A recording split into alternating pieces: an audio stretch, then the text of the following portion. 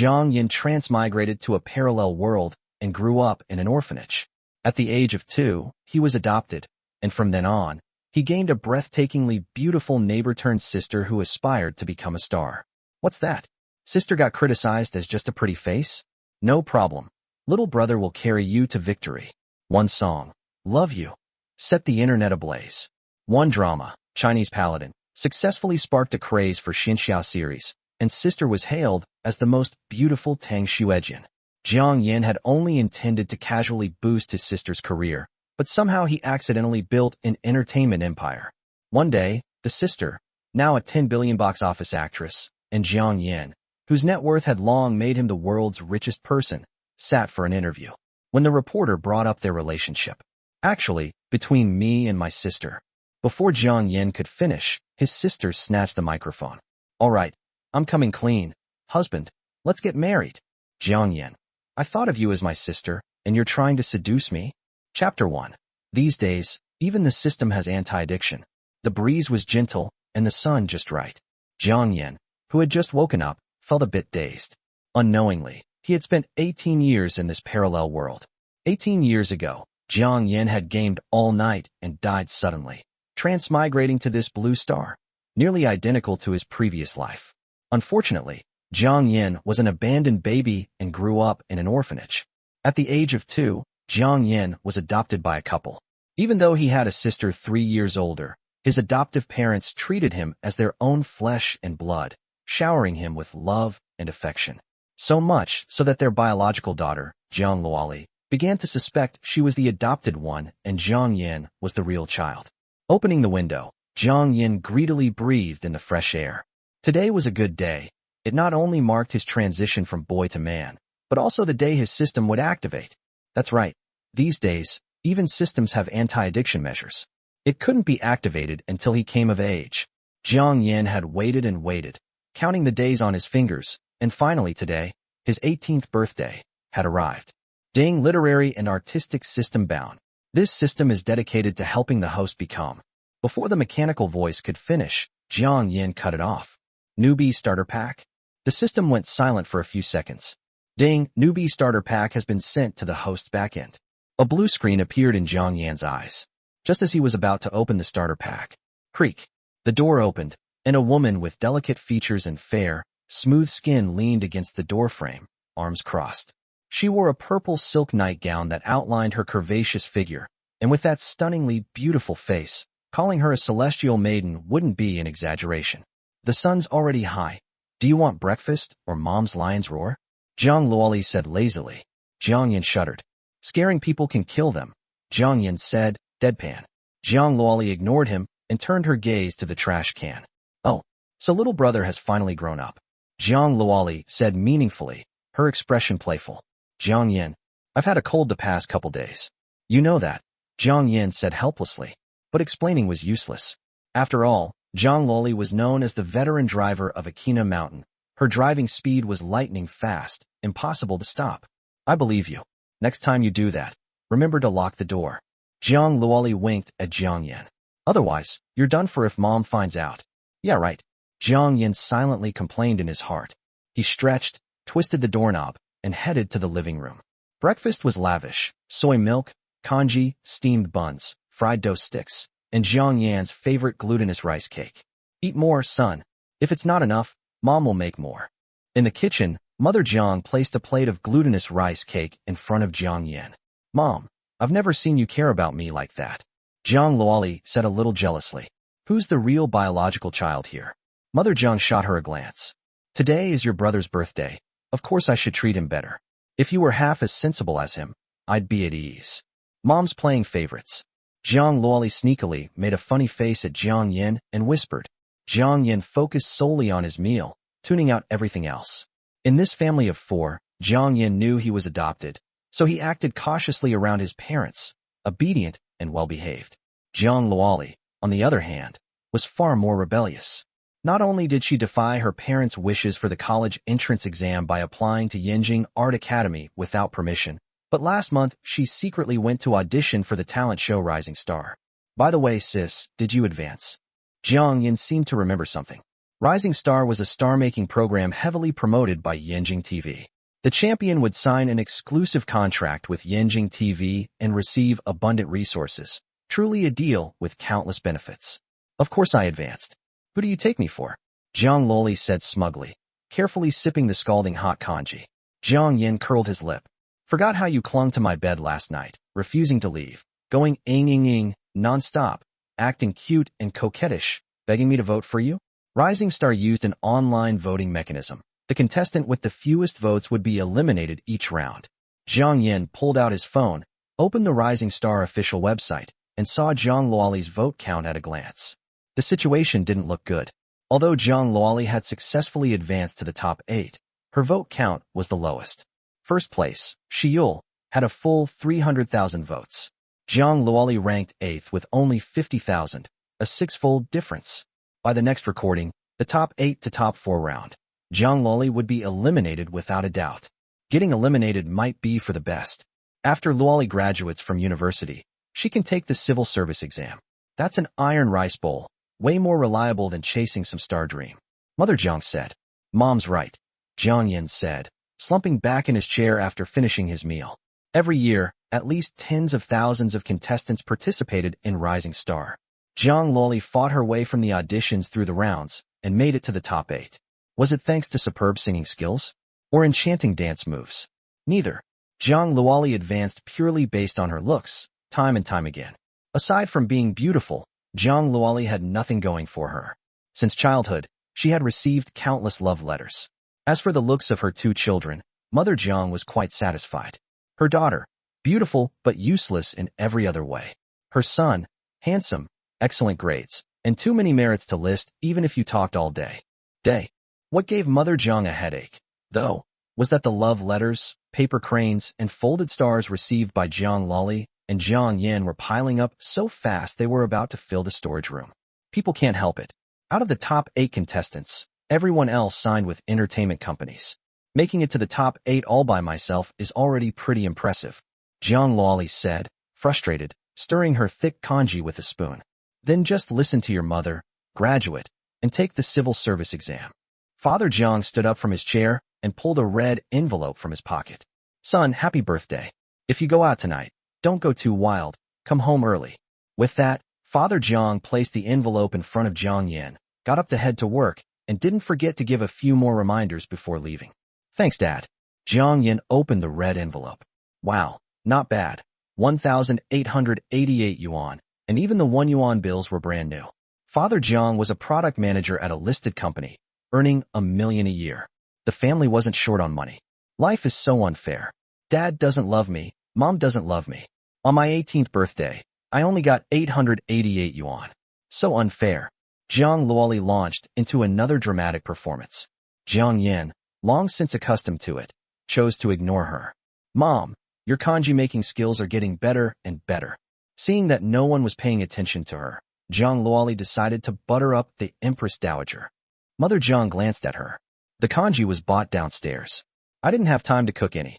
I was busy making glutinous rice cake for your brother. Jiang Yan couldn't hold it in. It really was an old lady burrowing into bed, absolutely hilarious. Even her flattery missed the mark. The sound of dishes being washed came from the kitchen.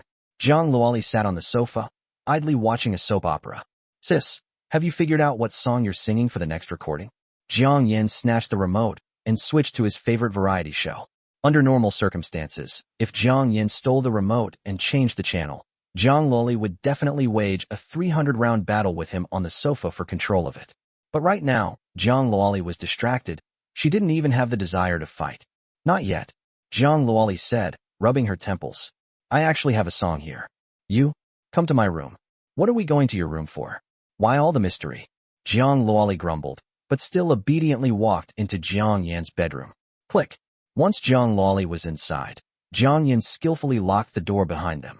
Jiang Luoli's inner drama queen flared up again. She lay on the bed, putting on a delicate, pitiful act. Jiang Yan, what are you going to do to me? We were siblings. Jiang Yan's face darkened. We're not blood related. Mom doesn't want you to become a star, and I don't want to cross her. So this stays between us. Jiang Yan sat at the computer, plugged in a USB drive, and a light, rhythmic accompaniment filled the room. Hearing the accompaniment, Jiang Luoli shot up from the bed. Here are the lyrics. Jiang Yan pointed to the open document. After a long while, Jiang Luoli's excitement gradually settled. This lyric, you wrote it? And composed the music too. Jiang Luoli looked at Jiang Yan, who was sitting there with one leg crossed over the other, in disbelief. Of course, Jiang Yan said. Little brother, I love you to death. Jiang Luoli pounced like a hungry tiger, aiming to plant a big kiss on him. Jiang Yan, relying on his nimble footwork, dodged. Men and women should keep a proper distance. Jiang Yan shot her a look. Trying to take advantage of me again? Please, I've seen your body plenty of times. Forgot? I've even spanked your butt. Jiang Luoli said with a smirk. That was when we were kids. Jiang Yan's face flushed slightly. When they were young, Jiang Luoli, taking advantage of her early development and greater strength, loved nothing more than pinning him down and squeezing his cheeks. Wanna pin me down again? Who pins whom these days? Let's be real. Enough chit-chat. Good little brother, sis will gladly accept this song. Jiang Luoli unplugged the USB drive. When she recorded it tomorrow, she'd absolutely blow everyone away. Among the top 8 contestants on Rising Star, everyone else had signed with entertainment companies. But she had her brother. Who's afraid of who? Wait, it's not that simple. Jiang Yan called out to Jiang Luoli, who was about to leave. We're siblings. You wouldn't be thinking of. Jiang Luoli put on a pitiful expression that made people's hearts ache. Jiang Yan was speechless. Having a sister who loved to drive so much was truly a headache. Chapter 2. A Bad Feeling. Looking at the delicate and alluring Jiang Luoli, Jiang Yan thought for a moment. Just clean my room. That's not too much to ask, right? I thought you were going to make some outrageous demand. Jiang Luoli looked a little disappointed. Jiang Yan raised an eyebrow. I promise I'll make my dear little brother happy. When you're under someone else's roof, you have to bow your head. Jiang Luoli had no choice but to get to work cleaning the room. Seeing Jiang Luoli tidying up the room, Jiang's mother froze. I must be dreaming, she muttered to herself. Jiang Yan, that's enough. Jiang Luoli was gradually losing patience. That morning, she had first cleaned the house, then massaged Jiang Yan and rubbed his legs. She had even been forced to pretend to be a sweet-voiced, beautiful little sister and flirt with some guy online to help Jiang Yan rank up to king in his mobile game. And now Jiang Yan wanted her to grind through the game's guidebook, then go downstairs to buy him an ice cream after she finished? Was there no end to this? Even a donkey in a production team didn't work this hard. That should be enough. Jiang Yan nodded. You couldn't keep shearing the same sheep too ruthlessly. You had to take it slow and steady. Still, having someone serve him tea and water felt amazing. The room fell silent again. This time, Jiang Yan had learned his lesson and locked the door from the inside. Open the system panel. Jiang Yan spoke softly. Soon, a blue screen that only Jiang Yan could see appeared before him. Age, 18. Looks, 100. Physical strength, 40. Literature, 50. Music, 60. Overall, 250. Others, awaiting unlock. Good grief. His overall score was only 250. Aside from his looks and music, everything else was a failing grade. As for his looks, Jiang Yan was quite confident. After all, he had received so many love letters that he could barely fit them all in the storage room at home. The arts system was dedicated to turning its host into an all-around artist, and reputation points were particularly important. Reputation points could be used in the system shop to purchase all kinds of incredible skills, and they could also be used to spin the lucky wheel for various miraculous items. The ways to earn reputation points were to become famous or complete missions issued by the system. Suddenly, Jiang Yan's heart began pounding as he browsed through the system shop. System, can Heavenly Voice repair my vocal cords? Jiang Yan asked. Yes. Jiang Yan clenched his fists. After hearing the system's answer, he took a deep breath. Heavenly Voice allows the host's voice to linger like heavenly music, making listeners feel as though they are floating in the clouds, experiencing unparalleled pleasure, as if listening to the voice of heaven. This was definitely a good thing, but the price of 1 million reputation points made Jiang Yan hesitate. Way too expensive. As for why Jiang Yan had asked whether Heavenly Voice could repair his vocal cords. When Jiang Yan was 5, he suffered from a high fever that refused to go down. Although he received treatment in time, the fever still damaged his vocal cords. The doctor had said that the fact it hadn't damaged his brain was already something to be grateful for. Jiang Yan was clearly only 18, yet his voice was hoarse and grating. In short, it was extremely unpleasant to listen to.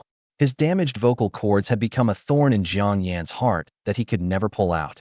Whenever Jiang Yan walked down the street, his handsome appearance attracted the attention of countless girls, and quite a few of them would even approach him first. But the moment they heard Jiang Yan's voice, every single one of them froze. That voice, it was a world away from his looks. Because of his voice, Jiang Yan had missed out on many sweet romances. Now that the system could repair his vocal cords, Jiang Yan made up his mind. Buy it. No matter how many reputation points it cost, he was going to get heavenly voice. How to earn reputation points had now become the biggest problem facing Jiang Yan. For now, I can only rely on my sister. Jiang Yan stared at the ceiling. The novice gift pack rewarded by the system contained a song, Love You, a huge hit from his previous life. After learning that Zhang Luoli's votes on future superstars were dangerously low and that she was about to be eliminated, Jiang Yan gave the song to her. The song was perfect for a beautiful girl with a sweet voice like Zhang Luoli. With Love You, getting Zhang Luoli into the final four would be practically guaranteed. Jiang Yan already had a plan. Before his own vocal cords were repaired, he would use the system to turn Zhang Luoli into a red-hot celebrity and then use her fame to earn reputation points. Knock, knock, knock. Jiang Yan, did you forget what I told you this morning? A man needs to exercise restraint. It's not even dark yet, and you're at it again? Be careful you don't end up completely worn out later. Zhang Luoli's voice came from outside. Jiang Yan shook his head. Did she have to make jokes like that all day long? He wondered which poor guy would end up marrying this little vixen someday. Strangely enough, Zhang Luoli seemed to have never dated anyone. She often teased him, saying that once he reached the legal marriage age, she would drag him straight to the Civil Affairs Bureau to register their marriage. The door opened, and Jiang Yan yawned. You definitely overdid it, Zhang Luoli said disdainfully. Forgot who gave you that song? Jiang Yan said. Zhang Luoli immediately changed her attitude. Dear little brother, I was wrong. I promise I won't yell at you again. Yeah, right. Zhang Luoli quickly pinched Jiang Yan's cheek before sprinting into the kitchen. She turned around and stuck out her tongue at him. Jiang Yan smiled faintly and immediately unleashed his ultimate weapon. Mom, sis hit me. In the kitchen, Zhang's mother was preparing dinner. Upon hearing this, she immediately gave Zhang Luoli a light smack on the head. It's your brother's birthday today. You're not allowed to bully him. Since you're here, peel the potatoes. Poor me. Aside from August, I have the lowest status in this family. Jiang Luoli pouted. August was the blue cat the family kept as a pet. Although he was just a cat, he was as fat as a pig, spending his entire day either eating or sleeping. You're overthinking it. August has a much higher status than you. Jiang Yan delivered the finishing blow. In their household, the Empress Dowager, Jiang Yan's mother, was at the top. August ranked second thanks to the Empress Dowager's favor. Jiang Yan and Zhang Luoli were tied after that. And Zhang's father had it the worst. Even after coming home from work, he still had to clean the cat's litter box. Dinner was just as lavish as ever. To celebrate Jiang Yan's 18th birthday, his mother had been busy in the kitchen since the afternoon. The whole family gathered happily around the table. They turned off the lights and lit the candles, while Jiang Yan put on a birthday hat and closed his eyes to make a wish. Happy birthday, son. Zhang's father and mother smiled warmly. Little bro, what did you wish for? Zhang Luoli asked curiously. If I tell you, it won't come true. But since you're my sister, I'll make an exception. I wished for world peace. Jiang Yan said with a completely straight face. TCH, what a load of nonsense.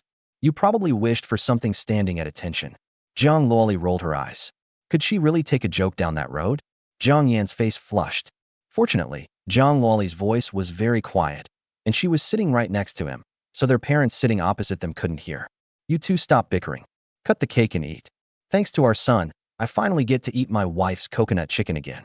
It's been ages. Zhang's father looked helpless. Mom, Dad, I'll cut the cake for you. Jiang Yan quickly tried to curry favor with them. He cut two of the biggest pieces, handing one to his mother first, and then one to his father. Now that's my sensible boy. His mother smiled with satisfaction. After dinner, Zhang's mother sat on the sofa holding August while watching a cheesy TV drama. Zhang's father, meanwhile, was working in his study. Jiang Yan, I'm recording the show tomorrow. Come with me, okay? Zhang Luoli sneaked into Jiang Yan's bedroom. What am I supposed to do there? Your sister is gorgeous. What if I run into some hooligan on the way home? Would you really have the heart to watch a delicate young woman like me get into danger? Zhang Luoli spoke in a pitiful, coquettish voice. Jiang Yan. He could admit that she was gorgeous, But calling herself a delicate young woman was a bit too modest, wasn't it? Back in high school, Jiang Luoli and Jiang Yan had once encountered a hooligan while walking home at night. Before Jiang Yan could even play the hero and save the beauty, Jiang Luoli had already pulled pepper spray out of her pocket and sprayed the hooligan until tears streamed down his face. She then followed up with a devastating kick between his legs, leaving the hooligan screaming in agony. From that day onward, Jiang Yan gained a profound understanding of just how fierce his sister could be. "I'm not going." Jiang Yan refused. When something was out of the ordinary, there was bound to be a catch. Jiang Luoli definitely had some ulterior motive. "I'll introduce you to one of my best friends. Then you won't have to spend the rest of your life with your right hand." Jiang Luoli tried to tempt him. "Don't even mention those friends of yours." Jiang Yan's face darkened. Jiang Luoli's friends were all gorgeous, especially Xianxia. She had long, golden blonde wavy hair and an incredible figure, curves where they should be and slender where they should be. Her driving skills were every bit as wild as Jiang Luoli's. They were both legendary street racers. But the last time Jiang Luoli celebrated her birthday at a KTV, those crazy women got drunk and took turns hugging Jiang Yan and kissing his face, even groping him all over. After witnessing what they were like when drunk, Jiang Yan had absolutely no interest in Jiang Luoli's friends. "Then what do you want?" Seeing that neither threats nor temptation worked, Jiang Luoli began acting coquettishly. "You'll have to pay extra," Jiang Yan said. "Didn't Dad give you 1,888 yuan today? I can never have too much money." "You greedy man." "Fine, how much do you want?" 1,000. Jiang Yan demanded an outrageous price. "Are you crazy? Even if you sold me, I wouldn't be worth 1,000. Jiang Luoli shook her head. 500. 500 is fine. Jiang Yan reluctantly agreed. Seeing Jiang Luoli pull out 500 yuan in cash, her wallet still looking thick as ever, Jiang Yan suddenly regretted his decision. If only he had asked for 2,000 in the first place. Even if she had bargained it down by half, he would still have gotten 1,000. "Consort Jiang, you have served your majesty very well tonight. Here is your reward." Jiang Luoli's drama queen mode kicked in. She tossed the 500 yuan at Jiang Yan's face before leaving. "Farewell, your majesty." Jiang Yan played along. "Iran, after I finish recording the show tomorrow, I'm going camping. A tent? Don't worry, my little brother will carry it." Jiang Luoli called her best friend. "Your little puppy is coming too? Yay, I get to tease him again." Her friend sounded extremely excited on the other end of the phone. Back in his bedroom, Jiang Yan suddenly sneezed several times in a row. Why did he suddenly have a bad feeling? Chapter 3, A Nosebleed. The next morning, "You're going to a TV recording. Why are you bringing sunscreen?" Jiang Yan asked suspiciously. "It's so hot outside. What if my skin gets damaged by the sun?" Jiang Luoli said casually. "I can tolerate the sunglasses, parasol, tissues, and wet wipes. But what the heck are you bringing a garbage bag for? Everyone is responsible for keeping the environment clean." Jiang Yan. "Were they going to record a show or go on a picnic?" "Stop nagging like a woman. The ride I booked is here. Let's go downstairs." Jiang Luoli was dressed especially sweetly and adorably today. She wore a knee-length pleated skirt, white sneakers, and a loose light blue top. She looked fresh, innocent, and very much like a girl straight out of a forest-themed romance. At exactly 9 in the morning, at the recording venue of future superstars at Yanjing TV station, there was still half an hour before recording began, and the staff were already busy preparing everything. On stage, the host was going over the script with the 4 mentors. Jiang Yan followed Jiang Luoli into a private dressing room. "Luoli, we're just waiting for your song."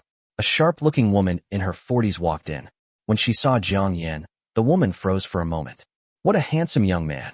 It would be a shame if he didn't enter show business. Having worked in the entertainment industry for years, she knew that this young man's looks could absolutely rank among the top 3 she had ever seen. "Sis Dan, I already gave the accompaniment track to the assistant director," Jiang Luoli said. Jiang Dan was the temporary agent assigned to Jiang Luoli by the production team. "Good. And who is this?" Jiang Dan looked at Jiang Yan. "Oh, he's my younger brother, Jiang Yan." "Nice to meet you, Sis Dan." Jiang Yan greeted her politely. Upon hearing Jiang Yan's voice, Jiang Dan frowned slightly. That voice was simply awful. It was worlds apart from his appearance. When he kept his mouth shut, he was a quiet, handsome young man. The moment he spoke, all the good impression vanished.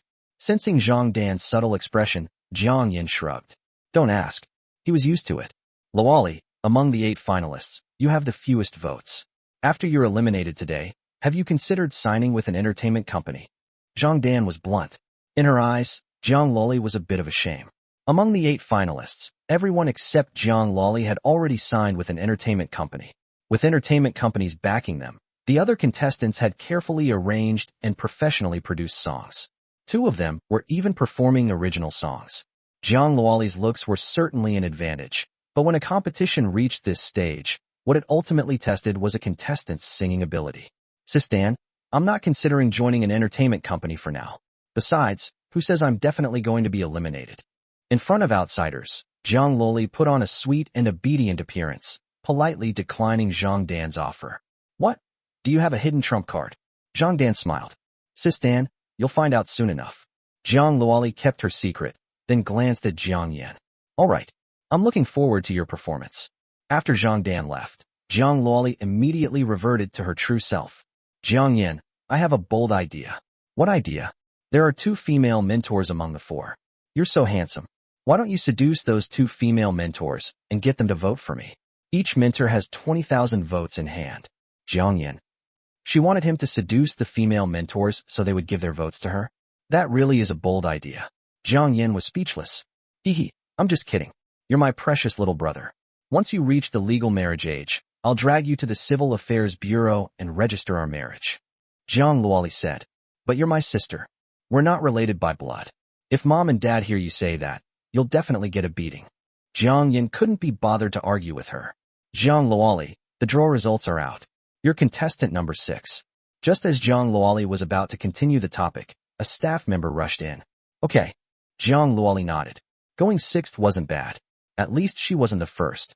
On a talent show like Future Superstars, contestants who went on stage first were often extremely nervous, making it easy for them to perform poorly.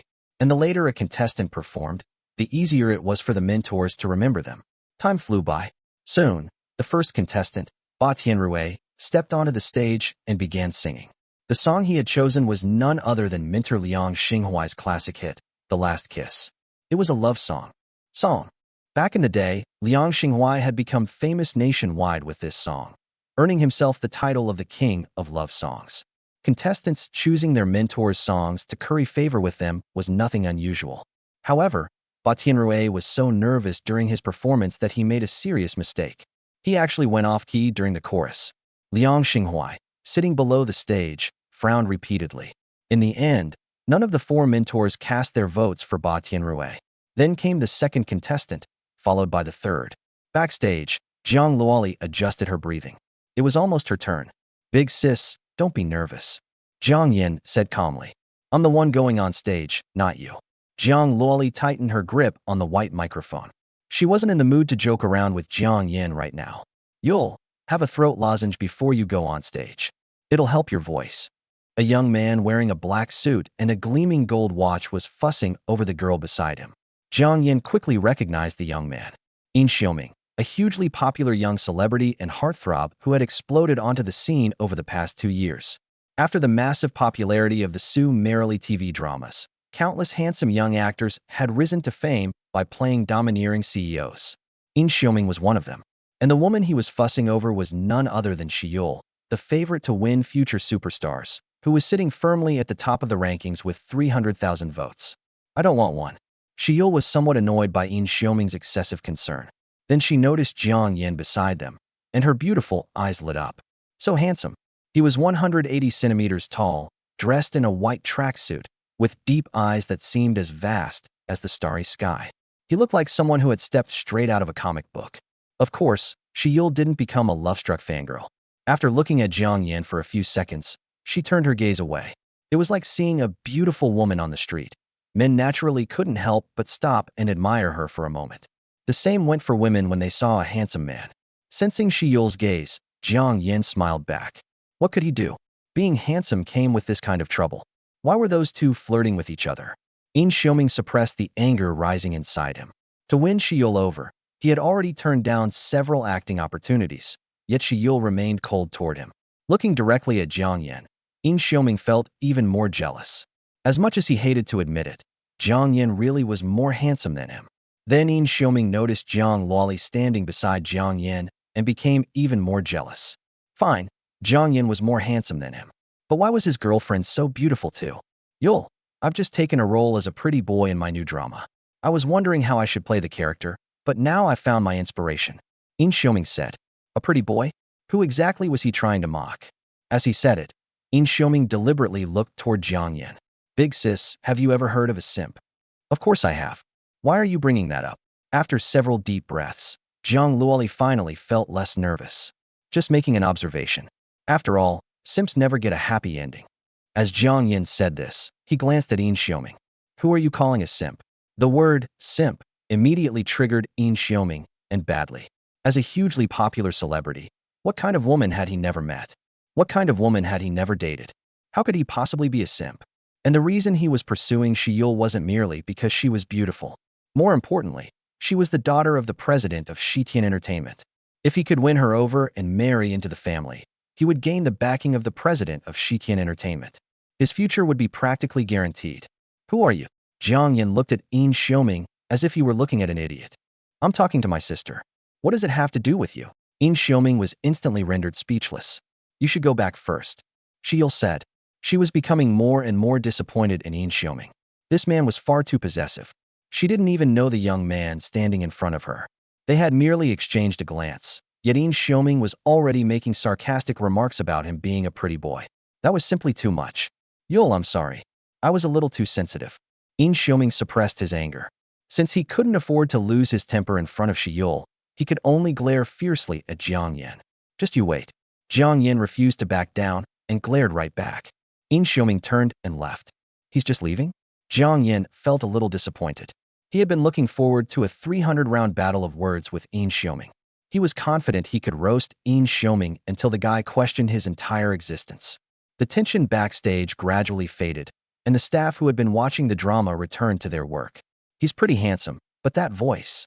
Shiyul shook her head. If only his voice were normal. He could make a pretty good actor or singer. Next, please welcome contestant Jiang Luoli to the stage to perform her song, Love You. The host smiled. Big Sis was going on stage. Jiang Yan immediately perked up. From backstage, he had a clear view of everything happening on stage. A lively intro slowly began to play, immediately drawing the attention of all four mentors. Not bad. Mentor Liang Xinghuai's eyes lit up, while the other three mentors nodded lightly. They remembered Jiang Luoli. She was young and beautiful, and it wouldn't be an exaggeration to say that 90% of the reason she had made it into the top 8 was because of her looks. If you suddenly sneeze, then I must be thinking of you. If your phone wakes you up in the middle of the night, that's because I care about you. As she sang these lines, Jiang Luoli deliberately made a phone call gesture. Combined with her sweet, innocent, forest girl-like outfit, the gesture made her look even more adorable and playful. An original song? Mentor Liang Xinghuai could now be certain that Jiang Luoli was performing an original song. The upbeat accompaniment and lively, charming lyrics were practically tailor-made for Jiang Luoli. Oh, baby. Say a little more sweet talk. Look at me a little more if you miss me. Show me just a little more, so I can truly see it. Jiang Luoli sang and danced at the same time. After receiving the song from Jiang Yan, Jiang Luoli had practiced all night. Even these dance moves had been taught to her personally by Jiang Yan. Once she stepped onto the stage, Jiang Luoli's nervousness gradually disappeared, and she began to enjoy the performance. Say a little less. I want to stay with you for more than just one day. Give me a little more, so I can fall in love with you willingly. A little more, and I'll slowly discover that because of you, I'm willing to love you. Jiang Luoli formed a heart with her hands and playfully winked at the audience. In the audience, a young man wearing a blue t-shirt was grinning like an idiot. She made a heart at me. She winked at me. She's so cute. Holy crap. Why am I getting a nosebleed? Chapter 4. Weld the car doors shut. No one gets out. Love you. Jiang Luoli formed a heart with her hands, then gave the audience a playful wink. She looked incredibly cute and sweet. The move was devastatingly effective. The audience burst into thunderous applause, shouting Jiang Luoli's name in unison. Some people were even laughing foolishly with nosebleeds on the spot. She's way too cute. If I could marry her, I'd never leave the bed for the rest of my life.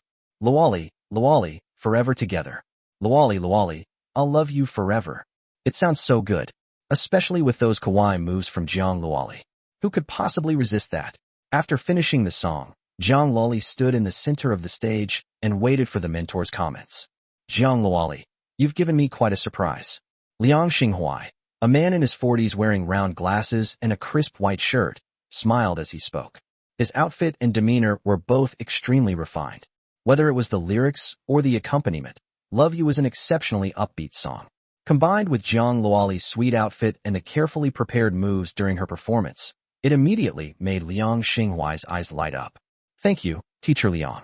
Faced with such high praise from Liang Xinghuai, Zhang Luoli looked flattered. After all, when commenting on the first contestant, Ba Tianrui, Liang Xinghuai hadn't shown the slightest mercy simply because Ba Tianrui had performed his song. His sharp criticism had left Ba Tianrui's eyes brimming with tears, and he had nearly burst into tears. Who wrote this original song? Compared with Zhang Luoli's performance, what interested Liang Xinghuai even more was who had written the lyrics and arranged the music. After all, Love You could practically be described as tailor-made for Zhang Luoli and was exceptionally suitable for her voice and style. In other words, if a cold, aloof girl dressed in an elegant and dignified outfit had performed Love You today, the result would certainly not have been as good as Zhang Luoli's.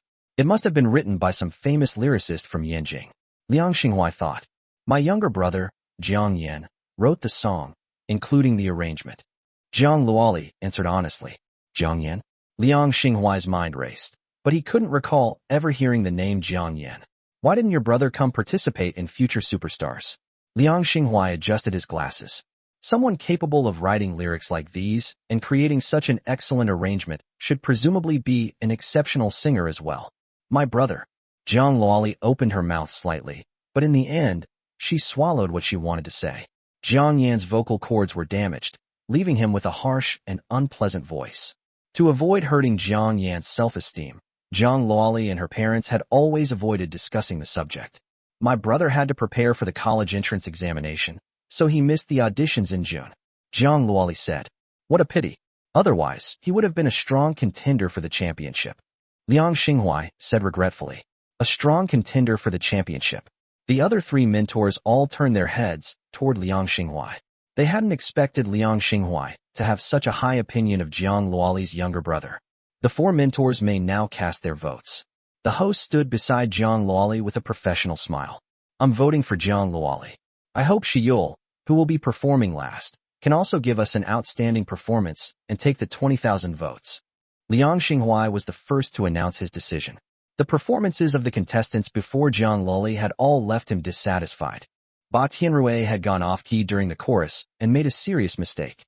The other contestants had either butchered their rearrangements or delivered original songs that were less than impressive. Instead, Zhang Luoli, whose performances had been rather mediocre in the previous episodes, had earned Liang Xinghuai's 20,000 votes. Seeing this, the other three mentors also voted for Zhang Luoli. All 4 votes. Zhang Luoli was ecstatic. That was a full 80,000 votes. From the auditions until now, Zhang Luoli had accumulated only 50,000 votes in total. Even if she received very few online votes after this episode aired, she could still make it into the final 4. It's been a long time since we've seen a unanimous vote. I think the last time was Shiyul in the 3rd episode, when she received all 8,000 votes. Yeah, Shiyul is performing last. I wonder what the mentors will decide. As the show progressed, the number of votes each mentor held increased with every episode. During the auditions, each mentor had only 1,000 votes. By now, that number had increased to 20,000. Whenever a contestant performed, the mentors could cast their votes based on whether the performance satisfied them. Jiang Yan, 80,000. 80,000 votes. Back in the dressing room, Zhang Luoli excitedly pounced onto the sofa where Jiang Yan was playing on his phone. Her long, fair legs wrapped around Jiang Yan's waist with practiced ease, holding him firmly in place. Then she began mercilessly squishing Jiang Yan's cheeks, pinching one side, and then the other, having the time of her life. You're fighting dirty. A surprise attack. 80,000 votes isn't 80,000 yuan. Why are you so happy? Jiang Yan struggled to squeeze out the words. What do you know? With these 80,000 votes, I'm definitely making it into the final 4. Zhang Luoli said happily. Just the final 4. Look at how little ambition you have. What did you say? Zhang Luoli increased the pressure, making the sofa creak. Sis Dan, Jiang Yan suddenly said. Huh? Zhang Luoli was startled. Jiang Yan seized the opportunity to launch a counterattack, reversing their positions and pinning Zhang Luoli down. You brat. You tricked me. Zhang Luoli cried out in protest. So what if I tricked you? You like pinching my face, huh? It was one thing to ride on me when we were kids, but now that we're grown up, you still want to climb all over me and throw your weight around? Jiang Yan squeezed Jiang Luoli's chubby cheeks. He had to admit, they felt pretty nice. Creak. Luoli, you were amazing. When the time comes. Zhang Dan burst into the dressing room. When she saw Jiang Yan and Jiang Luoli on the sofa in an extremely strange position, Zhang Dan's expression turned shocked before she quickly shut the door. Should I come back later? Even Zhang Dan, who had seen all kinds of situations, began stammering. First, this was a recording venue. Second, if she remembered correctly, they were siblings? Sistan, don't get the wrong idea. I was just fooling around with my brother. Jiang Luoli quickly stood up, her face instantly turning bright red as she explained. At the same time, she didn't forget to pinch Jiang Yan hard around the waist. Hiss. Right, Sistan. We were just messing around. Jiang Yan sucked in a breath and hurriedly backed her up. I can see that, Zhang Dan replied, then immediately felt that her words sounded somewhat strange. This is a recording venue. You'd better not fool around like this again. Luoli, your situation is looking very promising. If things go well, you might even make it to the finals. Zhang Dan smiled broadly. She had finally found a promising prospect. She was an agent at Xianxia Entertainment, and every year, future superstars produced quite a few promising young talents. Zhang Dan's luck had been terrible. Every contestant she had chosen had been eliminated, leaving Jiang Luoli as her only remaining hope. In reality, Zhang Dan hadn't had high expectations for Jiang Luoli either. But today, Jiang Luoli had given her an enormous surprise. With the advantage of being close to the action, if Jiang Luoli made it to the finals and agreed to join Dongxing Entertainment, Zhang Dan would make a huge score. As for winning the championship, Zhang Dan hadn't even dared to think about it. Xianxia was simply too terrifying. She currently had 300,000 votes, a full 100,000 more than the contestant in second place. In the eyes of many people, there was absolutely no suspense in this year's future superstars. Xianxia was destined to be the champion. Sistan, I'll do my best. Jiang Luoli said obediently, then gave Jiang Yan an encouraging look. Jiang Yan. That look was complicated. 5 parts encouragement, 3 parts tenderness, and 2 parts sinister intent. Don't put too much pressure on yourself. Zhang Dan offered a few more words of encouragement before leaving. The dressing room fell quiet again. Jiang Luoli also stopped messing around with Jiang Yan. Zhang Dan was right. This was a recording venue, so they shouldn't fool around here. If they wanted to mess around, they could do it at home. Yes, she absolutely had to have a 300-round showdown with Jiang Yan and teach him the dignity of being his older sister. Jiang Luoli thought, aren't we leaving yet? Jiang Yan asked boredly. What's the rush? I still have to go on stage later. Jiang Luoli lazily sprawled across the sofa, her curvy figure on full display. She kicked off her white sneakers and kept wiggling her delicate, fair feet. Little bro, massage my shoulders. Heh, you think you deserve that?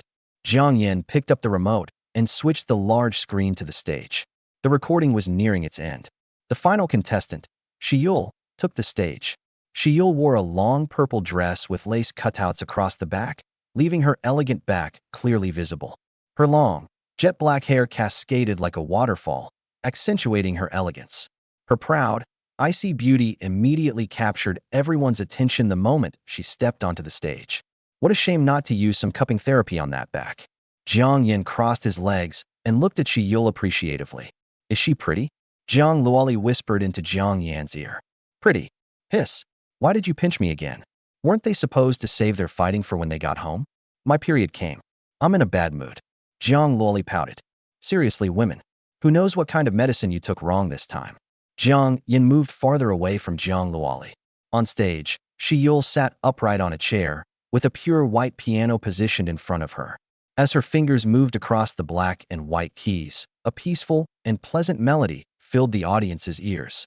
Coincidentally, Xianxia was also performing Liang Xinghuai's classic song, The Last Kiss. Compared with the original version, Xianxia had not only rearranged the accompaniment and performed it on the piano, but her vocals were also more delicate and refined. After the performance ended, Liang Xinghuai couldn't help applauding. I wrote this song for my first love. Quite a few female singers have covered it, but I've never been completely satisfied with any of them. You're the only one who sang it straight into my heart. Liang Xinghuai said.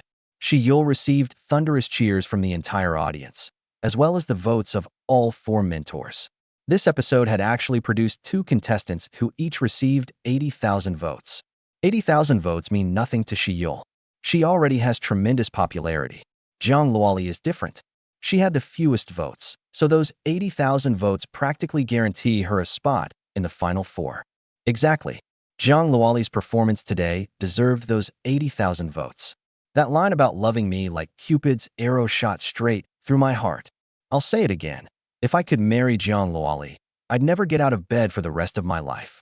The audience gradually dispersed, and by the time the recording ended, it was already 1 in the afternoon. Sitting in the taxi, Jiang Yan felt that something was seriously off. Are you sure this is the way home? Jiang Yan asked Jiang Luoli, who was sitting in the passenger seat. There's traffic in the city. I specifically asked the driver to take a longer route. Jiang Luoli said guiltily. Could that excuse be any more pathetic? It's not a holiday, and it's not rush hour. How could there be traffic? After saying this, Jiang Yan looked toward a black luxury sedan parked in the distance. A woman wearing a white short skirt stood beside it, her long, straight legs on full display. When she saw the taxi, the woman smiled and waved. Xianxia. Jiang Yan's pupils widened as memories he desperately wished he could forget flashed through his mind. Get out. I want to get out. The car doors are welded shut. Nobody gets out. Jiang Luoli pulled 500 yuan in cash from her bag and slapped it onto Jiang Yan's face. Consort Jiang, His Majesty rewards you. Make sure you take good care of me and my bestie today. There's plenty more money where that came from. Jiang Yan. Let me out. I want to get out. Chapter 5. What a headache.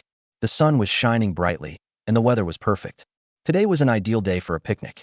The taxi pulled over by the roadside, and the first thing Jiang Luoli did after getting out was give Xianxia a big hug. Iran, long time no see. Jiang Luoli affectionately linked arms with Xianxia. Yeah, I've been insanely busy with work lately. Xianxia nodded, naturally turning her gaze toward Jiang Yan. Little brother Jiang Yan, did you miss me? Xianxia said with a playful smile. I did. Jiang Yan's expression was a little awkward. If his sister had told him she was going to meet Xianxia, he wouldn't have come even for 5,000 yuan, let alone 500. Jiang Yan could only hope that this crazy woman would behave herself today and not suddenly go off the rails. 2 years ago, at Jiang Luoli's birthday party, Jiang Yan had been happily sipping juice in a corner when Xianxia suddenly came over and challenged him to a drinking contest. Little brother Jiang Yan, you drink 1 glass of beer, and I'll chug an entire bottle. That's not too much to ask, right? Xianxia put an arm around Jiang Yan and spoke with great bravado. I drink 1 glass and you chug a whole bottle? Won't you be dead drunk in no time? Jiang Yan immediately agreed. But who could have known that Xianxia had such an incredible tolerance for alcohol? After 5 bottles of beer, Jiang Yan was already dizzy and lightheaded, while Xianxia had downed 7 or 8 cases and was still energetic. What are you doing, raising fish? Keep drinking. Waiter, bring us 2 more cases. That night, Jiang Yan vaguely remembered getting drunk. As for what he did afterward, he had absolutely no memory. Until the next day, when Xianxia sent him a video. In the video, Jiang Yan was completely drunk, whistling while doing a ridiculous striptease. Jiang Luoli, Xianxia, and several other girls kept clapping and loudly praising his dancing, saying his moves had completely mesmerized them. What did it mean to die of embarrassment? This was a full-scale social death. Although Jiang Yan had desperately begged Xianxia to delete the video, and she eventually did, from that day onward, every time Jiang Yan saw Xianxia, he would remember that horrifying night. I missed you too. Xianxia pulled out a hair tie and tied her hair into a neat ponytail. She opened the trunk and began taking out the picnic equipment 1 item at a time. This barbecue grill hasn't been used in ages. It's covered in dust. Xianxia placed the small barbecue grill on the ground and took out a tissue to wipe the dust that had accidentally gotten onto her leg. Jiang Yan's attention was immediately drawn to her long, straight legs. Xianxia was quite tall, and her legs alone seemed to stretch on forever.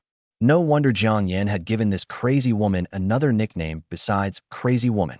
Legs for days. What a shame she wasn't wearing white stockings. That would have made it even more perfect. What are you staring at like an idiot? Come help. Jiang Luoli urged him. She had just paid Jiang Yan 500 yuan for his services. Was he planning to get paid without doing any work? Coming.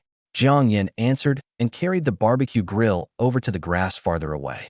The sky was blue, the clouds were white, and they were surrounded by lush green grass, with a clear stream flowing nearby. Beautiful. Jiang Loli sat on the picnic blanket wearing sunglasses. It's been so long since I've relaxed like this. Xianxia stretched lazily in satisfaction. Beautiful my ass.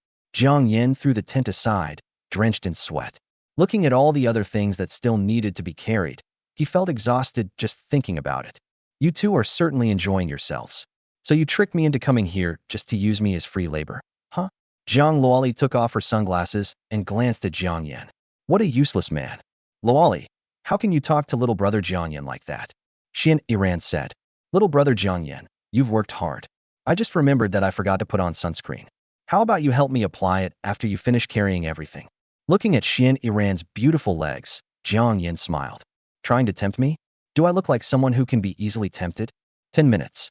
I'll have everything done. Jiang Yan suddenly felt as though an inexhaustible amount of strength had surged into his body. Damn, man. I've never seen him get this excited when I ask him to help me put on sunscreen. Jiang Luoli complained. You're his sister. Of course Jiang Yan isn't interested. Who said I wanted to be his sister? If you're not his sister, then what do you want to be? His wife. Xianxia teased. That's exactly what I'm thinking. Jiang Yan isn't mom and dad's biological son anyway. That way, I can bully him for the rest of my life. Jiang Luoli opened the sunscreen and began applying it to her arms. Luoli, that's a dangerous idea. What's dangerous? Applying sunscreen to the back is indeed dangerous. You can easily strain your arm. I can help you put sunscreen on your back. I won't even charge you. Jiang Yan walked over. Look at that lecherous expression on your face. Jiang Luoli rolled her eyes. What kind of man doesn't appreciate beauty? Jiang Yan retorted. What about the man who did a striptease? Xianxia teased. Jiang Yan, put it on yourself. Remembering the humiliating scene of himself whistling while dancing that night, Jiang Yan instantly lost all interest in helping the legs for days beauty with her sunscreen. In the end, after Xianxia begged him repeatedly, Jiang Yan reluctantly gave her legs a little beauty care spa. The people having picnics nearby looked at Jiang Yan with envy. One beautiful woman wasn't enough. He had two. Wouldn't his kidneys be completely wrecked by tomorrow morning? Looking at Jiang Luoli and Xianxia flying a kite, Jiang Yan lay flat on the grass like a salted fish. Why won't this kite fly? It's just like Jiang Yan, completely useless. It can't even last 3 seconds. Jiang Luoli wiped the sweat from her forehead and gave up. That's because your technique is terrible. With good technique, forget 3 seconds. You could keep it going for 3 hours. Jiang Yan slapped the dirt off his clothes, stood up, grabbed the kite, and began showing off his skills. Before long, the kite soared high into the sky, staying perfectly aloft. Not bad, Jiang Yan. I didn't know you had a talent for this. Jiang Luoli took the kite string and played with it happily. Of course, Jiang Yan said proudly. No wonder you're so good at doing things with your hands every day. Jiang Yan. If you want to make a dirty joke, just say so. What does flying a kite have to do with that? Because Xianxia had to drive, they didn't drink that night, which made Jiang Yan feel fortunate that he had escaped another disaster. They ate barbecue and hummed songs, then lay on the grass watching the stars. Jiang Luoli and Xianxia kept making suggestive jokes, and Jiang Yan had long since gotten used to it. The car doors were already welded shut, and there was no way to escape. Since he couldn't resist, he could only make the best of it. The night passed peacefully. On the way home the next morning, I wonder when we'll get to hang out with Iran again. Jiang Luoli sighed. Don't worry. I'll bet 50 cents she quits her job within half a month. Jiang Yan rolled down the window. Judging from the luxury sedan Xianxia drove, it was obvious that her family wasn't short of money. Xianxia had just graduated from college this year, yet she had already changed jobs 7 or 8 times. Every time, she would work for a few days, quit, and then drive off in her luxury car without a care in the world. Half a month ago, Xianxia had found a job as an editor at a publishing house. Based on what Jiang Yan knew about her, at most half a month, and at least 7 days, before Xianxia would throw in the towel and quit. She really likes this job. Jiang Luoli gazed out the window at the scenery. I wonder if the audience will like my performance when Future Superstars airs on Saturday. Jiang Yan was lost in thought as well. Once they got home, he had to convince old Wang to pick Malphite when they played a ranked game. He was definitely going to play Yasuo. Back home, Zhang's mother was cleaning the house, while August sat curled up miserably in the corner of the sofa. Jiang Yan picked up the blue fatty by the scruff and glanced at the scratches on the sofa. It was obvious that August had scratched the couch and gotten scolded by Mom. You eat until you're full and then sleep all day? You really are just like a pig. Jiang Yan expertly stroked August. Meow. August didn't resist at all, happily enjoying Jiang Yan's affection and meowing to prove that he was a cat, not a pig. Son, what do you want for lunch? After finishing the cleaning, Jiang's mother took over and began petting the cat. Mom, whatever you make is delicious. I love everything you cook. Jiang Yan showered praise on the Empress Dowager. You certainly know how to make your mother happy. Fine, I'll make braised pork for you at noon. Jiang's mother turned to look at Jiang Luoli, who had collapsed onto the bed the moment she got home. What do you want to eat? Coconut chicken. Braised pork. Coconut chicken. Jiang Luoli shouted loudly. I heard you.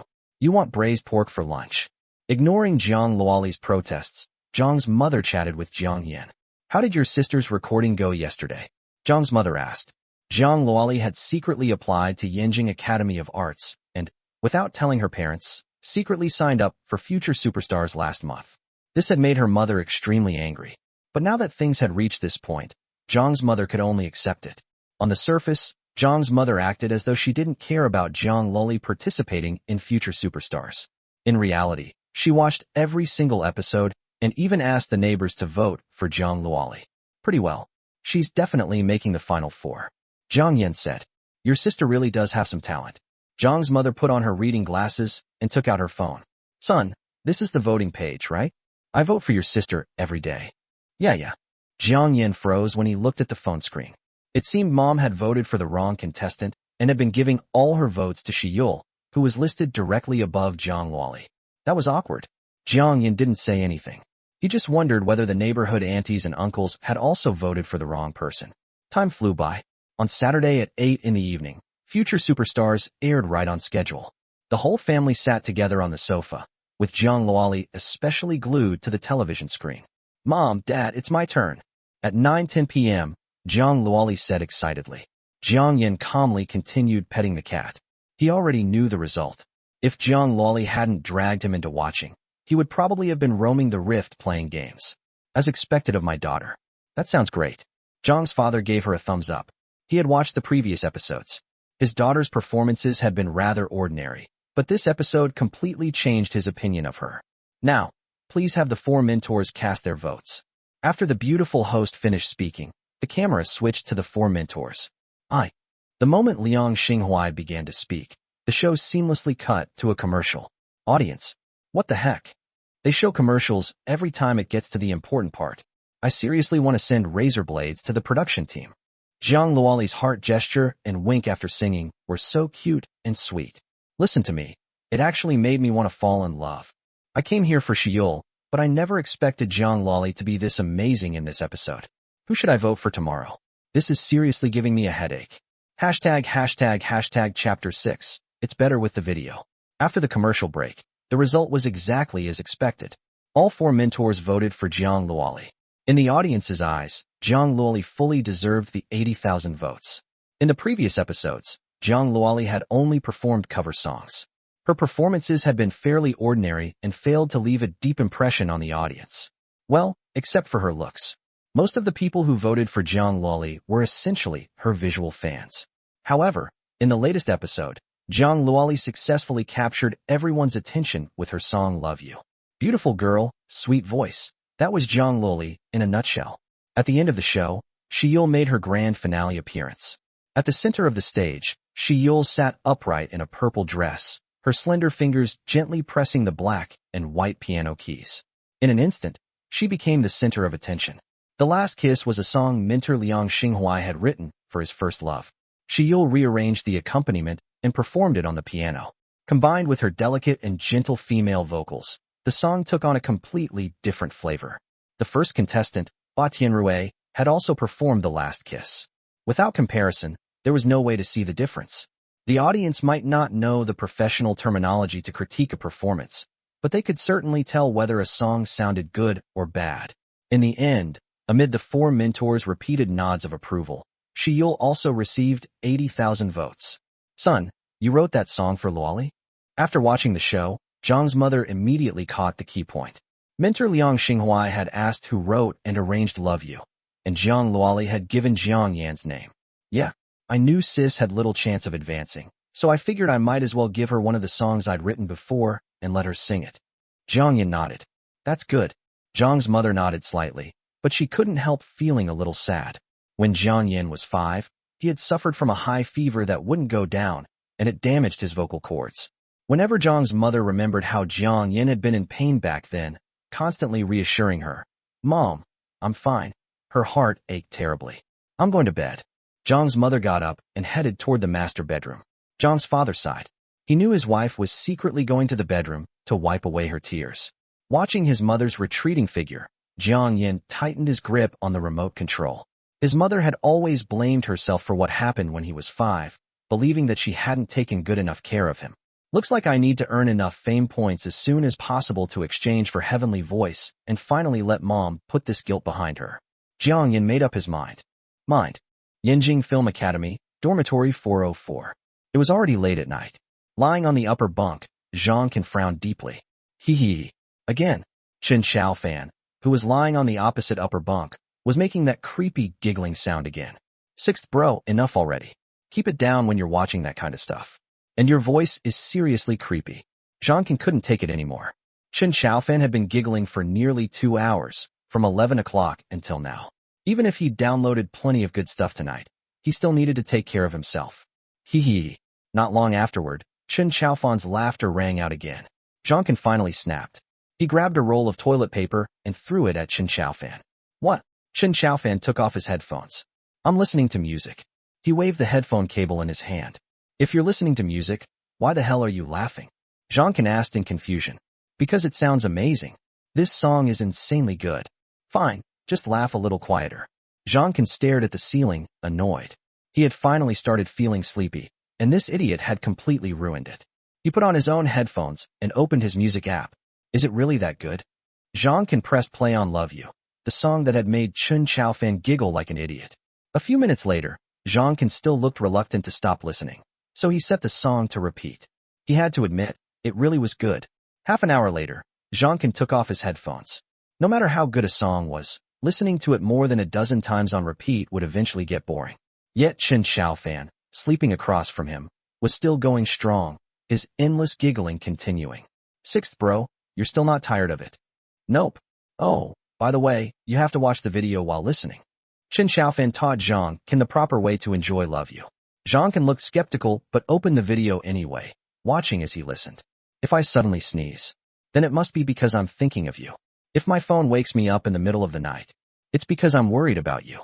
Jiang Loli made a phone call gesture and smiled sweetly, her eyes curving into crescent moons. She smiled at me. Even through the screen, Jiang Yan actually felt embarrassed. Hee.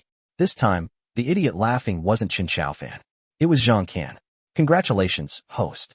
You have gained 30 fame points. Congratulations, host. You have gained 50 fame points."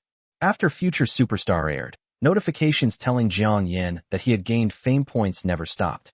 As I expected, these days, when people listen to a song, they pay attention not only to the singer, but also to the lyricist and arranger. Jiang Yan breathed a sigh of relief. This proved that his plan of making his sister famous in order to earn fame points was feasible. On Blue Star, singers generally had much greater fame and status than lyricists and composers. After all, it was the singer who actually performed the song, and the auditory experience was always the most direct part for listeners. In recent years, however, people had gradually begun to realize the importance of lyricists and composers. No matter how good a singer's technique was, without good lyrics and a good arrangement, it was all for nothing. An excellent lyricist or composer could even support an entire group of singers. Until my vocal cords recover, I can only rely on sis to earn fame points. Lying on his bed, Jiang Yan stared at the ceiling. Creak. "Little bro, can I use your computer?" Jiang Loli poked her head through the doorway. "Did I interrupt you while you were doing your needlework? Or are you already finished?" Jiang Yan, "Don't you have a computer in your room?" Jiang Yan asked. "Don't remind me. That computer is as useless as you are. It lags like crazy." Jiang Loli walked into the room wearing pink cartoon bear pajamas. Her fluffy, slightly messy waves cascaded casually over her shoulders, making her look both lazy and alluring. Even without makeup, Jiang Loli's beauty was still stunning. She plopped down in the chair, showing off her curvy figure, and pressed the computer's power button. "Little bro, what are these study materials on your computer?" She had originally intended to open the website and check her vote count, but the folder labeled study materials caught her attention. Don't open that. Jiang Yan tried to stop her from making a dangerous move, but Jiang Luoli was too quick. She immediately clicked on the folder. Please enter password. What's the password? Jiang Luoli turned around and asked. Jiang Yan had almost forgotten that he had set a password. He sprawled out on the bed. If you want the password, you'll have to kill me first. With the password protecting his secrets, Jiang Yan was completely fearless. Look at you. They're probably just those weird videos, right? Your big sis has plenty. I can casually send you a few dozen gigabytes of torrents. Jiang Luoli curled her lips and opened the official Future Superstar website instead. I have no idea what you're talking about. Jiang Yan put on an innocent expression. Jiang Yan, I have 200,000 votes. Jiang Luoli excitedly jumped out of her chair. Only 3 hours had passed since the program aired. Yet Jiang Luoli's vote count had skyrocketed from 130,000 to 200,000, sending her from 5th place all the way up to 2nd. Shiyul's position at the top remained unshakable. Her votes had surged from 380,000 to 450,000. If Jiang Luoli had relied mostly on her looks to overcome one obstacle after another and make it into the top 8, Shiyul possessed both talent and beauty, which was why she had earned such overwhelming support from the audience. Now that her advancement to the top 4 was practically guaranteed, Jiang Luoli finally relaxed. What are you going to sing next time? Jiang Yan asked. Yanjing TV would sign an exclusive contract with the winner of Future Superstar and provide them with substantial resources. Although it would be difficult for Jiang Luoli to win because of Shiyul, she had him on her side. I was just about to tell you. I don't know what the production team was thinking, but they want the top 4 contestants to perform a song themed around Dixingbang. Jiang Luoli rubbed her temples helplessly. She had originally prepared another song similar to Love You, intending to continue with her sweet and adorable style all the way to the end. But now it seemed she wouldn't be able to use it. Dixingbang. Jiang Yan remembered him. A sprinter nicknamed the Flying Man of Asia, he had broken world records multiple times and won countless awards. A song themed around Dixingbang was basically the production team's way of telling the contestants to perform an inspirational song. But most inspirational songs on Blue Star were written in very high keys and were better suited to male singers. There were pitifully few suitable for female singers, almost none. None. The moment Jiang Yan thought of inspirational songs, one immediately flashed through his mind. Chasing the Dream with a Pure Heart. But if Jiang Luoli sang that song, she probably wouldn't even make it halfway through before passing out from lack of oxygen. Then he'd become an only child. Jiang Yan. Jiang Luoli waved her hand in front of him, trying to snap him out of his thoughts.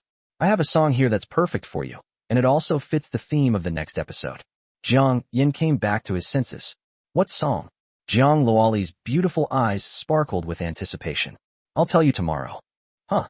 Jiang Luoli immediately became unhappy. He had deliberately piqued her curiosity and then started playing coy. She instantly wanted to turn the bed into a battlefield and have a 300-round showdown with Jiang Yan, forcing him to surrender through sheer physical strength. Is that how you ask someone for a favor? Jiang Yan raised an eyebrow. Jiang Luoli, who had been ready to pounce, immediately changed her expression. Good little brother, I'm sorry. Are your legs tired? Your big sis can massage them for you.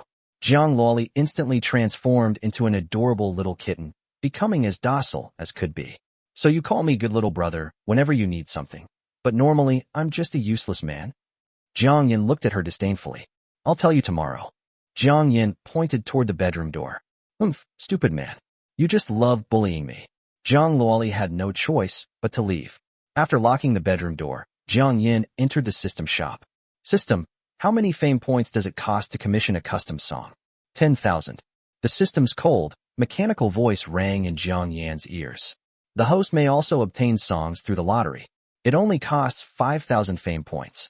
Jiang Yan glanced at his current fame points. Not much, only 30,000.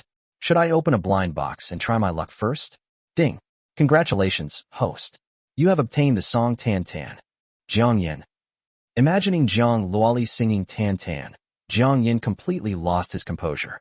The lottery was cheaper, but getting a song he actually liked was simply too difficult. System, I want to commission a custom song. Jiang Yan carefully stated all his requirements. Ding. Congratulations, host. You have obtained. Hashtag chapter 7. Well, if it isn't the simp. Ding. Congratulations, host. You have obtained the song The Original Dream. Hearing that it was this song, Jiang Yan felt that spending 10,000 fame points had been worth it. Back then, the original dream had become wildly popular, spreading through every street and alley. It was a classic inspirational song and extremely suitable for Jiang Luoli to perform. But in Jiang Yan's opinion, it still wasn't enough for Jiang Luoli to crush all her competitors and overtake Shi Yuan votes. Dixingbang. Jiang Yan typed those 3 words into the keyboard. A faint glow of dawn appeared on the horizon. Jiang Yan drained the last sip of coffee from his cup. Dear little brother, Big Sis brought you breakfast. Jiang Luoli opened the door. The porridge is a little hot. Let me blow on it and feed you. Jiang Luoli spoke in an unusually ingratiating tone. When she saw Jiang Yan's bloodshot eyes and exhausted expression, she placed the bowl of porridge on the table. On the computer screen, Jiang Luoli saw a familiar face. Dixingbang. Jiang Yan seemed to be editing a video, and the video was about Dixingbang. Jiang Luoli seemed to understand what he had been doing and felt deeply moved. You didn't sleep all night? Her voice softened as she sat on the edge of the bed, holding the steaming bowl of porridge. Come on, Big Sis will feed you. She gently blew on the porridge before bringing the spoon to Jiang Yan's mouth. Could there be poison in this porridge? Seeing Jiang Luoli being so unusually gentle, Jiang Yan couldn't help wondering. Don't just drink porridge. I also brought your favorite glutinous rice cakes. They said ancient emperors had servants bring them food and clothing. Jiang Yan had just gotten a first-hand taste of that kind of treatment. After eating and drinking his fill, Jiang Yan fought back his sleepiness and pulled a USB drive from his pocket. Want it? Jiang Luoli knew exactly what was inside. She had fed him, massaged him, even brought him water to wash his feet. Wasn't all of that just to get Jiang Yan to write her another song? Good little brother, give it to me please, pretty please. I've been so good to you. Jiang Luoli began acting coquettishly, repeatedly winking at Jiang Yan. For an ordinary man, Jiang Luoli's barrage of flirting would have been enough to make him surrender completely. But Jiang Yan was already used to it. He even felt like laughing. You think one meal is enough to get rid of me? Then what does my good little brother want? Jiang Luoli put on an exaggeratedly sweet voice. I'm taking a shower later. Go adjust the water temperature for me first. Jiang Yan toyed with the USB drive in his hand. Sure, your servant will go adjust the water temperature for you right away. Not so fast. Remember that game guide you farmed for me before? Keep doing it. I paid 79 yuan for it, and it's about to expire. Jiang Yan continued adding conditions. They included making Jiang Luoli flirt with some handsome guy so that he could rank up to master in his mobile game, buying watermelon and strawberries and chilling them in the refrigerator beforehand, and so on. The longer she listened, the more frozen Jiang Luoli's smile became. He's treating me like a freaking farm animal. You heartless jerk. I'm your sister, not your servant. Jiang Luoli pounced on Jiang Yan and effortlessly pinned him down. Jiang Yan immediately realized things had gone wrong. He hadn't slept all night. At this point, it was like going into a team fight while under a massive debuff. He had absolutely no strength left. Give it to me. Jiang Luoli tried to snatch the USB drive, but she couldn't get it. The two of them began wrestling over it, rolling from one side of the bed to the other. Fortunately, the bed was large enough that they didn't roll onto the floor. In the chaos, Jiang Yan suddenly had an idea and tossed the USB drive somewhere Jiang Luoli couldn't reach. When Jiang Luoli stretched out to grab it, Jiang Yan successfully reversed their positions and pinned her down, looking down triumphantly at the helpless Jiang Luoli. I gave you a chance, but you didn't know how to use it. Jiang Yan looked smug. Jiang Luoli pouted, putting on an utterly pitiful expression. Give it to me. But acting cute didn't work on Jiang Yan. Mom, your son is taking advantage of me. Jiang Luoli shouted at the top of her lungs. In the living room, Jiang's mother glanced toward the bedroom. You two are grown adults already. Stop fooling around. Under the Empress Dowager's intervention, their little farce quickly came to an end, and Jiang Luoli successfully obtained the USB drive. I was going to give it to you anyway. Anyway, Jiang Yan yawned. Jiang Yan, I've never even seen you go out. How did you arrange the music for this song? Jiang Luoli asked curiously. She was extremely satisfied with the original dream, but what puzzled her was that Jiang Yan had not only written the lyrics for her, but had also completed the arrangement. It had been the same with Love You. I asked a friend to arrange it for me. Jiang Yan casually made up an excuse. After taking a shower, he returned to his room and collapsed onto the bed. After the latest episode of Future Superstar aired, Jiang Luoli's performance of Love You continued to gain momentum. Friendly reminder. The viewing experience is even better when you listen to Love You while watching the video. So sweet, so sweet. How can there be such a cute girl in this world? Even I, a girl, have fallen for her. What's so great about Jiang Luoli? She kicks off her blanket when she sleeps and is always clinging to me, calling me husband. Someone with yellow pea, wake the guy above up. Love You became a huge hit and even climbed to number 15 on Weibo's trending list. The consensus among netizens was simple. The experience is much better when you watch the video while listening to the song. No matter how good a song was, people would eventually get tired of hearing it repeatedly. Love You was no exception. But when paired with the video, it somehow never got boring. Every one of Jiang Luoli's movements matched the lyrics perfectly, making the song sweet enough to melt people's hearts. It wasn't just the male viewers. Even female viewers were completely captivated by Jiang Luoli's sweetness. Jiang Luoli's vote count skyrocketed.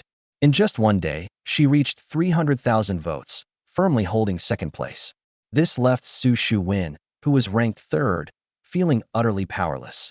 Right after the episode aired, the gap between Tang Xuejian and Jiang Luoli hadn't been very large. One had 200,000 votes, while the other had 180,000. Tang Xuejian had thought he could overtake her. But dreams were always beautiful. While he remained stuck in place, Jiang Luoli had already left him far behind. Tomorrow was the recording of the next episode. The top 4 would advance to the finals. On the surface, Jiang's mother acted as though she didn't care. Behind the scenes, however, she was canvassing votes for Jiang Luoli and had even prepared a lavish dinner. Oh, what's the occasion today? Jiang's father smiled as he came home from work and saw the table full of dishes. Nothing special. I'm just in a good mood. Jiang's mother neatly arranged the chopsticks. Jiang Yan secretly chuckled. His mother was definitely the classic tough on the outside, soft on the inside type. This dinner was clearly prepared for Jiang Luoli. Coconut chicken was her absolute favorite. How's your song practice going? At the dinner table, Jiang Yan chatted casually with Jiang Luoli. Your big sis is a genius. It's just one song. Jiang Luoli sounded extremely confident.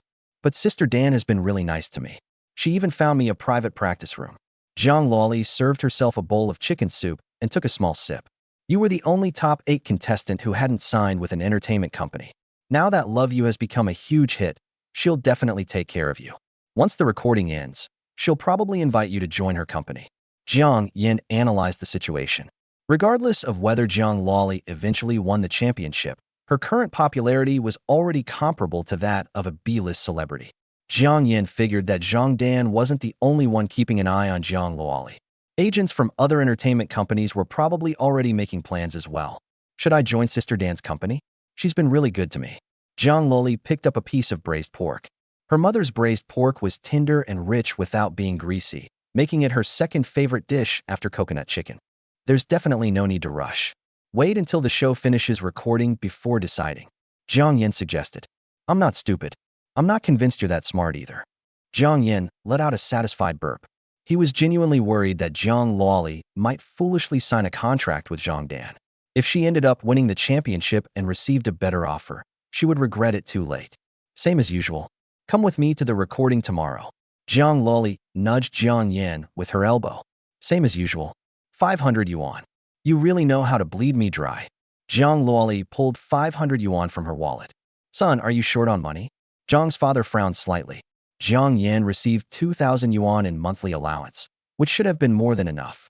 Jiang's mother went even further, immediately taking out her wallet and starting to count money. Dad, I'm not short on money. I just enjoy taking money from sis. Jiang Yan laughed. Dad, I'm the one who's short on money. Jiang Luoli complained pitifully. Especially when she saw her mother counting money to give Jiang Yan, she became jealous. Who's the biological child here? I'm going to watch my TV show. Jiang's mother got up and left. I still have work to finish. Jiang's father walked into his study. Jiang Luoli. At the future superstar recording venue, the staff were bustling around, preparing for the show. In the dressing room, Jiang Yan was bored out of his mind, playing on his phone. He looked up and suddenly saw a familiar face. Well, if it isn't the simp. Jiang Yan looked toward Yin Xiaoming, who was getting his makeup done.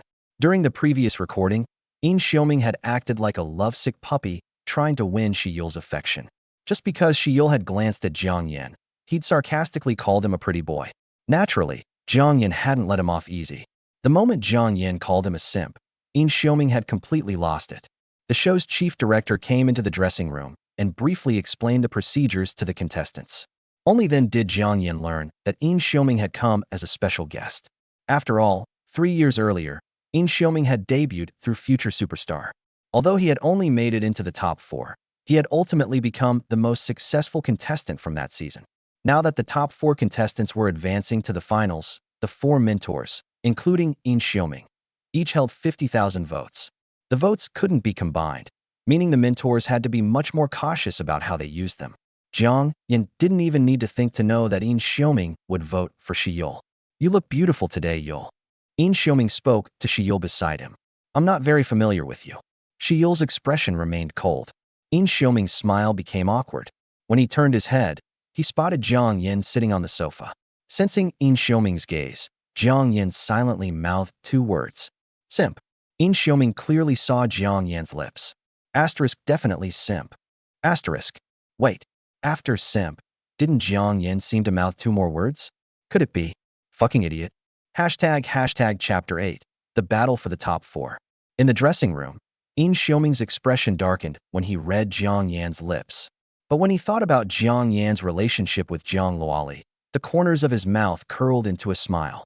He was not exactly a big-hearted man. "Let's go." After finishing her makeup, Jiang Luoli patted Jiang Yan on the shoulder. "Big sis got lucky. I drew number 4. Jiang Luoli was delighted. After appearing on the show for so many episodes, this was the first time she had drawn the final performance slot. "Don't forget the video I edited," Jiang Yan reminded her in the lounge. "Don't worry. How could I forget something this important? I handed it to the assistant director as soon as I arrived." Jiang Luoli sat down on the sofa, a faint lily fragrance wafting from her. In the dressing room, the makeup artist had kept praising how good Jiang Luoli's skin was, her voice filled with envy, and had even asked Jiang Luoli how she took care of it. Jiang Luoli felt a little embarrassed by all the compliments, so she ended up exchanging skincare tips with the makeup artist. Welcome, everyone, to the recording of Episode 9 of Future Superstars. After an intense competition, our top 4 contestants have finally emerged. The beautiful host smiled at the camera. They are Shiyul, Jiang Luoli, Su Shuwen, and Wang Wenxuan. Among them, Shiyul currently ranks first with a cumulative 800,000 votes. Jiang Luoli has 500,000 votes, while Su Shuwen and Wang Wenxuan have 300,000 and 250,000 votes respectively.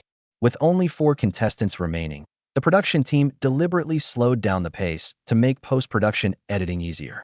The eliminated contestants took the stage for interviews, leaving behind their final moments on Future Superstars. After dragging things out for more than half an hour, the female host also introduced special guest Yin Xiaoming.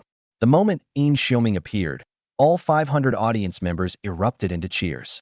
His drama Arrogant CEO, Please Love Yourself had been a huge hit on Yanjing TV, and he had frequently appeared on trending searches recently. He was at the height of his popularity. Now, please welcome our first contestant, Su Shuwen, performing Passion. Passion was a classic inspirational song from Blue Star that demanded a great deal from the vocalist, especially in the chorus, which contained several high notes. Su Shuwen's choice was certainly in line with the show's theme. Backstage. "By the way, sis, what number did Shiyul draw?" Jiang Yan asked. "Why are you so concerned about her?" Jiang Luoli sounded a little jealous. "Number 3. Jiang Luoli answered. "Number 3. Jiang Yan nodded. The gap between Jiang Luoli and Shiyul was still enormous, 300,000 votes. If Jiang Luoli wanted to turn the tables and overtake her, she had to win the favor of all 4 mentors today and secure the 50,000 votes each of them held, thereby narrowing the gap with Shiyul. Of course, Yin Xiaoming's vote didn't count. He was obviously going to vote for Shiyul. Clap, clap, clap. Thunderous applause suddenly interrupted Jiang Yan's thoughts. The first contestant, Su Shuwen, had finished his performance and received frequent nods from the mentors. Anyone who had survived the auditions against tens of thousands of contestants was no pushover. Su Shuwen felt quite pleased with himself. The most difficult part of Passion was the high notes in the chorus, yet he had performed them perfectly. All 4 mentors gave him high praise. Next was contestant number 2, Wang Wenxuan, who performed Chasing Dreams. Both of them did pretty well.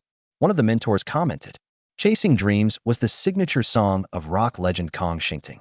It told the story, through rock music, of the hardships he endured before becoming famous." Coincidentally, Di Xingbang had also gone through a difficult period before winning an Olympic gold medal. Now comes the real show. Liang Xinghua sat upright. Compared with the first 2 contestants, he was much more looking forward to Shiyul and Jiang Luoli's performances. Shiyul had consistently delivered outstanding performances in previous episodes and was one of the contestants Liang Xinhuai favored to win. As for Jiang Luoli, her performance of Love You during the previous recording had left a lasting impression on him. Next up, please welcome Shiyul, performing No Regrets.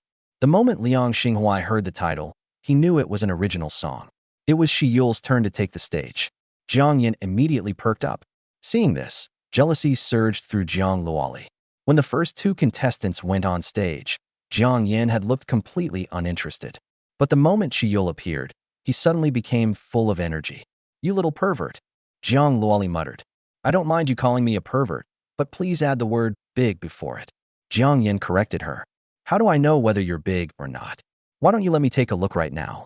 Jiang Luoli smiled mischievously. Jiang Yan. His dirty talk game was still far too immature. Against veteran driver Jiang Luoli, he was completely outmatched. "Can't be bothered arguing with you." Jiang Yan turned his attention back to the TV. On stage, Shiyul wore a light blue gown, her waterfall-like hair cascading naturally over her shoulders. A sapphire necklace adorned her fair, jade-like neck, giving her an air of elegance and aloofness. The accompaniment slowly began. The stage lights converged on Shiyul, instantly making her the center of attention. Her voice was clear and bright, pleasant and soothing to the ears. But what interested Jiang Yan more were the lyrics of No Regrets, especially the chorus. "What does it matter if the road ahead is dark? I have the ambition to soar into the clouds and touch the heavens. What do the cold mockeries matter? I have the aspirations of a great eagle, and no one can stop me." Not bad. It's actually pretty good, Jiang Yan thought. The lyrics were filled with poetic imagery, and combined with Shiyul's clear, crystalline voice, they easily drew listeners into the song. "Would you mind telling us who wrote this song?" During the judging segment, Liang Xinhuai adjusted his glasses. Shiyul had indeed lived up to his expectations, surprising him right from the start. The production team had chosen athlete Di Xingbang as the theme, clearly expecting the contestants to perform inspirational songs. Most inspirational songs on Blue Star were unsuitable for female vocalists, which put Shiyul and Jiang Luoli at somewhat of a disadvantage. Yet Shiyul's original song No Regrets had genuinely impressed Liang Xinhuai, both in its arrangement and lyrics. "Teacher Quan Yongxi," Shiyul answered. Quan Yongxi. Hearing the name, Liang Xinhuai suddenly understood. So this was written by Old Master Quan. Who is Quan Yongxi? Is he really that famous? Jiang Yan asked. Of course. Quan Yongxi is a gold medal lyricist. A single song from him can easily sell for 3 or 4 million. Jiang Luoli replied. So Shiyul really has connections. She actually managed to get a gold medal lyricist to write a song for her. Jiang Yan thoughtfully rubbed his chin. She has a gold medal lyricist, and I have you. Jiang Luoli clearly wasn't jealous at all. She immediately reached over and pinched Jiang Yan's cheek. Other people can sell a song for 3 or 4 million, and I've already given you 2 songs. And this is how you treat me. Jiang Yan was speechless. Boo-hoo-hoo. Your poor sister has no money. How about I repay you with my body? Jiang Luoli stood up and made a face at Jiang Yan. I'm going on stage now. Feel free to visit your sister's bedroom tonight. Jiang Yan leaned back against the sofa and stared at the TV. Please have the 4 mentors and our special guest vote. The female host announced. I'm giving my 50,000 votes to Shiyul. In Xiuming declared. The moment he said this, the 4 mentors all turned to look at him. Liang Xinghuai's expression darkened. What was In Xiuming trying to do? The contestants hadn't even finished performing, yet he had already cast all 50,000 of his votes. Since the votes could not be accumulated, all 4 mentors had decided to wait until every contestant had performed before voting. Shiyul's performance was certainly excellent, but what if Jiang Luoli performed even better? Liang Xinghuai lowered his head and wiped his glasses. In his opinion, In Xiuming was simply fooling around. During the judging segment, Liang Xinghuai had already realized that In Xiuming understood absolutely nothing about music, yet he kept desperately praising Shiyul. It wasn't just Liang Xinghuai. Even Shiyul herself felt embarrassed listening to him. What about the other 4 mentors? I'll wait and see. Liang Xinghuai suppressed his anger. There was nothing he could do. In Xiuming was one of the hottest young stars in recent years, a major traffic celebrity. The production team had invited him as a special guest precisely because of his popularity and his ability to boost ratings. But Liang Xinghuai had never expected him to pretend to understand music when he clearly didn't. Apart from In Xiuming, The other 4 mentors all chose to wait until Jiang Luoli had finished performing before casting their votes. Now, please enjoy contestant Jiang Luoli's performance of the original Dream. Jiang Luoli gripped the white microphone tightly and walked onto the stage. The spotlights flickered, but unexpectedly, instead of shining on Jiang Luoli, the stage went completely dark. Only her faint silhouette could be seen. What was going on? Liang Xinghua composed himself and focused intently on the stage. Apart from Love You, the main reason Jiang Luoli had made it into the top 8 was her looks. Everyone else was playing to their strengths and avoiding their weaknesses. Jiang Luoli, on the other hand, had deliberately dimmed the lights so the audience couldn't see her face. She was literally highlighting her weakness while hiding her greatest strength. Suddenly, the giant screen behind Jiang Luoli lit up. The accompaniment began playing alongside a video. The protagonist of the video was none other than the subject of this episode's challenge, the athlete known as the Flying Man of Asia, Di Xingbang. If pride had never been ruthlessly battered by reality, how would we know how hard we must work to finally reach that distant destination? Jiang Luoli entered the accompaniment perfectly. On the giant screen, footage showed 16-year-old Di Xingbang competing in a hurdles race organized by his school. At the time, Di Xingbang was still an innocent, shy teenager. Faced with the camera, he bashfully hid behind his mother. When a reporter asked him what he hoped to achieve in the competition, the shy young Di Xingbang suddenly looked determined. I'm going to win. No one could have imagined that this 16-year-old boy would go on to break world sprinting records multiple times, bring glory to his country, and win numerous gold medals. If our dreams had never fallen off the edge of a cliff, how would we ever know that those who persevere possess invisible wings? Compared with Shi Yule's clear, crystalline voice, Jiang Luoli's voice had a slight huskiness. After receiving the song from Jiang Yan, Jiang Luoli had practiced day and night until her throat became somewhat hoarse. But ironically, that only gave her voice an even more distinctive charm. The video continued. At 16, Di Xingbang had entered his first competition. Because he was nervous, he missed out on the championship. Standing among the crowd, he stared enviously at the champion standing on the podium. The original dream is tightly held in our hands. The place we most long to reach. How could we turn back halfway? The song reached its climax. So did the video.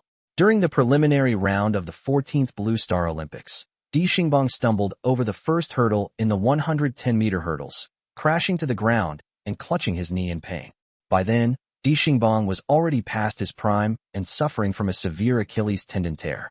The audience fell completely silent as they watched Di Xingbang clutch his injured knee. Then a voice rang out. Di Xingbang, keep going.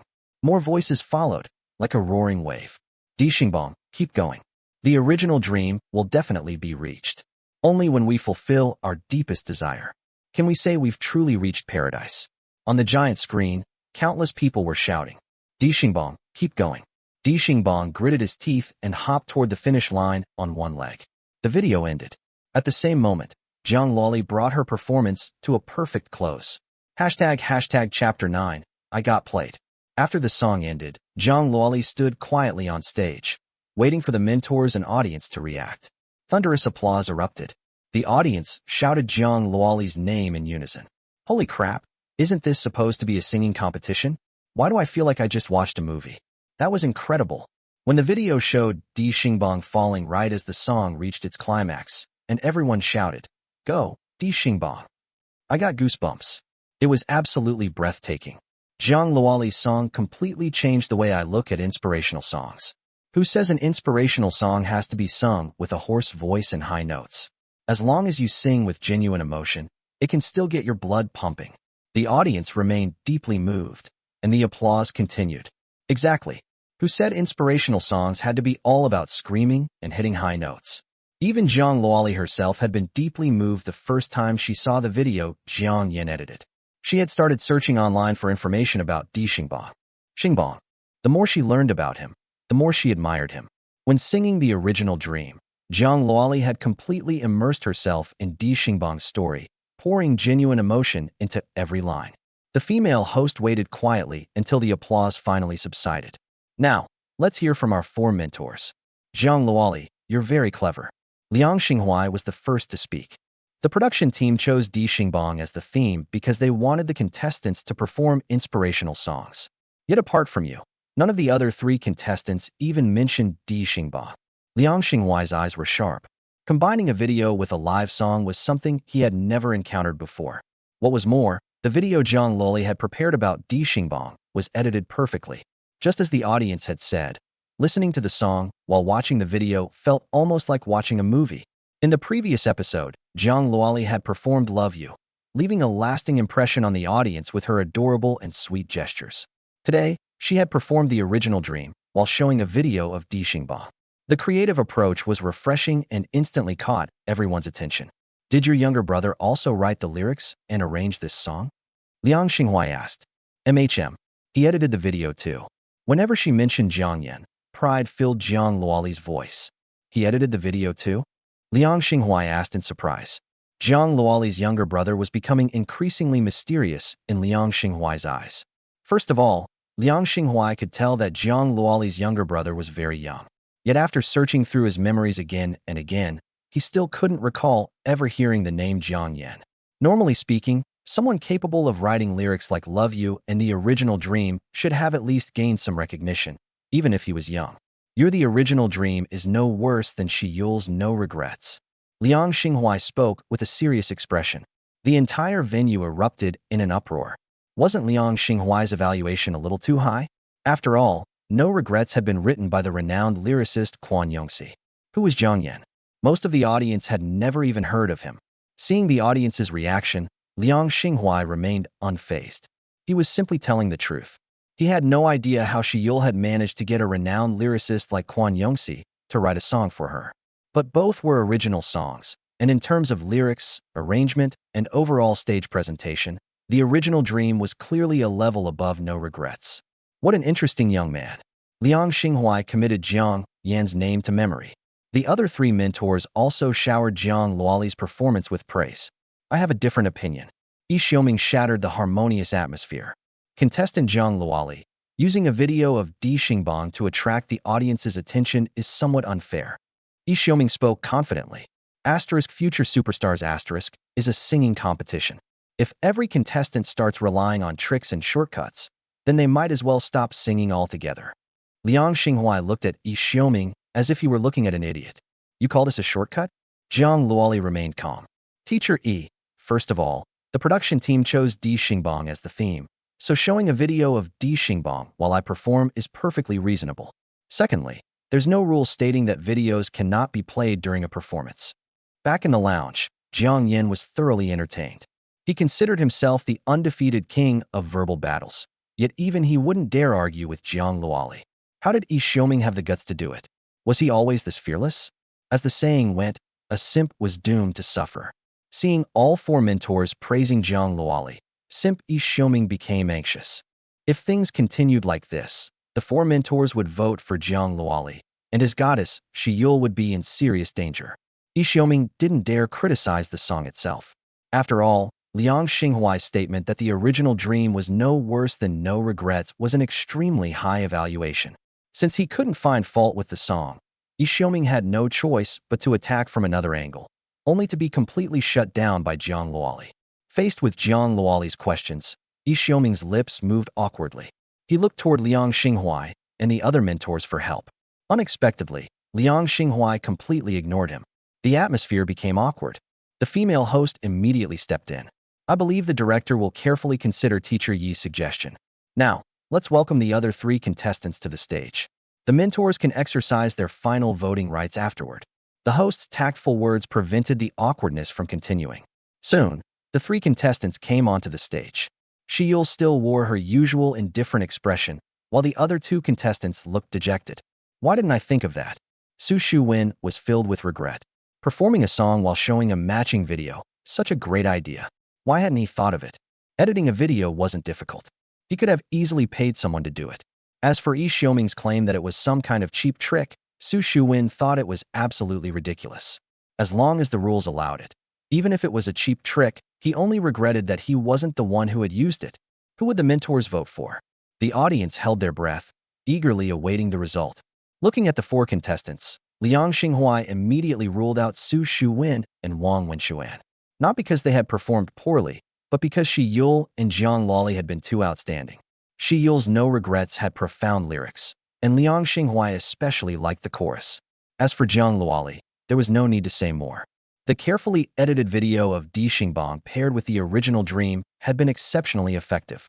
When he saw Di Xingbang hopping toward the finish line on one leg amid the crowd's cries of encouragement, even someone as hard to move as Liang Xinghua felt his nose sting. My 50,000 votes go to Jiang Luoli, Liang Xinghua announced. The song No Regrets isn't suitable for a competition performance. Another female mentor looked conflicted. Once she said that, everyone already knew her choice. I'm voting for Jiang Luoli too. On the big screen, Jiang Luoli's vote count soared from 500,000 to 700,000. After Shi Yul's performance, Simp Yi Xiaoming had already cast his votes, raising Shi Yul's total from 800,000 to 850,000. The difference between Jiang Luoli and Shi Yul was now only 150,000 votes. Things were becoming interesting. From the production team to the audience, everyone had believed Shi Yul would win this year's Future Superstars Championship. Yet starting from the top 8, Jiang Luoli, who had originally ranked last in votes, had suddenly exploded in popularity. She had been charging forward at lightning speed, and her votes were now almost enough to overtake Shi Yul. Once the episode aired, it would be impossible to say who would win. You and Yi Xiaoming have a grudge? Back in the lounge, Jiang Luoli asked. She felt that something wasn't right. Why would Yi Xiaoming suddenly pick a fight with Jiang Yan for no reason? You were there that day too. Jiang Yan briefly explained what had happened. No wonder you said backstage that a simp would never have a good ending. I thought you were just making a random comment. So Yi Xiaoming was mocking you for being a kept man. Jiang Luoli suddenly understood. So what if you're a kept man? Your big sister happens to like pretty boys. Come here, and let me give you a kiss. Jiang Luoli spread her arms and lunged at him, but Jiang Yan nimbly dodged, causing her to miss. Can we save the fooling around for when we get home? Jiang Luoli was a public figure now. It would be embarrassing if someone photographed them fooling around. Then I'll wash up tonight and wait for you in my room. Since you can't afford to buy songs, you'll have to pay me back another way. Jiang Luoli spoke in a coy voice. I'm pulling an all-nighter gaming tonight. No time. Tomorrow works too. Your big sister has plenty of time. Jiang Yan and Jiang Luoli bickered as they walked out of the recording studio. Outside the entrance of Yanjing TV station, Simp Yi Xiaoming remained true to character, standing beside Shi Yul and fussing over her. Yul, don't worry. Jiang Luoli is still 150,000 votes behind you. The championship is definitely yours. Yul, how about I drive you home? Yi Xiaoming said ingratiatingly. Shi Yul simply ignored him. When she saw Jiang Luoli and Jiang Yan approaching, her expression became complicated. You should be grateful to have such a good younger brother. Shi Yul took the initiative to speak to Jiang Luoli, but her gaze was fixed on Jiang Yan. The lyrics and arrangement of the original Dream had all been created by Jiang Yan. Even the brilliant idea of combining the song with a video, and the video editing itself, had been his work. Jiang Luoli could practically say she had won without lifting a finger. Shi Yul couldn't help feeling dissatisfied. Why didn't she have such a talented younger brother? Thanks for the compliment. Jiang Luoli smiled as she linked arms with Jiang Yan. I hope you can perform just as well in the finals. Shi Yul got into a taxi and left. Why did that sound like she was talking to me? Jiang Yan rubbed his nose. That girl obviously has a thing for you. Little bro, you'd better be careful. Don't fall for her beauty trap. Women are all dangerous beasts. Jiang Luoli said on the way home. Aren't you a woman too? Jiang Yan asked. Accept me. I'm an adorable, gentle little kitty. Meow, meow, meow. Jiang Luoli made a cute expression. You're way more dangerous than a wild beast. Jiang Yan said disdainfully. What an unromantic man. Seeing that acting cute didn't work on Jiang Yan, Jiang Luoli returned to her usual self. Speaking of which, I never expected Yi Xiaoming to be such a simp. I actually used to watch the TV dramas he starred in. There are plenty of things you don't know. Trying to win over someone as cold as Shi Yul by being a simp will never win her heart. Jiang Yan said. Then how should you pursue her? Jiang Luoli twirled her hair, deliberately coaxing Jiang Yan into continuing. Give her a feeling that you're close, yet distant. For example, Shi Yul knows that I like her, but I deliberately never say it outright. On her birthday or Valentine's Day, I send her a bouquet of roses and a gift, then leave immediately. Over time, she'll become curious about me and develop an interest in me. She might even contact me first. Playing hard to get? You're a master. Jiang Luoli wrapped an arm around Jiang Yan's shoulders. Come on, tell me. How many girls have you used this trick on? Jiang Yan.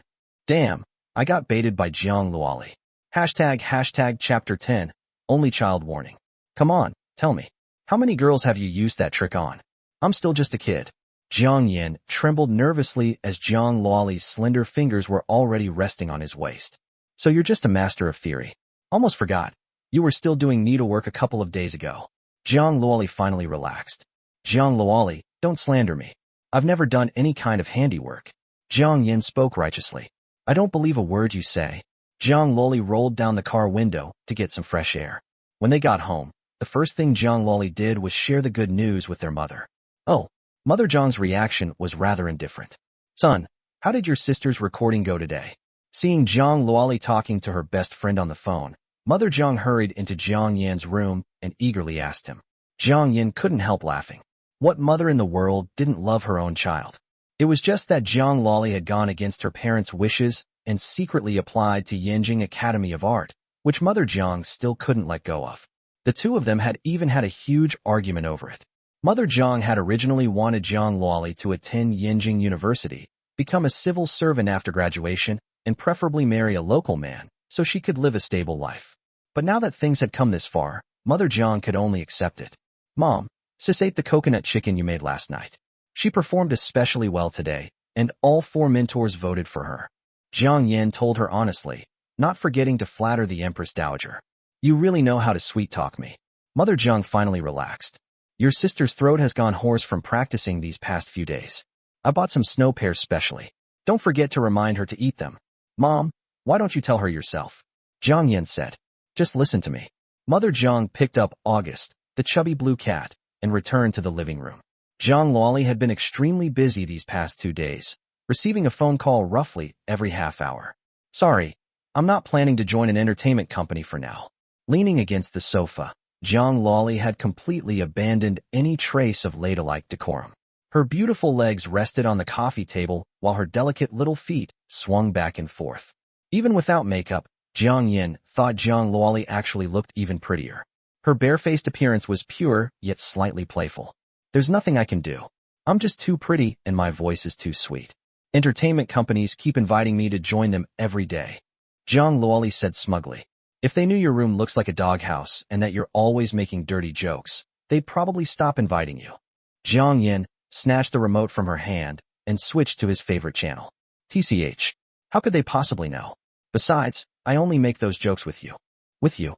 Jiang Luoli didn't care. She peeled a sweet mandarin and started eating it. Did the production team give you another difficult assignment for the finals? Jiang Yan asked. Although the latest episode of Future Superstars hadn't aired yet, it was almost certain that the championship would come down to Jiang Luoli and Shi Yul. Su Shuwen, currently in 3rd place, had 300,000 votes. Jiang Luoli had more than twice that, an additional 100,000 on top. Even after the episode aired, Su Shuwen had no chance of overtaking her.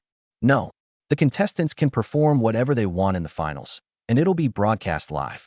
Jiang Luoli stuffed the entire peeled mandarin into her mouth and smiled contentedly. Having free choice makes things much easier.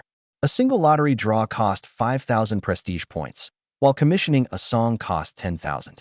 Since there were no restrictions this time, Jiang Yan could save 5,000 prestige points. Wait, put that down. Jiang Yan stopped Jiang Luoli from eating the peeled orange she was holding. What? Jiang Luoli was startled and snapped at him. I want to eat it. Jiang Yan reached out his hand. You have hands and feet. Can't you peel one yourself? Jiang Luoli slapped his hand away. Someone has been acting like a lazy fish all day, worrying about what to sing in the finals. Coincidentally, I happen to have a song here. Jiang Yan crossed his legs. Your Majesty, this concubine has spoken out of turn. Please forgive me. Here, let me make amends by feeding you. Jiang Luoli placed the mandarin segment beside Jiang Yan's mouth. Open up. Oh. Jiang Yan swallowed the peeled mandarin in one bite. Mom really bought some sweet mandarins. Jiang Yan glanced at Jiang Luoli, who had fully embraced her role as a palace drama actress. Consort, what are you waiting for? Keep peeling. Your Majesty, this concubine's ears are perfectly fine. Pouting, Jiang Luoli continued peeling mandarins and feeding them to Jiang Yan. Your Majesty, there are none left. Jiang Luoli stared at the empty fruit plate. All the sweet mandarins their mother had bought had been eaten by Jiang Yan. Your Majesty, about that song. Jiang Luoli looked at him expectantly. There's watermelon in the fridge. Feed me. Jiang Yan clearly hadn't had enough yet. This was a once-in-a-lifetime opportunity to boss Jiang Luoli around. He couldn't possibly waste it. Of course, Jiang Luoli smiled and happily ran to the kitchen, took out the chilled watermelon, and fed Jiang Yan one spoonful at a time. Freeze to death. Jiang Luoli grumbled inwardly. Your Majesty, how about I feed you mouth to mouth? Jiang Luoli suddenly had an idea. Absolutely not. Jiang Yan immediately stopped her before she could make another dirty joke. Mother Jiang returned home after taking a walk and was stunned by the scene in the living room. For a moment, she seriously wondered if she was dreaming. Jiang Yan was happily watching TV. Sitting beside him, Jiang Luoli was shelling sunflower seeds by hand and feeding the shelled kernels directly into Jiang Yan's mouth. Mom, want some sunflower seeds? No need to crack them yourself. Just shove a whole handful into your mouth. They taste great. Jiang Yan said. Jiang Luoli looked sadly at the manicure she'd just gotten. Asterisk, stupid man. He doesn't know how to appreciate me at all. Asterisk. Today, I was very satisfied with Consort's performance. Continue tomorrow. Jiang Yan said casually. He definitely had to enjoy this emperor-like treatment for a few more days. But he couldn't push his luck too far. Tomorrow night, he would give Jiang Luoli the song. Tomorrow too? Jiang Luoli decided to endure this humiliation. This concubine respectfully bids Your Majesty farewell. Late that night, Jiang Yan opened the system interface and spent 5,000 prestige points on a lottery draw. Ding! Congratulations, host. You obtained the song The Tibetan Plateau. Jiang Yan. Only child warning. If Jiang Luoli sang The Tibetan Plateau in the finals, she'd probably run out of breath halfway through and drop dead on stage. Only 10,000 prestige points remained. Jiang Yan realized something. Although blind box lottery draws could produce some excellent songs, getting one specifically suited to Jiang Luoli was still far too difficult. Still, it wasn't a total loss. He would definitely find a use for the Tibetan Plateau someday. System, I want to commission a song. Jiang Yan described Jiang Luoli's vocal range and his requirements for the song. A few seconds later, the system's cold mechanical voice sounded in his ears. Ding! Congratulations, host. You have obtained the song The Crimson Opera. Asterisk the Crimson Opera asterisk. Jiang Yan murmured to himself. Since the system had given him this song, it meant Jiang Luoli's vocal range met the requirements, and she was capable of performing it. That was enough. The following evening, Jiang Yan handed the USB drive to Jiang Luoli. After reading the lyrics and listening to the accompaniment, Jiang Luoli unusually didn't fool around with Jiang Yan. Instead, she hurried straight to the practice room to start rehearsing. The latest episode of Future Superstars was already making viewers extremely excited based on the preview alone. The director clearly knew how to keep the audience hanging. First, the production team had chosen athlete Di Xingbang as the theme and required all 4 contestants to perform an inspirational song. The preview even included Liang Xinghuai's statement. You're the original dream is no worse than Shi Yule's no regrets. The scene then immediately cut to the stunned audience. My 50,000 votes go to. Female Minter Guang seeing looked conflicted. Before she could reveal the contestant's name, the preview abruptly ended. The director's move sparked an outpouring of complaints from viewers. Comments threatening to send blades and bricks even received 999 likes.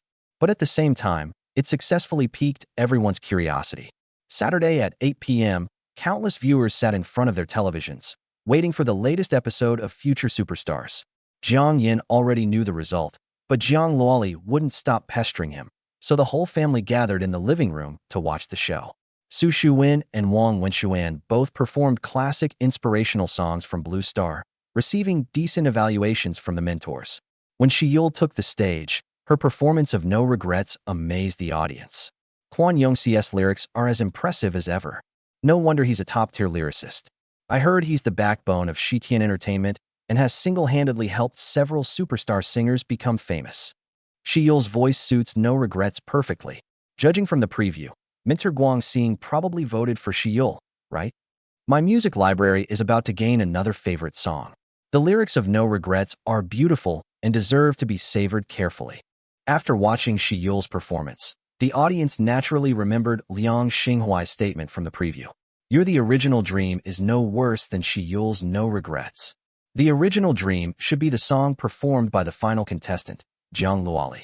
With such an excellent performance coming before her, combined with Liang Xinghuai's incredibly high praise, the audience watched with rapt attention. Even though it was already nearly 10 p.m., no one felt sleepy. Why did the stage lights dim when Jiang Luoli started performing? Many male viewers were unhappy. After all, what could be better than listening to a beautiful girl sing while watching her? Suddenly, the large screen behind Jiang Luoli began playing a video, and the accompaniment started immediately afterward. If pride hadn't been coldly crushed by the sea of reality, how would I have learned how hard I had to work to finally reach that distant shore? The video showed a young and shy Di Xingbang, along with his guilt and sadness after losing his first competition because he was too nervous. The song reached its climax. The original dream. The place I longed to reach the most. How could I turn back halfway there? During the preliminaries of the 110-meter hurdles at the 14th Blue Star Olympics, Di Xingbang crashed heavily into the ground after clearing the first hurdle. Amid the thunderous cheers of the crowd, Di Xingbang gritted his teeth and hopped toward the finish line on one leg, leaving behind the final, unforgettable performance of his career. At this point, many emotionally sensitive viewers had tears welling up in their eyes. They pulled out tissues and wiped them away. I think I finally understand what Liang Xinghua meant. Jiang Luoli really is just as good as Shi Yule in this episode. This is an absolute battle between gods. This year's Future Superstars finale is going to be amazing. I like both Shi Yule and Jiang Luoli. I'll vote for Shi Yule today and Jiang Luoli tomorrow. Decision made. After watching the episode, Jiang Yan had one regret. The director hadn't included Yi Xiaoming's idiotic remarks. Clack, clack, clack. Jiang Luoli frantically clicked the mouse, refreshing the Future Superstars official website to check how quickly her vote count was increasing. But compared with Jiang Luoli's rapidly rising votes, Jiang Yan was much more concerned about one thing. How much prestige had he gained after the episode aired? Chapter 11: How to Play When Others Use Cheats. Congratulations, host, you have gained 60 reputation points.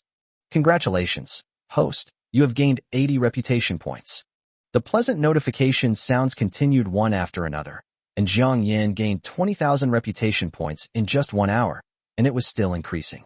In the last 2 episodes of Future Star, the name Jiang Yan has left a deep impression on the audience. The lyrics and arrangement of Jiang Luoli's Love You and The First Dream were all produced by Jiang Yan. Mentor Liang Xinghua would mention Jiang Yan all the time, making his presence felt. Snap, snap, snap. The room was filled with the sound of Jiang Luoli clicking her mouse. The show had just ended, and it was the early hours of the morning. Every time the webpage was refreshed, Jiang Luoli and Shi Yule's votes visibly soared. 750,000 votes, 800,000 votes, 900,000 vote. It wasn't until 4 p.m. that the increase in the 2 candidates' votes gradually slowed down. Jiang Yan, I've overtaken them. I've overtaken them. Jiang Luoli jumped excitedly onto the bed, embracing the drowsy Jiang Yan and swaying him from side to side. Smack. Jiang Luoli gave Jiang Yan a big kiss. Jiang Yan, luckily I'm young. Otherwise you would have given me a heart attack sooner or later. Jiang Yan rubbed his eyes. They've overtaken them. On the screen, the person with the most votes was no longer Shi Yule's aloof face. Jiang Luoli had taken her place. The two received ridiculously high numbers of votes. Jiang Luoli's votes increased from 700,000 to 1.3 million. Shi Yule's votes increased from 850,000 to 1,250,000. Su Wenxue and Wang Wenxuan, who ranked 3rd and 4th respectively, fared rather poorly, as their votes barely changed. You're only 50,000 votes behind Shi Yule. Be careful she doesn't overtake you later. Jiang Yan poured cold water on her, trying to appease Jiang Luoli's anger at her interruption of her sweet dream. A jinx. Jiang Luoli yawned. She was so tired after staying up all night that she realized she had taken the lead in votes, so she lay down on the bed and fell asleep immediately. Go back to your room and sleep, Jiang Yan said helplessly. No, I'm so sleepy, Jiang Luoli said coquettishly. Consort Jiang, you should feel fortunate. Of the 3,000 beauties in my harem, I favor you the most. Let's sleep together then. It's not like we've never slept together before. Even though she was so sleepy she could fall asleep any second, Jiang Luoli still couldn't resist her dramatic flair. Seeing Jiang Luoli lying in bed, Jiang Yan had no choice but to cover her with the air conditioning blanket to prevent her from catching a cold.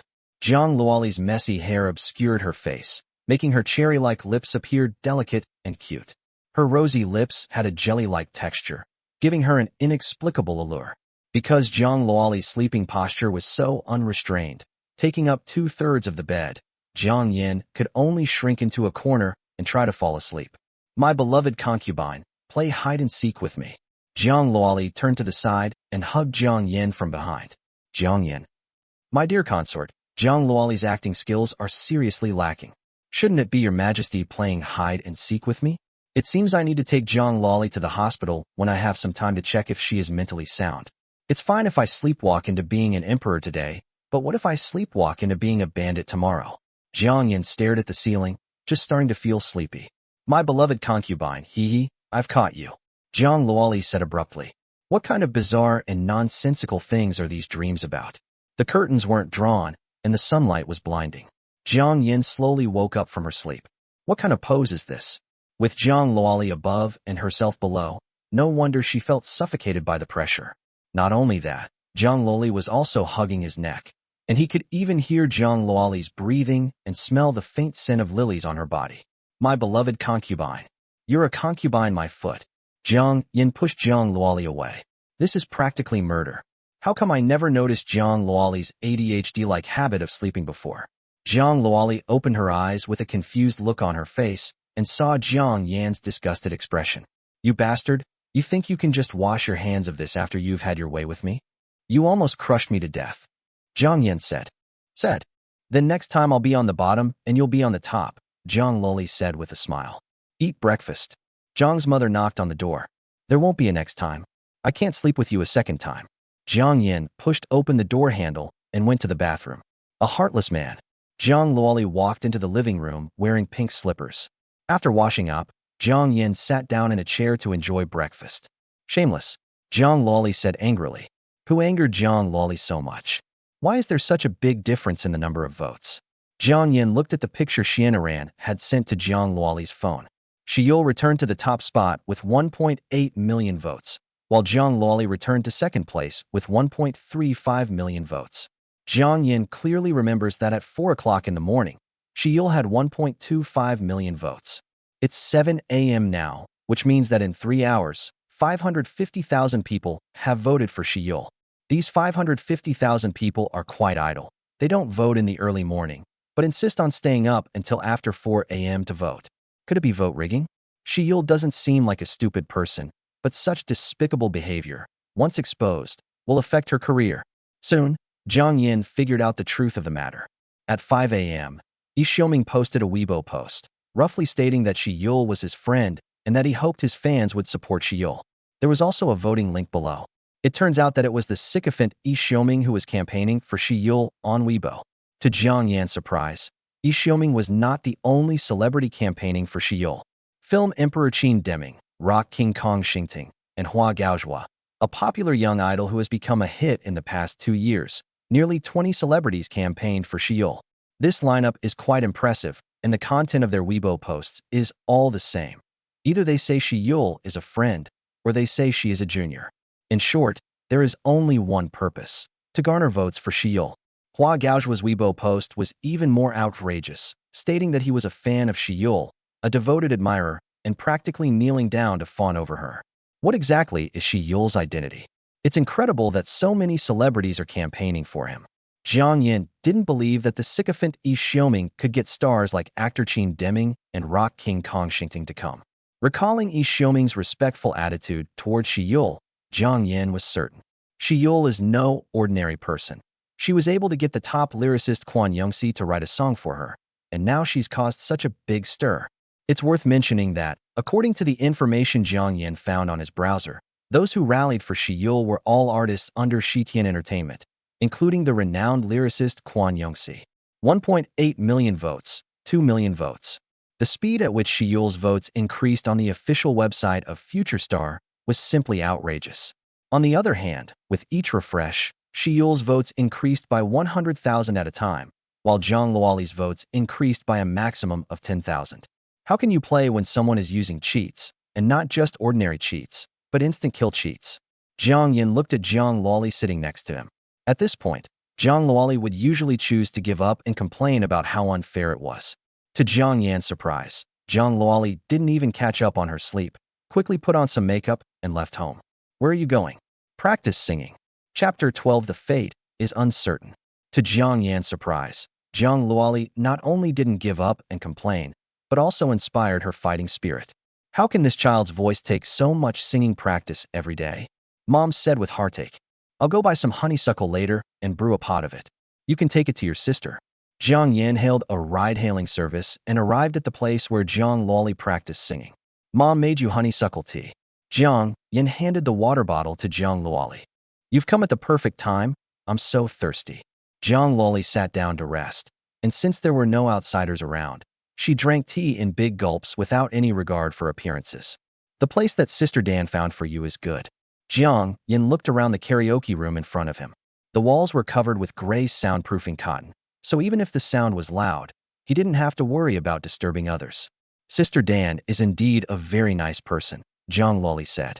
No matter how good a person is, you can't sign a contract with her right now. Jiang Yan reminded him.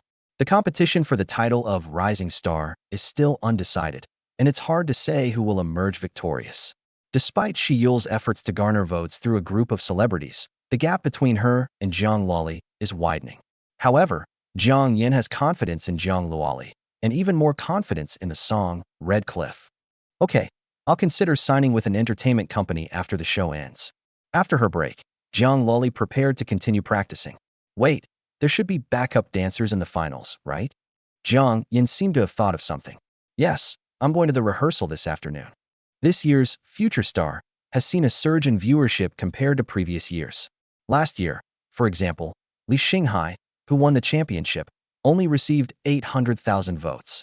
Before the finals even started, Jiang Loli had already received 1.4 million votes, and Shi Yul had received twice as many votes as xianxia.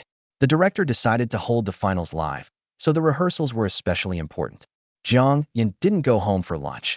He and Jiang Loli just grabbed a quick bite at a roadside stall. Yanjing TV, rehearsal scene for Future Star. Upon arriving at the scene, Jiang Yan saw Shi Yul rehearsing on stage. Shi Yul was wearing denim shorts, a thin short-sleeved shirt with lace trim at the neckline, and a black tank top that was partially visible. She was dressed in revealing clothes and had a hot figure. Will Shi Yul perform a high-energy song and dance in the final? This isn't like her at all.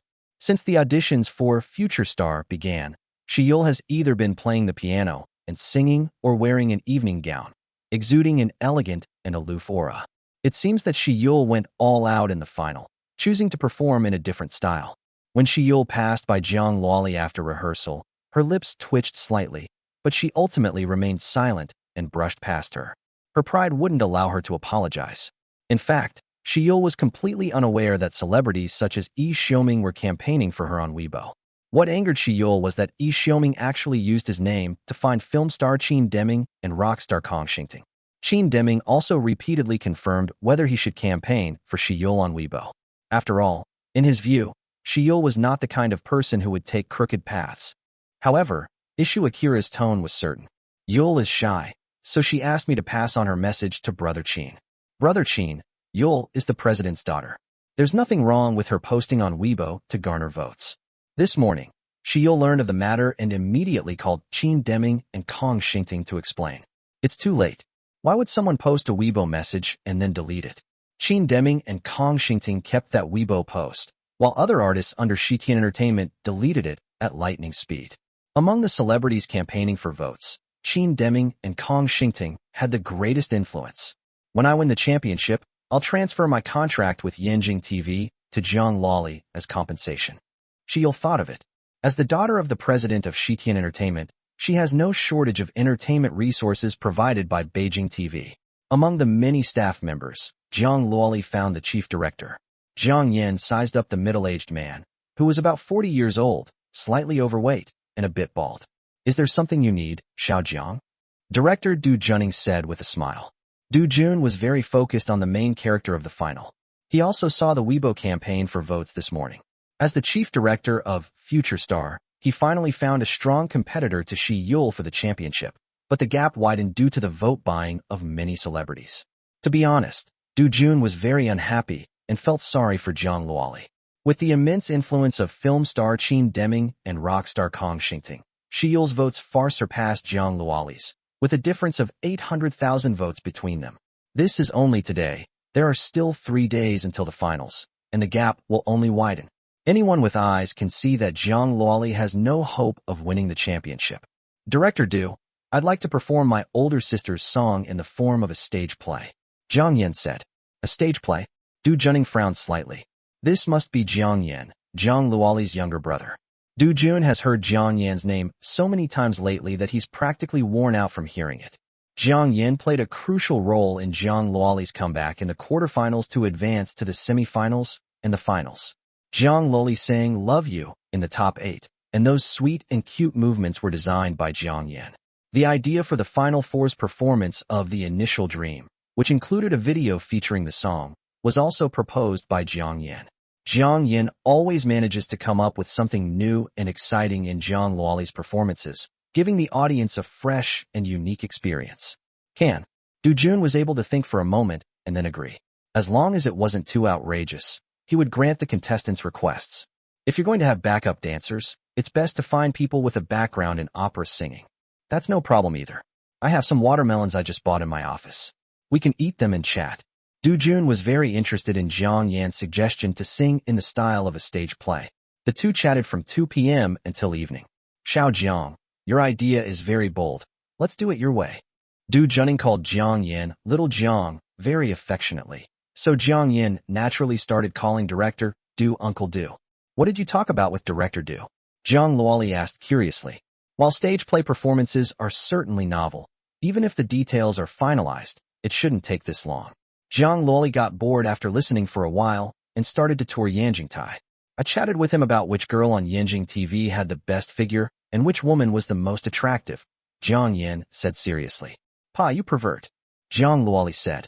So, do you prefer someone with a good figure or someone with more charisma? Walking on the bustling street, Jiang Luoli took Jiang Yan's arm and asked. I like them all. Man.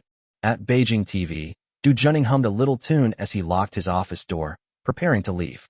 Boss, you seem to be in a good mood today. Associate Director Lian Wenyan said.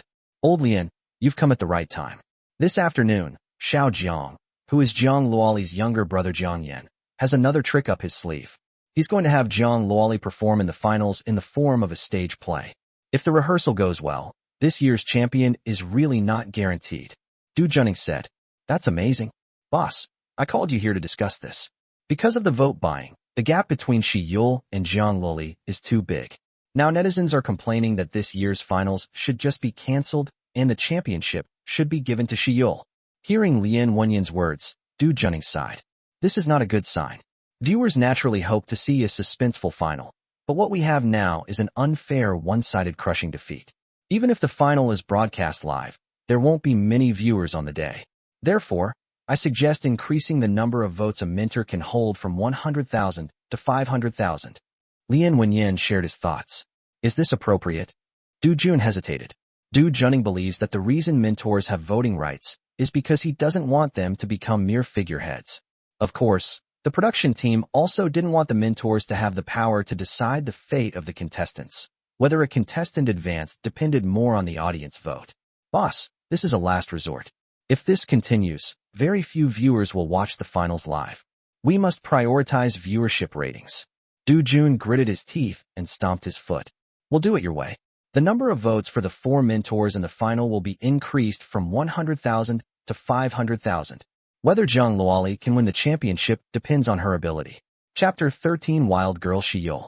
Shi Yul's campaigning has drawn criticism from many netizens. Isn't the production team going to give an explanation? Shi Yul is openly soliciting votes by relying on the fame of film Emperor Qin Deming and rock King Kong Shingting. Even if she wins the championship, it will be all show and no substance. Shi Yul has really ruined my impression of her this time. She and Jiang Luoli were neck and neck in the votes and had the strength to compete for the championship. Wouldn't a fair competition be better? The final was completely boring. I felt no anticipation whatsoever. I suggest we cancel it altogether and just award the championship to Shi Yul. Following netizens' complaints, the official website of Future Star released an announcement at 9 p.m. that day. In the final round, the mentors' voting power will be increased from 100,000 to 500,000. This move clearly implies that even if Shi Yul campaigns for votes, the final will still be unpredictable. Who will be this year's Rising Star champion remains a mystery. The show's timely response also preserved the desire of most viewers to watch the final. With only 2 days until the final, time is tight and the task is heavy. Jiang Yan didn't want to waste a single second, so every day after breakfast he would go to the recording studio with Jiang Luoli to rehearse. Jiang Luoli, who is usually lazy, was unusually serious at this moment, with a fire burning inside her. Performing in the form of a stage play is a huge test for both the singers and the backup dancers, especially in terms of their chemistry. There were many difficulties encountered during rehearsals, including the backup dancers not being able to keep up with Jiang Luoli's rhythm, which resulted in the backup dancers starting to perform before Jiang Luoli even sang the planned lyrics. Simply put, it's because the team hasn't been working out enough. Fortunately, the backup dancers that Du Jun found were very patient. After 2 days of rehearsals, they finally had a final dress rehearsal on the eve of the finals, which satisfied Jiang Yan. Saturday noon, 8 hours until the final. My mom started preparing the dishes in the morning, and there were so many dishes that they couldn't all fit on the table.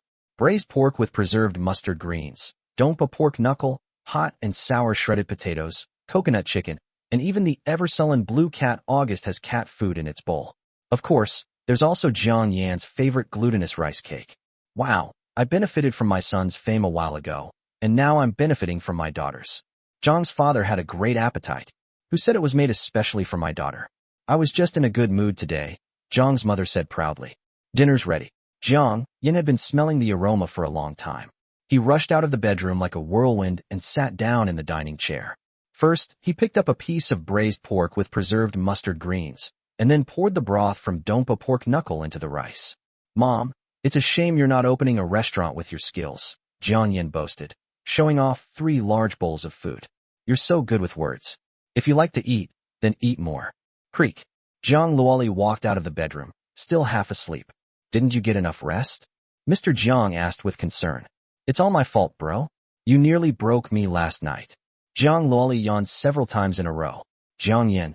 There was something off about what Jiang Luoli was saying. However, the rehearsal last night did last quite a long time. Jiang Yan and Jiang Luoli didn't get home until 3 a.m. After washing up, Jiang Luoli perked up immediately when she saw the food on the table. After a whirlwind of fighting, only Jiang Yan and Jiang Luoli remained to continue the battle. Looking at the last piece of braised pork with preserved mustard greens, Jiang Yan reached out with his chopsticks, but Jiang Luoli took the first bite.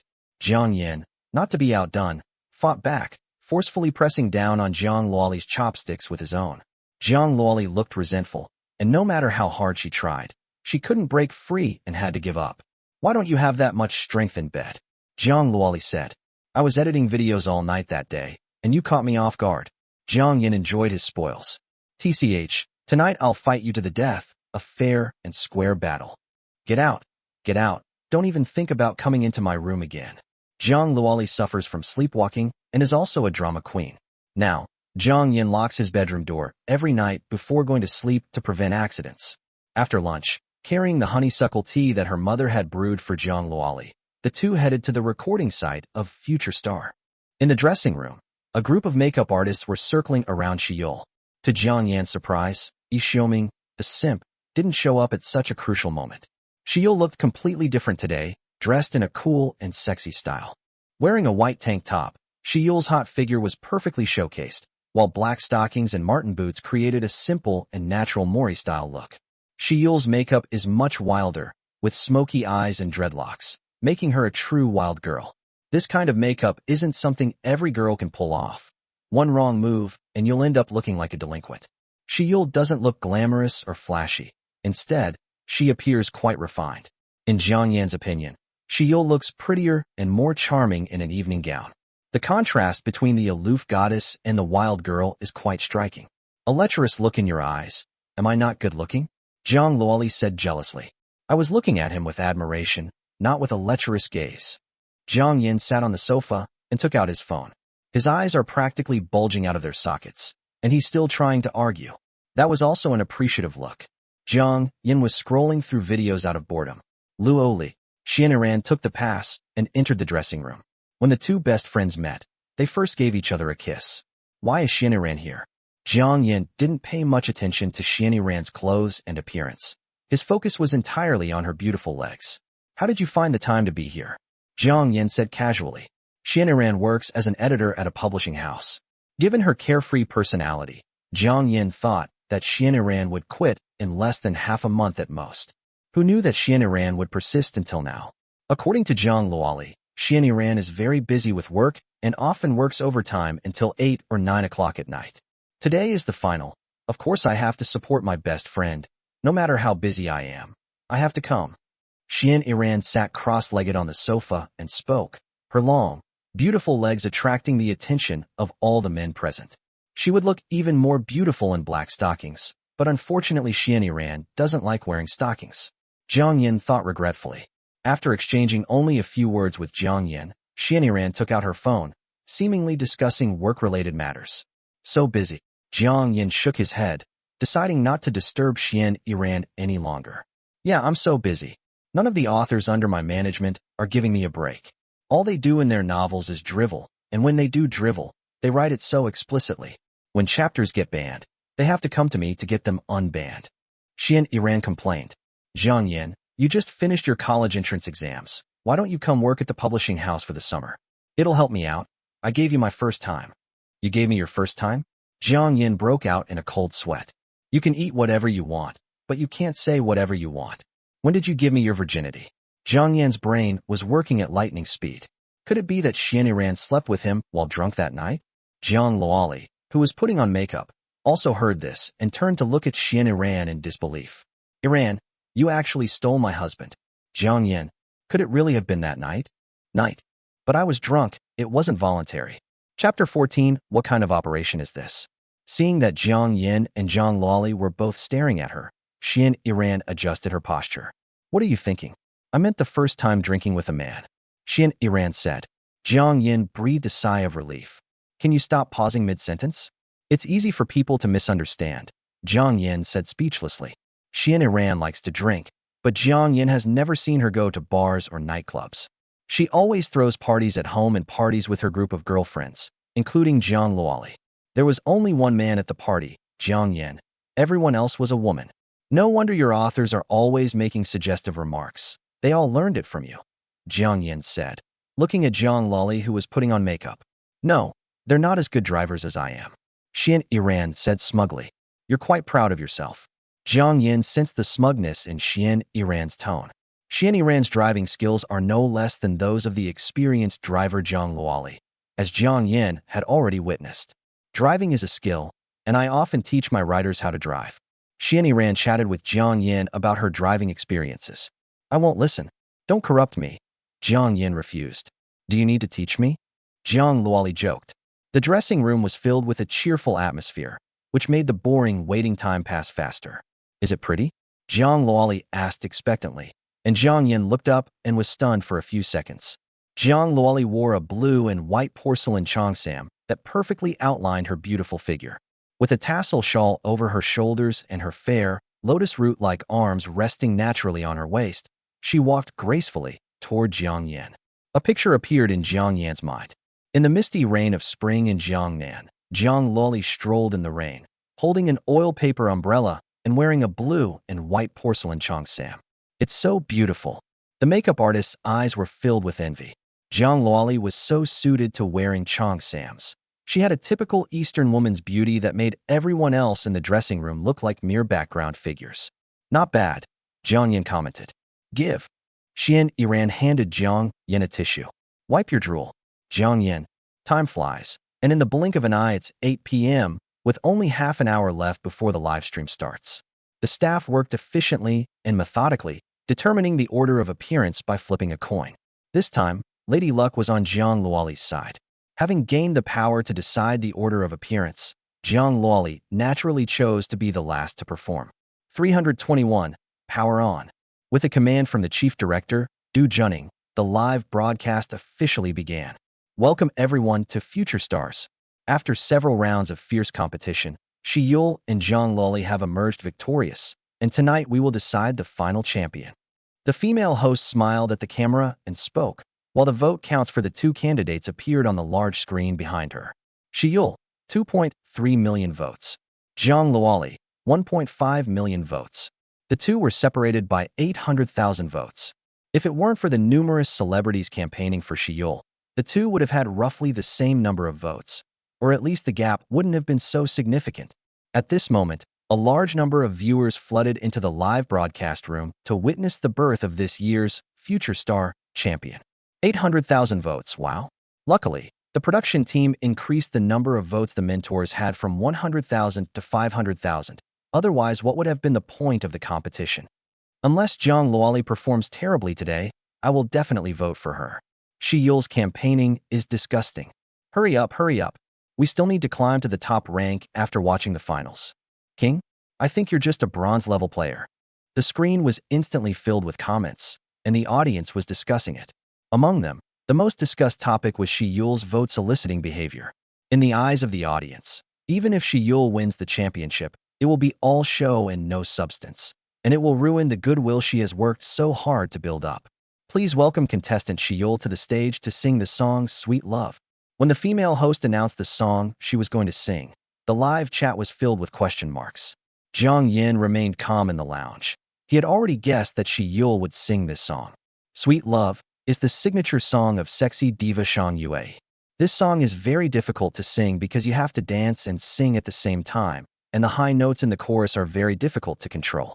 Jiang Yan had attended Xianxua's concert before. As is customary, Xianxia would perform Sweet Love when the concert was about to end, and most of the audience members were there specifically for this song. After watching it, Jiang Yan only had 4 words to say. It was a worthwhile trip. A group of hot girls were dancing on stage. Regardless of whether they danced well or not, Jiang Yan certainly got a good look at them. In previous episodes, Shi Yul always wore formal attire, exuding an elegant and aloof aura, and sang songs like No Regrets and The Last Kiss, which tested her skills. In the final, Shi Yul was surprisingly going to sing Sweet Love, which is why the audience was full of questions. Shi Yul, sporting smoky makeup and dreadlocks, stood on the stage, with a group of hot dancers standing behind her. As the prelude began, Shi Yul started her performance. Jiang Yan watched with great interest through the screen. Compared to Shang Yue's version at the concert, Shi Yul's dance moves were more conservative, less daring, and more shy. Holy crap, is this exciting? Looks like I'll have to wait a while before I reach the king rank. Some people, while browsing, will accidentally open the password-protected folder. Great, the brothers love watching this. Keep jumping a little longer. I'm going downstairs to buy something. What should I buy? I'm too embarrassed to tell you. After the song ended, Shi Yul stood on the secondary stage to receive feedback from the mentors, while props were being prepared on the main stage. Without Yi Xiuming by his side, Liang Xinghua felt the air was much fresher. Shi Yul, you probably don't have any dance background, right? Liang Xinghua asked, and after receiving confirmation from Shi Yul, Liang Xinghua nodded slightly. Being able to achieve this level in such a short time proves that you've put in a lot of effort. Breaking through your own limits is very difficult, and you did it. Liang Xinghua clapped his hands in praise. Sweet Love is difficult to sing, not only because you have to dance while singing, but also because the high notes in the chorus are the key. Intense exercise, dancing, can easily make people short of breath, and if you accidentally sing off-key, it can become a serious mistake. Shi Yul could have sung her signature songs, but she chose to break through her own limitations and sing Sweet Love, which Liang Xinghua found commendable. The 4 mentors gave their comments one by one, and tacitly agreed to wait until Jiang Luoli finished her performance before casting their votes. Each person gets 500,000 votes, so 4 people would get 2 million votes. The mentors' votes are enough to decide the fate of the contestants, and no one dares to cast their votes lightly, since idiots like the sycophant Yi Xiuming are a very small minority. After Shi Yul's performance, her votes surged. In just 5 minutes of commentary, her votes jumped from 2.3 million to 2.6 million. The female host stood smiling on the secondary stage. Please enjoy contestant Jiang Luoli's performance of the song Red Silk. Liang Xinghua only then noticed that the curtain on the main stage had been drawn. The competition wasn't over yet, so why was the curtain drawn? After a few seconds, the curtain slowly rose. What kind of operation is this? Chapter 15 Jiang Yan, I'll remember you. The stage curtain slowly rose, and Liang Xinghua adjusted his glasses. What's going on here? Is it like last time, with the video accompanied by a song performance? Using the same formula twice, no matter how good the stage effect, will eventually become boring. Liang Xinghua quickly realized that he had guessed wrong. On the stage, an old man with painted facial makeup is singing opera. I watched him build a tall building, I watched him entertain guests, and I watched his building collapse. The old man's voice was clear and melodious, like the lingering cry of a phoenix, which drew cheers from the audience wearing round sun hats and ancient robes. Stage play? Liang Xinghuai frowned deeply. The stage is a theater, and the actor performing looks like a famous star. The audience has come specifically for him. The actors playing the audience wore round sun hats and ancient costumes, but it was impossible to determine which era they were from. At this moment, the accompaniment began, and Jiang Luoli slowly emerged from the rising platform. Her stunningly beautiful face and captivating figure, paired with a blue and white porcelain-patterned cheongsam, instantly drew everyone's attention. Let's get to the king rank today, or we'll just skip it. As expected, beautiful women look good in anything. This cheongsam is tailor-made for Jiang Luoli. She looks so beautiful. Looks are one thing, but I still prefer Jiang Luoli's temperament when she wears a cheongsam. She is reserved and elegant, a typical beauty of an Eastern woman. In the play, the water sleeves rise and fall. Singing about joys and sorrows is irrelevant to me. The fan opens and closes, the gongs and drums sound, and then fall silent. Who can judge the love story between the characters in the play and the audience outside the play? As Jiang Luoli's singing voice echoed, just as the audience was listening, a sudden change occurred. On stage, a group of people dressed in yellow military uniforms shattered the pleasant atmosphere. The officer in the lead was arrogant and domineering, pointing at the onlookers, and an argument broke out between the two sides. The old man with painted face waved his hand, and the audience had no choice but to leave. Soldiers and officers in yellow uniforms took the seats of the audience. Viewers watching the live stream clenched their fists, their hearts filled with grief and indignation. They will never forget this tragic history. Traditional opera is a national treasure of China. At this moment, these invaders are so domineering, driving away the owners of this land and even demanding that operas be performed for them. An overwhelming sense of anger filled the audience's hearts, with one vulgar curse after another and countless forbidden words marked with asterisks. Damn it! Even Du Junning, the chief director who had seen numerous rehearsals, couldn't help but curse out loud when he saw this scene. Blue Star has a famous street interview program where reporters ask passers-by about the origins of famous landmarks and celebrity nicknames. Some passers-by could answer the question, while others said they had never heard of it. But when asked about the devil, everyone gave the correct answer. Some things, some histories, are etched into our bones, our blood, our souls, and can never be erased. Perhaps it's fine most of the time, but when a certain opportunity arises, the sleeping lion will unleash a deafening roar. The invaders in the background of this song are none other than the Japanese pirates. The singing continued. In this chaotic world, we drift like duckweed, watching the flames of war engulf the land. Though my position is humble, I dare not forget my duty to the nation, even if no one knows me. As soon as the lyrics were sung, the audience got goosebumps, and the atmosphere reached a climax. Jiang Yan, did you come up with this idea? Xianxia stared in disbelief, deeply moved by the phrase, though of my humble position, I dare not forget my duty to the nation. The best is yet to come. Jiang Yan sat cross-legged on the sofa, his eyes glued to the screen. The singing suddenly began, and just when everyone thought the performance was over, the spotlight that had been focused on Jiang Luoli abruptly went out. A dozen seconds later, Jiang Luoli stood next to the old man with painted face. The way is without emotion, yet how can one fathom its feelings? The Tao is ruthless, yet its compassion is a matter of deep thought. The stage was filled with fire effects, and the curtain fell amidst the raging flames. The performance of the red-haired girl has ended. Liang Xinghuai stood up excitedly and applauded. Shocking. After watching Jiang Luoli's performance, Liang Xinghuai felt a shock that words could not describe. On the secondary stage, Jiang Luoli and Shi Yul stood side by side. Jiang Luoli, this song, The Red-Clad Lament. Before Liang Xinghuai could finish speaking, he received an affirming look from Jiang Luoli. Jiang Yan, it's Jiang Yan again. Liang Xinghuai sat back down in his chair, trying to calm himself down. 3 episodes, 3 original songs. Each song brought him a different auditory and visually impactful experience, and all were written by the same person.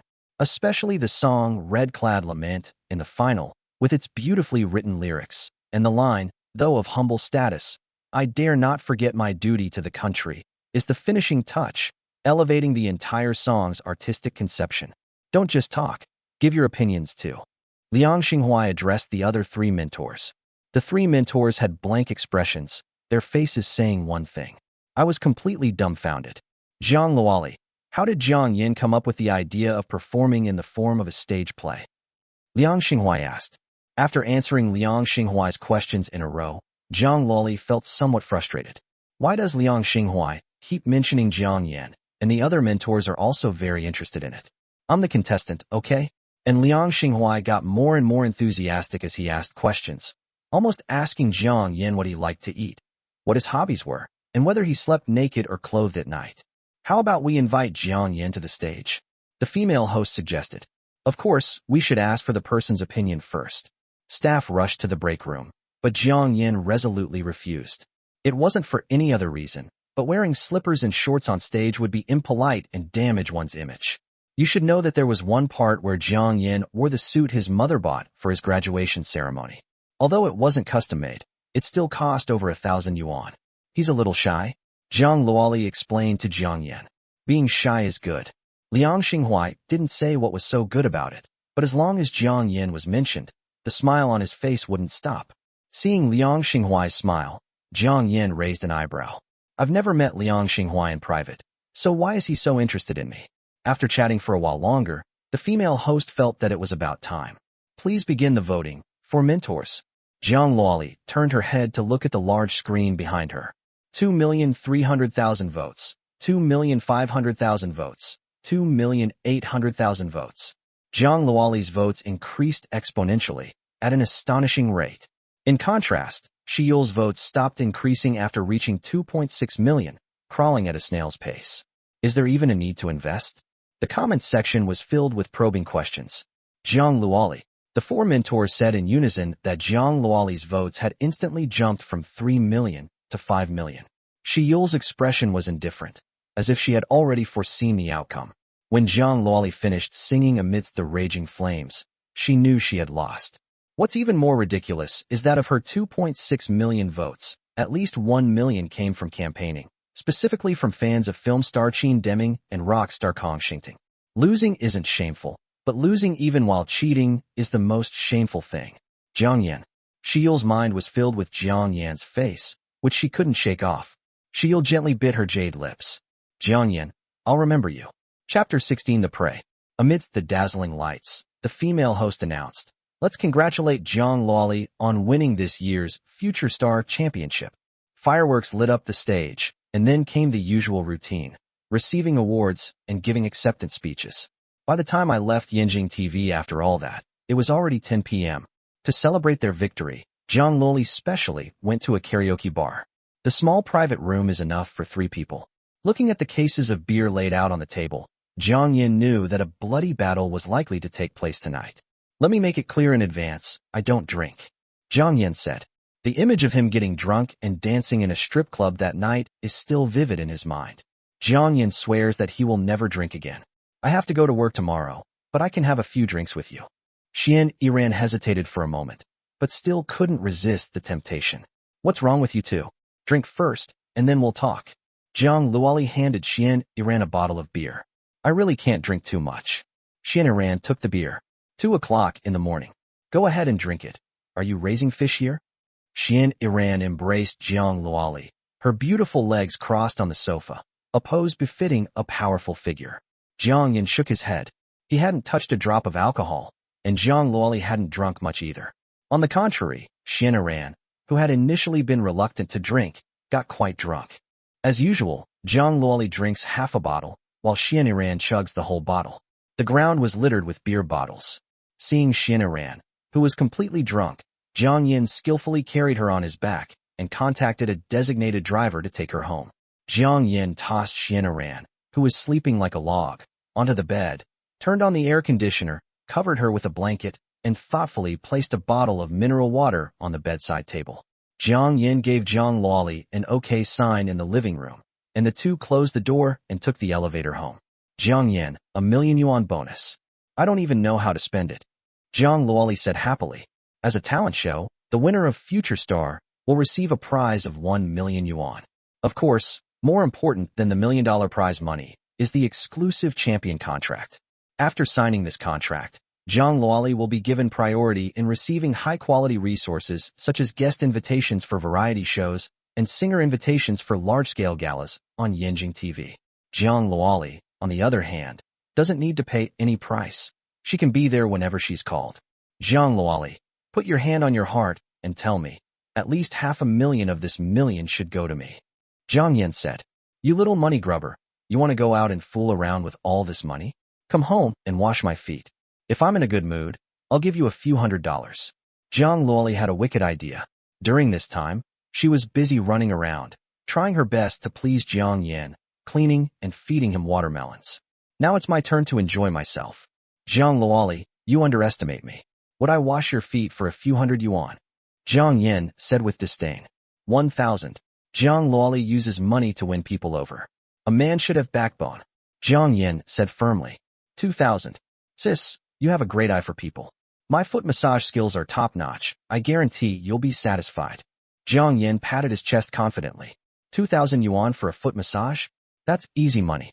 Didn't you say that a man should have backbone? Zhang Luoli said with a smile. Who said that? I never said that. Jiang Yan gave him an expression that said, don't try to frame me for nothing. The news of Zhang Luoli winning the competition for Future Star spread quickly, and netizens were all amazed by the unexpected turn of events.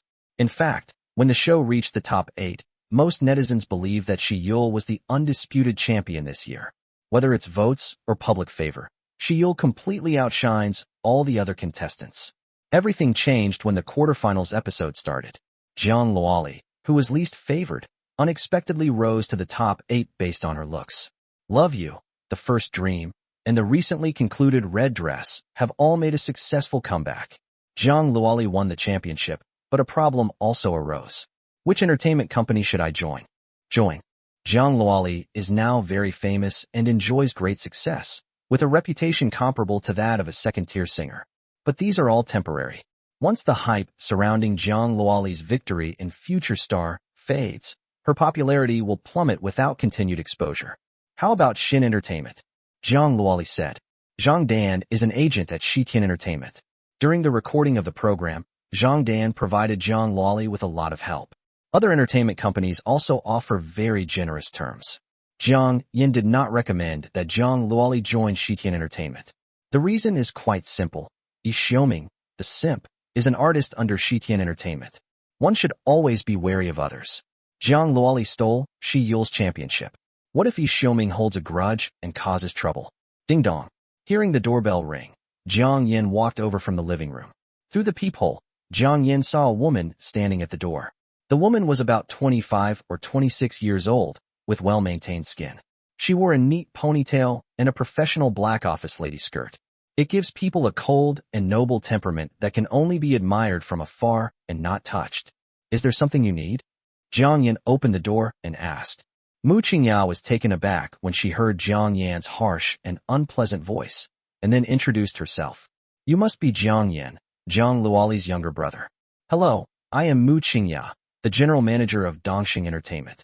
Dongxing Entertainment? Jiang Yan had heard of this company. Dongxing Entertainment's agent had even called Zhang Luoli that morning. I didn't expect Dongxing Entertainment to value Zhang Luoli so much. Even the general manager came. Please come in. Jiang Yan opened the door completely. Zhang Luoli, I would like to invite you to join Dongxing Entertainment. Mu Qingya got straight to the point. Before Zhang Luoli could answer, Mu Qingya took out a contract from her bag. A 3 million annual salary, with profits from commercial performances and advertising endorsements split 50-50. In addition, you have enough fame that you can change contracts at any time. Mu Qingya offered many conditions that were hard to refuse. First of all, there's the annual salary of 3 million. Entertainment companies like Shitian, Warner, and Brothers Union only offer Zhang Luoli a maximum annual salary of 2 million. There are also revenue sharing from commercial performances and advertising endorsements. Only Dongxing Entertainment splits profits 50-50ths. Other entertainment companies split them 40-40ths between the artist and the company. Regardless of whether Mu Qingya's statement, as long as you have enough fame, you can change the contract at any time, was just empty talk or something else, Jiang Yan was still quite satisfied with the 1-year contract. Unlike Shitian Entertainment, which requires a minimum 3-year contract. Tell me if you have any other requests, Mu Qingya said. Ms. Mu, the agent that the program team assigned to me, Sister Dan, is quite good. She is an agent from Xianxia Entertainment. Jiang Luoli hesitated. She's not anymore. I've poached Zhang Dan from Xianxia to Dongsheng. Even if you join Dongsheng, Zhang Dan will still be your agent. Jiang Luoli looked at Jiang Yan, and Jiang Yan nodded. I agree to join Dongsheng Entertainment. And you?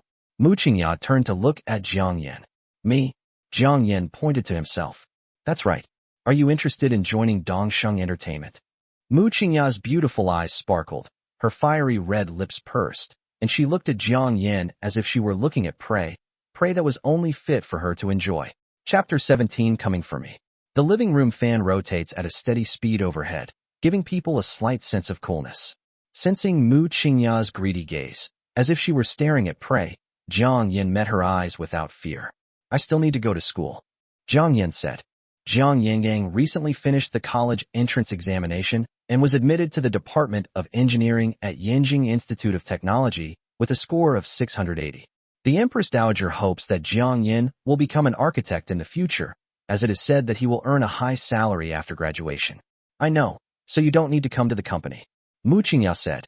Compared to Jiang Luoli, who won the Future Star competition, Mu Qingya values Jiang Yan more. In other words, without Jiang Yan, Jiang Luoli would have been eliminated in the top 8 long ago. However, to Mu Qingya's regret, Jiang Yan seemed to have a problem with his voice and was unable to become a singer. Getting paid without working? Is there really such a good thing in the world? Jiang Yan looked suspicious. Apart from the annual salary, your contract is the same as Jiang Luoli's, Mu Qingya added. She wasn't a philanthropist. She valued Jiang Yan's ability to write lyrics and compose music. Of course, if Jiang Yan's voice is fine, Mu Qingya wouldn't mind investing heavily in him. No need to go to the company. A monthly salary of 10,000 yuan. Only a fool wouldn't agree. Good afternoon, boss. Want some watermelon? Just took it out of the fridge, Jiang Yan said solicitously. Mu Qingya's expression changed slightly. She hadn't expected Jiang Yan to be this kind of person. Thank you. Mu Qingya took the sliced watermelon, a beautiful smile curving her lips. What an interesting little guy. After seeing Mu Qingya off, Jiang Luoli immediately pressed Jiang Yan down onto the sofa. Why are you staring at Mu Qingya's private parts like that? Faced with Jiang Luoli's questioning, Jiang Yan appeared completely innocent. She always faces me directly, and it's impolite to stare at other people's faces, so I have to look at her from somewhere else. Pa, you little pervert. Jiang Luoli adjusted her posture to better suppress Jiang Yan. You big pervert. How many times do I have to correct you? Jiang Yan let Jiang Luoli do as she pleased, too lazy to resist. Jiang Luoli wasn't heavy to begin with, so even though she was pressing down on him while he lay on the sofa, it was quite comfortable. Seeing that Jiang Yan did not resist, Jiang Luoli lost interest. When Jiang's mother returned from her walk, Jiang Yan told the Empress Dowager the good news, and that evening there would inevitably be another big meal. It was late at night, and Jiang Yan brought up the system panel. After so many days of accumulation, my reputation points have finally reached 100,000. This is also thanks to Jiang Luoli's performance of Red Silk in the final, and Liang Xinghuai's constant mention of her. The main characters on the day of the finals were clearly Jiang Luoli and Shi Yule, but because of Liang Xinghuai, it became Jiang Yan. The heavenly voice item requires 1,000,000 reputation points to purchase, so Jiang Yan set his sights on the lottery. Why don't you give it a shot? Maybe you'll win a great song. Perhaps he's addicted to gacha pulls and mobile games. Jiang Yan's hands are itching to play. Let's give it a shot and see how lucky we are today. Ding. Congratulations, host. You have obtained the song, Broken Bridge in Lingering Snow. I was lucky enough to win Broken Bridge in Lingering Snow. Jiang Yan knows this song very well. It's full of memories of his youth. Continue? Jiang Yan suppressed this bold idea. Generally speaking, if you get a good item the first time you draw something, the ones you draw after that are usually not so good. With the air conditioner set to 26 degrees Celsius and the blanket covering her stomach, Jiang Yan slowly drifted off to sleep. The following morning at 9 o'clock, Jiang Yan took a taxi to Dongxing Entertainment Company. Jiang Luoli did not go with them. After signing the exclusive contract for the champion, Yanjing TV immediately invited Jiang Luoli to participate as a guest in a variety show called Finding Delicious Food. Jiang Luoli naturally wouldn't refuse such an opportunity to appear in public. Strictly speaking, she had just debuted and urgently needed to increase her fame. Upon arriving at the entrance of Dongxing Entertainment, Jiang Dan was already waiting for a long time. Sister Dan. Jiang Yan greeted him familiarly. Jiang Yan came to the company today simply to familiarize himself with the area. Whether he comes again depends entirely on his mood. Little Yan, it's been a long time. Jiang Dan greeted him with a smile. I just joined Dongxing too. Jiang Dan led Jiang Yan into the building. Stepping into the elevator, Jiang Dan pressed the button for the 20th floor. Ding dong. Standing at the door, Jiang Yan surveyed his surroundings. The office was fully equipped and exquisitely decorated. The space was even more spacious than Jiang Yan had imagined. One wall displayed musical instruments such as guitars, saxophones, eras, and flutes for visitors to see. Oh, and there are 2 separate offices. What struck Jiang Yan as odd was the quietness of the office area. There were hardly any people there. General Manager Mu was parachuted in. Jiang Dan said, "Airborne. No wonder the desk looks so new. Even the water dispenser label is still on.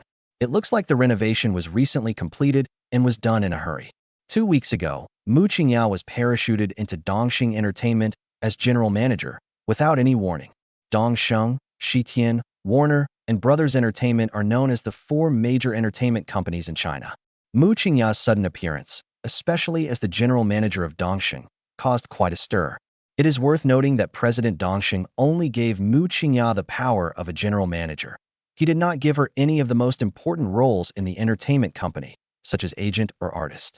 Mu Qingyao is now a commander without troops, possessing power but having no subordinates to command. No wonder Mu Qingyao was so eager to recruit soldiers and offered Zhang Loli such a generous contract.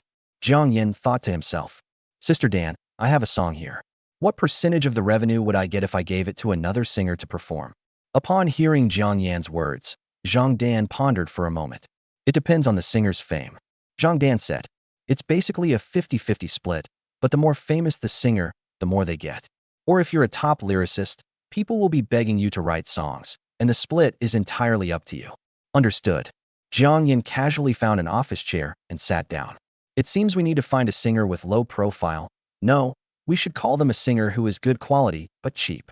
The song Jiang Yan was referring to was naturally Broken Bridge in Lingering Snow. This song is not suitable for Zhang Loli to sing, and her voice is damaged. Let alone singing. She can't even speak loudly enough. Sister Dan, besides my older sister and me, has Mu Qingyao signed any other artists? Jiang Yan asked. Yes, and you know them both. One is Su Wenxue, and you'll find out the other one later. Jiang Dan deliberately kept everyone in suspense. Su Wenxue, a top 4 contestant and future rising star. Jiang Yan remembered him. He had thick eyebrows, big eyes, a buzz cut, a strong build, and a sunny smile. As for the other person Jiang Dan mentioned, Jiang Yan couldn't guess who it was. Could he also be a contestant on Rising Star? Ding dong. The elevator doors opened, and Jiang Yan saw a familiar figure. Shiyul. Shiyul returned to her usual attire, with her hair up, wearing a white long dress paired with a pair of Martin boots, a style that was simple yet not monotonous. How did she end up signing with Dongxing Entertainment? Jiang Yan was very surprised. Based on my analysis, Shiyul is most likely the daughter of a high-ranking executive at Shitian Entertainment. Otherwise, she wouldn't have been able to get the renowned lyricist Quan Yongxi to write lyrics for her. In the vote-buying incident, more than 20 celebrities, including film star Qin Deming and rock star Kong Xingting, were all artists under Shitian Entertainment. Shiyul signing with Dongxing Entertainment? That's outrageous. She came especially for you, Jiang Dan said with a smile. Jiang Yan. You came for me. Chapter 18 Broken Bridge and Lingering Snow. You came for me. Jiang Yan glanced at Shiyul.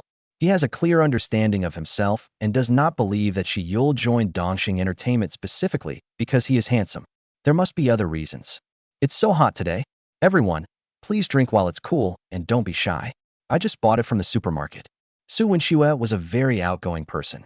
He put the drinks from the bag on the table and warmly greeted everyone. Brother Jiang Yan, why aren't you drinking? Seeing that everyone else had taken a drink, but Jiang Yan was still sitting in his chair, Su Wenxue asked. I can't drink cold drinks. Jiang Yan explained. Because of the damage to his throat, the doctor repeatedly warned him that cold foods, carbonated drinks, and spicy foods were absolutely forbidden. At first, Jiang Yan didn't believe it, until one day he bought a bottle of cold cola and chugged it down. It felt great while drinking it, but afterwards his throat really hurt. To enjoy the pleasure of eating chilled watermelon and ice cream in the summer, Jiang Yan doesn't keep the refrigerator temperature too high at home, and she waits for the ice cream to melt before eating it. The drinks Su Wenxue bought have all frozen into ice cubes, so Jiang Yan has no chance to enjoy them. Your health is important. I'm going to take this call. Su Wenxue left thoughtfully. Not long after, Su Wenxue returned, panting, carrying a large bag of yogurt and juice. Brother Jiang Yan, these are all at room temperature. I didn't know what you liked to drink, so I bought some of everything. Su Wenxue wiped the sweat from his forehead. Jiang Yan looked up at Su Wenxue in surprise. So thoughtful. It seems like this is the first time I've met Su Wenxue. If we have to talk about socializing, it was when Su Wenxue was eliminated in the top 4 of Future Stars, while my older sister and Shiyul advanced to the finals. Thank you, Brother Su. Jiang Yan didn't stand on ceremony and took a sip of juice to quench his thirst. No need to thank me. We'll all be colleagues from now on. Su Wenxue sat down next to Jiang Yan to rest. 23-year-old Su Wenxue has been working in society for several years. His appearance is not outstanding. It can only be described as average. Among the many handsome and talented newcomers at Dongxing Entertainment, Su Wenxue has virtually no advantages. On his first day at work, Su Wenxue focused on Zhang Dan and Jiang Yan. Zhang Dan needs no introduction. She is both his agent and his superior. As for Jiang Yan, Su Wenxue felt it was necessary to curry favor with him, since as a singer, he was happy to make friends with someone who could write lyrics and compose music.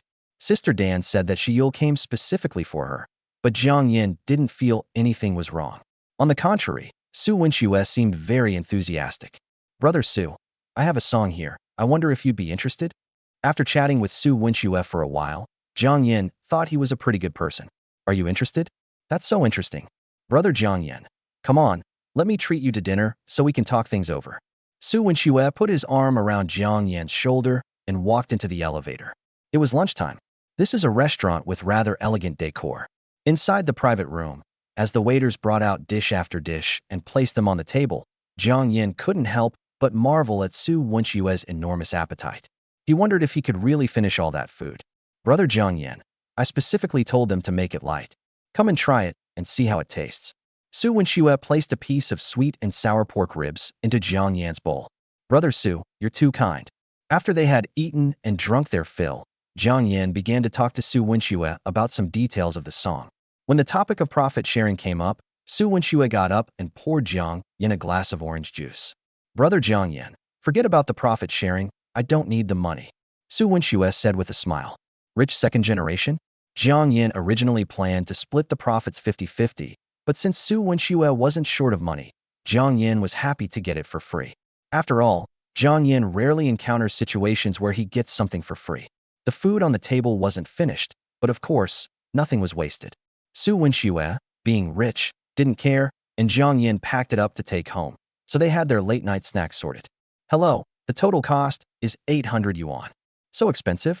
Su Wenxue's face was full of pain, and his hand trembled slightly as he scanned the code. He's not some rich kid. His refusal to share the profits is simply because he wants to be on good terms with Jiang Yan and wants a long-term partnership. Brother Jiang Yan, this shop is really cheap. Su Wenxue said. If you come here again, I'll be a dog. Su Wenxue vowed in his heart to blacklist this store forever. Jiang Yan, unaware that Su Wenxue was putting on a brave face, remarked how good it was to be rich, as 800 yuan was enough to feed him for half a month. Jiang Yan arranged to meet Su Wenxue at the recording studio the next day, and then took a taxi home. Jiang Luoli hasn't returned from participating in Finding Delicious Food yet. She's going to take a plane to Shanghai, and after filming the show, she'll return to Beijing. This round trip would take at least 2 or 3 days. Without Jiang Luoli's commotion, Jiang Yan actually missed her a little. Since Jiang Yan had packed some food for dinner, Jiang's mother was too lazy to cook. The three of them chatted and laughed, creating a warm and pleasant atmosphere. The weather in July was scorching hot. Jiang Yan arrived at the recording studio early, but Su Wenxue arrived even earlier. After greeting the recording engineer, Su Wenxue began to sing. A withered leaf butterfly with broken wings that cannot find flowers. Never to see it wither. The eaves of small bridges under the night sky in Jiangnan. Unable to understand the wilderness of the northern frontier. Stop. Jiang Yan took off his headphones, interrupting Su Wenxue. Su Wenxue's singing technique for Broken Bridge and Lingering Snow was flawless, and with the professional advice of the recording engineer, some minor flaws were quickly corrected. But Jiang Yan always felt that something was missing.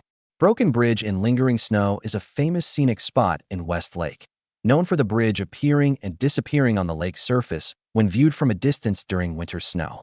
It is one of the 10 scenes of West Lake. Has it snowed on the Broken Bridge? I think of your face again.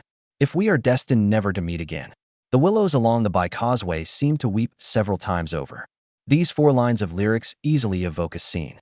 On a broken bridge in winter, the male protagonist and his lover parted with reluctance.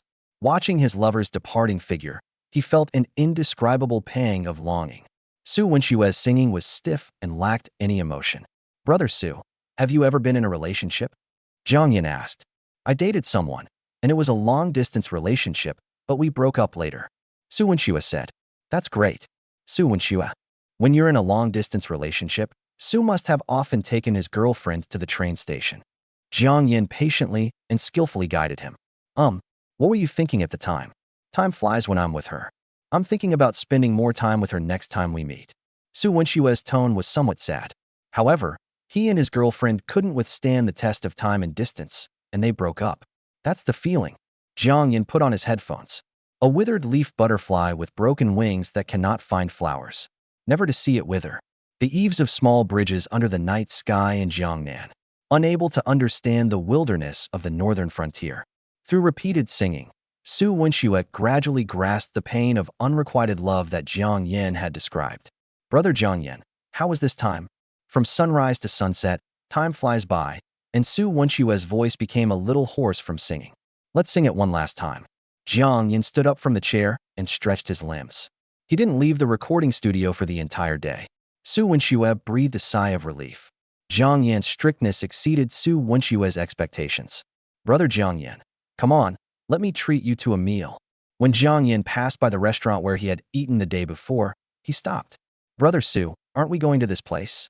Jiang Yan was doing this for Su Wenxue's sake, saying that the restaurant was very cheap. Although Su Wenxue was wealthy, Jiang Yan felt embarrassed to go to a more expensive restaurant. Upon hearing Jiang Yan's words, Su Wenxue's lips twitched slightly. This place is fine too. It's economical and affordable. Jiang Yan wondered if he had misheard, but Su Wenxue seemed to be gritting his teeth when he said it was economical and affordable. Chapter 19 Yama. Having gotten another free meal, Jiang Yan, with a toothpick in his mouth, didn't rush to hail a taxi after leaving the restaurant. Instead, he wandered aimlessly through the streets to digest his food. It seems I need to control my diet. If I keep eating and drinking like this, I'll definitely get fat sooner or later. Jiang Yan thought of it. At this point, we have to mention Zhang Luoli. No matter how much she eats, she remains slim, which makes Jiang Yan very envious. In the days that followed, Jiang Yan did not go to the company again. If you get paid without going to work, why bother? If possible, Jiang Yan would rather stay at home for the rest of her life. It's July now, and Jiang Yan can stay home for 2 more months before going to Yanjing Institute of Technology to experience university life. Broken Bridge and Lingering Snow is in the promotional stage and will be released soon. Because Su Wenxue is a newcomer, despite Zhang Dan's efforts, the publicity efforts were not as great. Fortunately, top-tier singers won't be releasing songs in July and August, so the competition won't be too fierce. There have been many talent shows in the past 2 months, which will bring forth a new batch of artists. Therefore, during this period, top-tier singers reached a tacit agreement not to release songs or compete for chart positions, much like the newbie protection period in some online games. Even when these superstars beat out newly debuted artists in the rankings, they feel no sense of accomplishment whatsoever. There is a website in China called Music Billboard that contains detailed data on all music software. People often check the music charts to see what good songs are currently playing. Charts for sad songs, rock songs, and classic songs from the 90s, etc. The most viewed song was the new song chart. Su Wenxue's goal this time is to reach the top 3 of the July new song chart. He is very confident about Broken Bridge and Snow. While Dong Sheng was promoting Broken Bridge and Lingering Snow, Brothers Union, Warner, and Shitian Entertainment were also busy. The fact that Dong Sheng signed Zhang Luoli and Shiyula's made the other 3 companies unhappy. They tried their best to win over Zhang Luoli, offering her generous terms, but Zhang Luoli ultimately chose Dong Sheng. Fortunately, besides future stars, there are other talent shows, and the 3 companies have signed many new talents, but none of them are as famous as Zhang Luoli. Once you sign a new artist, You need to nurture their fame and release songs, which is undoubtedly the best option. Jiang Yan is very concerned about Broken Bridge and Lingering Snow, because whether the song becomes popular or not is directly related to how much reputation points he can gain and how much money he can earn. Among many competitors, Jiang Yan noticed Feng Zhengqiu, a newcomer signed by Warner. Strictly speaking, Feng Zhengqiu is not a newcomer. Before signing with Warner, he was an independent musician with a considerable number of fans. In May, Feng Zhengqiu participated in a talent show called Best Newcomer and won the championship as a newcomer. Warner Entertainment. Zhengqiu, don't worry, you'll definitely be #1 on the July new song chart. I've already found out that the artist releasing the song in Dongsheng is Su Wenxue, not Zhang Loli or Shiyul. The agent began to speak. Feng Zhengqiu breathed a sigh of relief. Who is Su Wenxue? He'd never even heard of it. It doesn't matter if Zhang Luoli and Shiyul release songs. I'm confident I can crush them, Feng Zhengqiu said confidently. The agent didn't say anything, but he remembered it clearly. Before Feng Zhengqiu released his song, he kept asking him who the artist was who was releasing the new song for Dongsheng. If it's Shiyul, that's fine, but if it's Zhang Luoli, Feng Zhengqiu will avoid the limelight and release the film next month. Feng Zhengqiu's new song is called Straw Man. July is the month of the newcomer battle, and Feng Zhengqiu is very confident in himself. Without the monster Zhang Luoli, dealing with those newcomers and competing for the top spot on the new song chart is a piece of cake. At dawn on the 4th, Feng Zhengqiu opened the media player, and the first thing he saw on the screen was the name Straw Man. Warner Music values him highly, placing Straw Man in a prominent position, while his other new songs are less noticeable and can only be discovered by looking closely at an inconspicuous spot on the screen. These song recommendation slots cost money. Whoever pays more gets better recommendations, depending on the artist's influence within the company. Putting on the headphones worth 2,000 yuan, Feng Zhengqiu began to appreciate them one by one. The accompaniment to this song sounds weird. It's just SOSO. This song is alright, but it's slightly inferior to my Straw Man. After listening to several new songs released at the same time, Feng Zhengqiu gradually became arrogant. That's it. You think you can compete with me for the #1 spot on the new song chart? Go home, wash up, and go to sleep. I'm determined to take #1, and nobody can stop me. This recommendation slot was given so carelessly, it's practically useless. Feng Zhengqiu then noticed that there was one of the new songs released at the same time that he hadn't listened to. The song is called Broken Bridge and Lingering Snow, and it's located on the far right of the player, about the size of a fingernail. You wouldn't notice it unless you looked closely. If I remember correctly, this is a new song by Su Wenxue, a newly signed artist of Dongsheng. This is understandable. Su Wenxue was only one of the top 4 in Future Stars. Both of them were newcomers, so Dongsheng would definitely value Zhang Luoli and Shiyul more. Therefore, Dongsheng wouldn't spend much money to buy recommendation slots to promote Su Wenxue's new song. A withered leaf butterfly with broken wings that cannot find flowers. Never to see it wither. The eaves of small bridges under the night sky in Jiang Yan. Unable to understand the wilderness of the northern frontier. As he listened to the music coming from his headphones, Feng Zhengqiu's smile gradually froze, and his relaxed mood instantly turned tense. Something seems off. Upon hearing the chorus, Feng Zhengqiu suddenly stood up from his chair. I gazed at the lake, wondering if it had snowed on the broken bridge. The cold moon reflected in the water is like snow. Melt with a light touch of the fingertip. Has snow fallen on the broken bridge? It reminds me of your face. If we are destined never to meet again. The willows along the Bai Causeway seem to weep several times over. The lyrics of this song are so beautiful, so natural, they're absolutely amazing. Feng Zhengqiu breathed heavily and clenched his fists. After listening, 2 words came to mind. It's over. It's all over. Su Wenxue, wasn't he one of the top 4 in Future Stars? This level of strength is unbelievable. They're only in the top 4. Who wrote the lyrics for this song? Feng Zhengqiu's heart was about to stop beating when he saw a familiar name. The lyrics and music are both attributed to Jiang Yan. Has it snowed on the broken bridge? I think of your face again. If we are destined never to meet again. The willows along the Bai Causeway seem to weep several times over. Feng Zhengqiu had never met Jiang Yan, but he could picture Jiang Yan's face in his mind. He had a scar on his face, a burly build, and a terrifying appearance. He was looking at himself with a smug smile.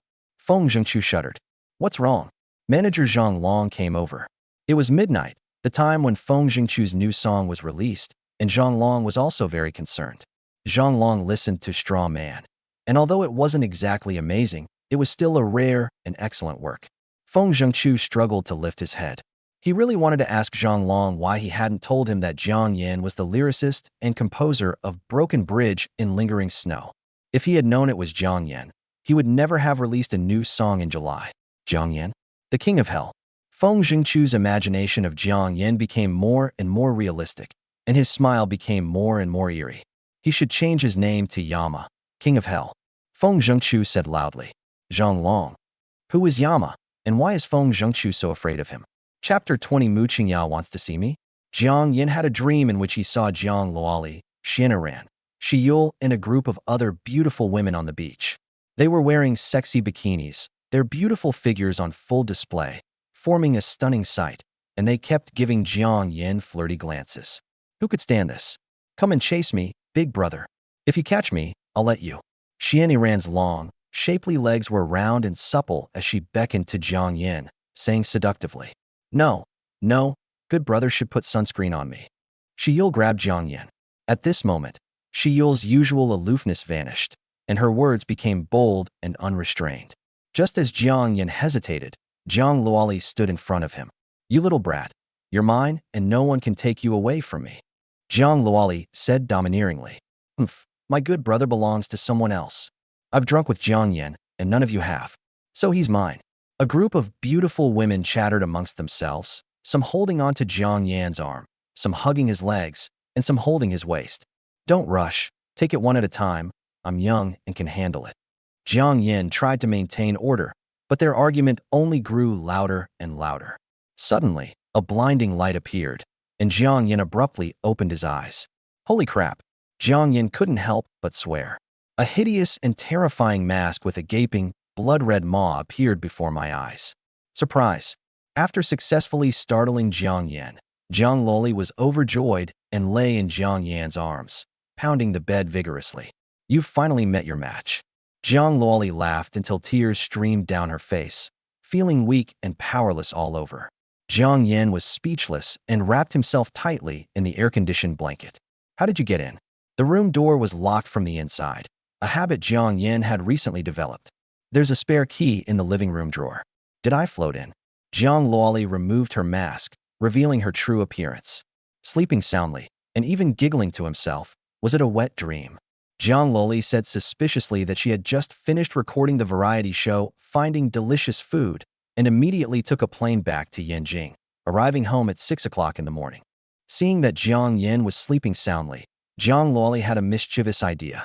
She put on the scary mask she bought in Shanghai and tried to scare Jiang Yan. The results were good, and Jiang Luoli was very satisfied. Nightmare, Jiang Yan said irritably. Stop pressing on me. Look how fat you've become. Fat. This is a sensitive word for Jiang Luoli. The show Finding Delicious Food involves guests searching for local delicacies in the streets and alleys of various cities. Jiang Luoli ate her fill during filming, thoroughly enjoying herself. You're talking nonsense. I weighed myself yesterday, and I not only didn't gain weight, I actually lost half a pound. Jiang Luoli pressed down even harder, wishing she could put all her weight on Jiang Yan. With negotiations proving fruitless, Jiang Yan had no choice but to fight back. Jiang Luoli walked out of the bedroom with her hair disheveled. She couldn't gain the upper hand and was forced to kneel down and beg for mercy by Jiang Yan.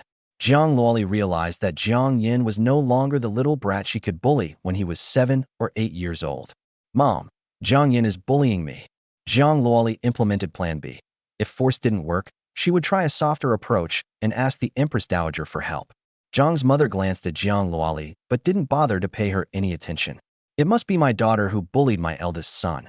My eldest son is so sensible. How could he possibly bully anyone? Have a meal. Jiang Luoli looked pitifully at her father, who said he couldn't help her. I have a firm grip on my position in the family. Jiang Yan sat opposite Jiang Luoli, enjoying the congee with preserved egg and lean pork that his mother had cooked. Have you met Shiyul? Jiang Luoli asked. Zhang Dan had told Shiyul about signing with Dongxing a long time ago, and Shiyul came specifically for Jiang Yan. What does that mean? Jiang Luoli narrowed her phoenix eyes, her heart filled with a sense of crisis. I've met you, Jiang Yan said. Zhang Dan and Jiang Luoli are closer, So Jiang Loli should have known about this a long time ago. What puzzled Jiang Loli was that Shiyul claimed to be signing Dongxing for her, but at the company, he deliberately kept his distance from her. Should I wait for her to strike up a conversation with me first? If that's the case, Shiyul's tactic won't work at all. Jiang Yan isn't some sycophant like Yi Xiaoming.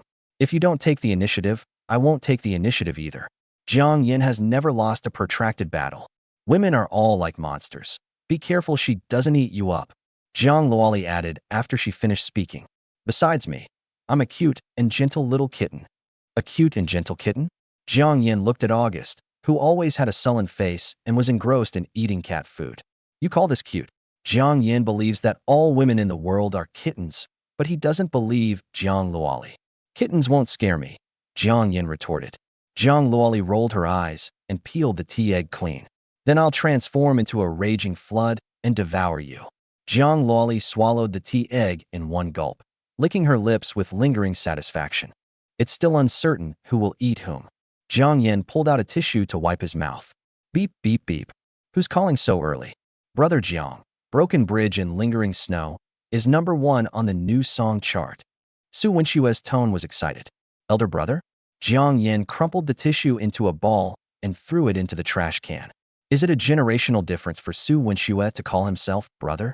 At first, he addressed Jiang Yan as Brother Jiang Yan repeatedly, but he changed his address so quickly that he started calling him brother, which made Jiang Yan a little uncomfortable. No wonder Su Wenshue was so excited. It turns out that Broken Bridge and Lingering Snow is #1 on the new song chart. The battle of new songs in July had already begun in the early hours of the morning. Feng Jingchu's Straw Man topped the new song chart first due to its prominent recommendation position. However, before they could even settle in, the film Broken Bridge and Snow, which was so small and barely visible unless you looked closely, overtook them. The top 3 songs on the new song chart are Broken Bridge and Lingering Snow, Straw Man, and The Diary You Wrote. The Huaxia popularity chart, on the other hand, is based on the number of views. In just half a day, Broken Bridge and Lingering Snow reached 5 million views, while Straw Man only garnered a paltry 1 million views. It is worth noting that the strategies of all major music software are exactly the same.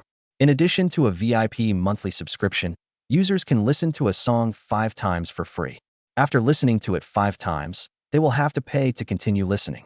If a user truly likes a song, they won't just listen to it 5 times. They'll either subscribe to a VIP subscription or pay a few cents to listen to the song. A few cents is nothing to the average person. They wouldn't even glance at it on the street. But thousands upon thousands of a few cents add up to a huge sum. This is also why Jiang Yan chose Su Wenshue to sing Broken Bridge and Lingering Snow. Who wouldn't like a free tool who can call someone brother? Su Wenshue is enjoying himself, and what he urgently needs is to increase his own fame. Brother Jiang. No, you should just call me Brother Jiang Yan. I was 18, and Su Wenshue was 23, a difference of 5 years. Brother Jiang. Su Wenshue's words were incoherent. Jiang Yan. Brother Jiang Yan, General Manager Mu wants to see you.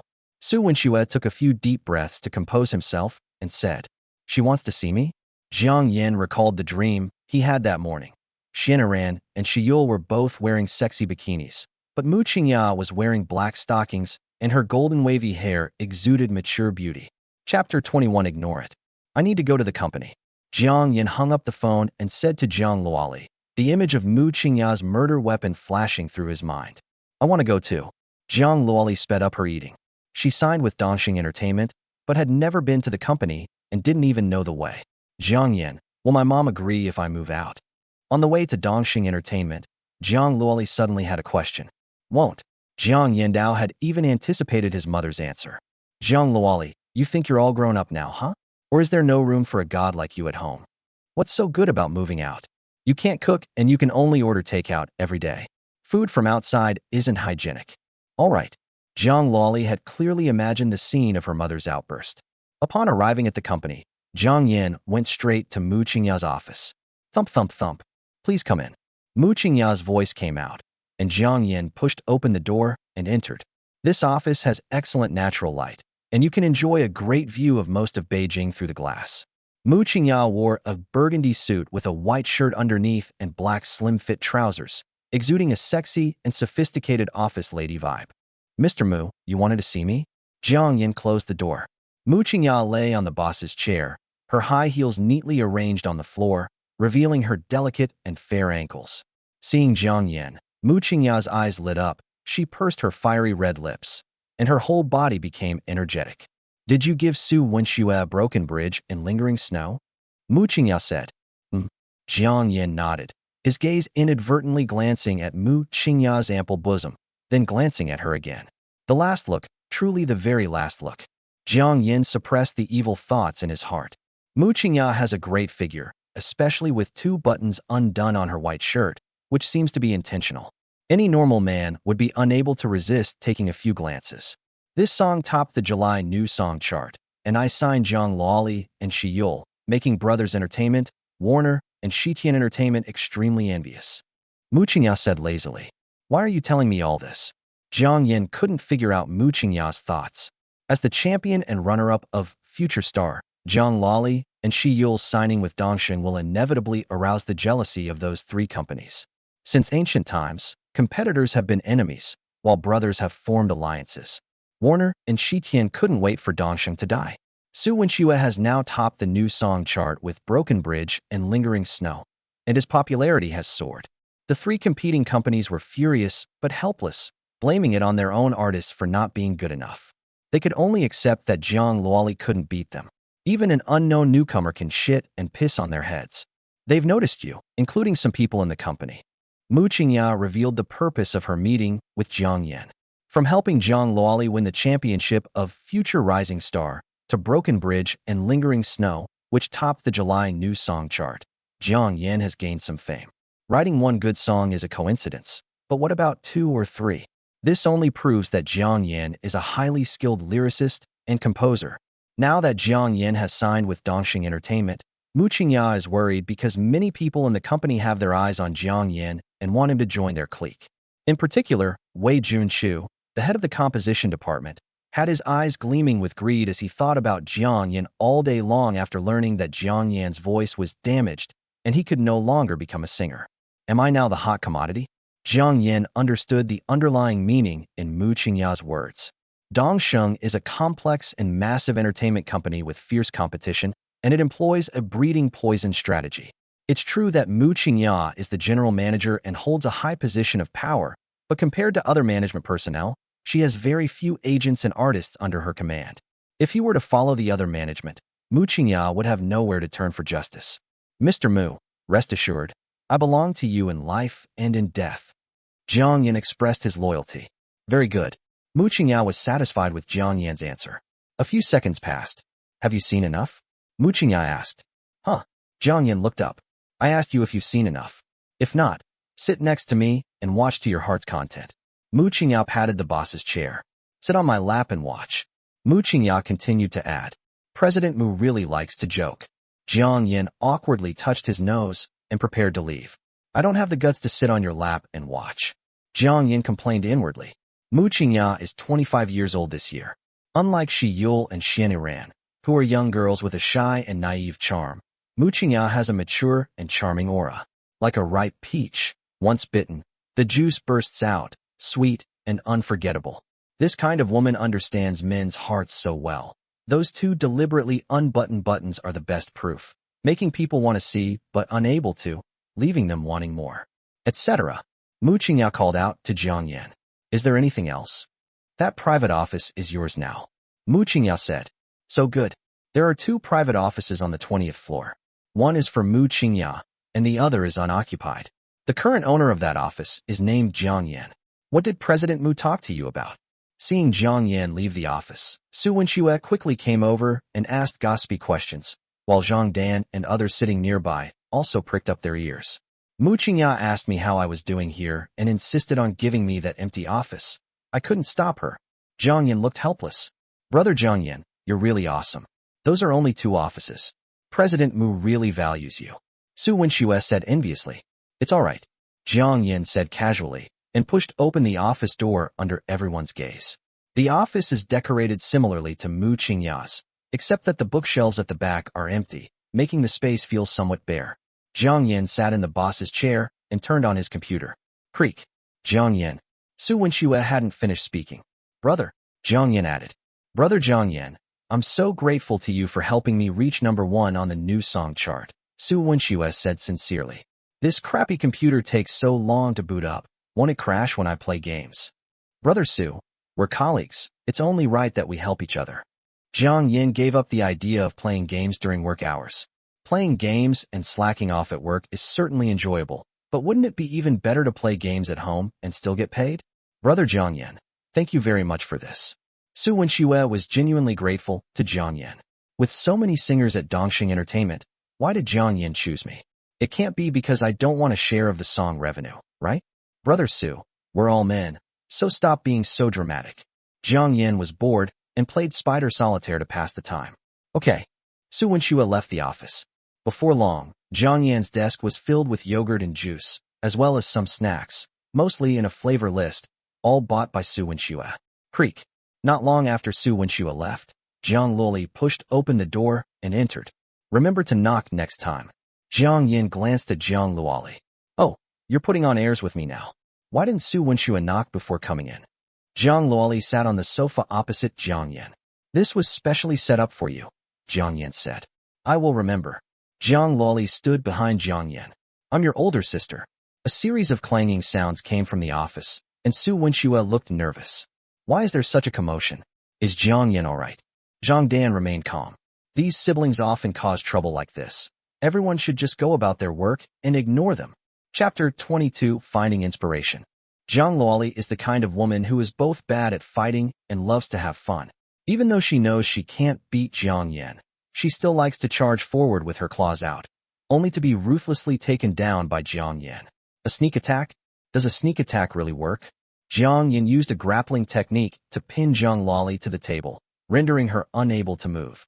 Ding! Congratulations, host. You have triggered a mission. A kiss for the beauty. If the host can get Jiang Luoli to offer a kiss within half an hour, the reward is 2 silver treasure chests. Jiang Yan was stunned for a few seconds. He hadn't expected the first task the system issued to be so simple. Your Majesty, I was wrong. Sob sob sob, please forgive me. Jiang Luoli said sweetly, while inwardly cursing Jiang Yan as a scoundrel. Do you even know what it means to cherish and protect a beautiful woman? Jiang Luoli felt like her right hand was about to break and was in terrible pain. My beloved concubine, your attitude has disappointed me greatly. Jiang Yan cooperated with Jiang Luoli's performance, gradually reducing the strength in his grip on Jiang Luoli's hand. Wow! Jiang Yan's acting was poor. He pretended to slip and fall, then collapsed onto the chair next to him. Jiang Luoli seized the opportunity, spread her arms, and tightly restrained Jiang Yan. Your Majesty? You dare call yourself your Majesty?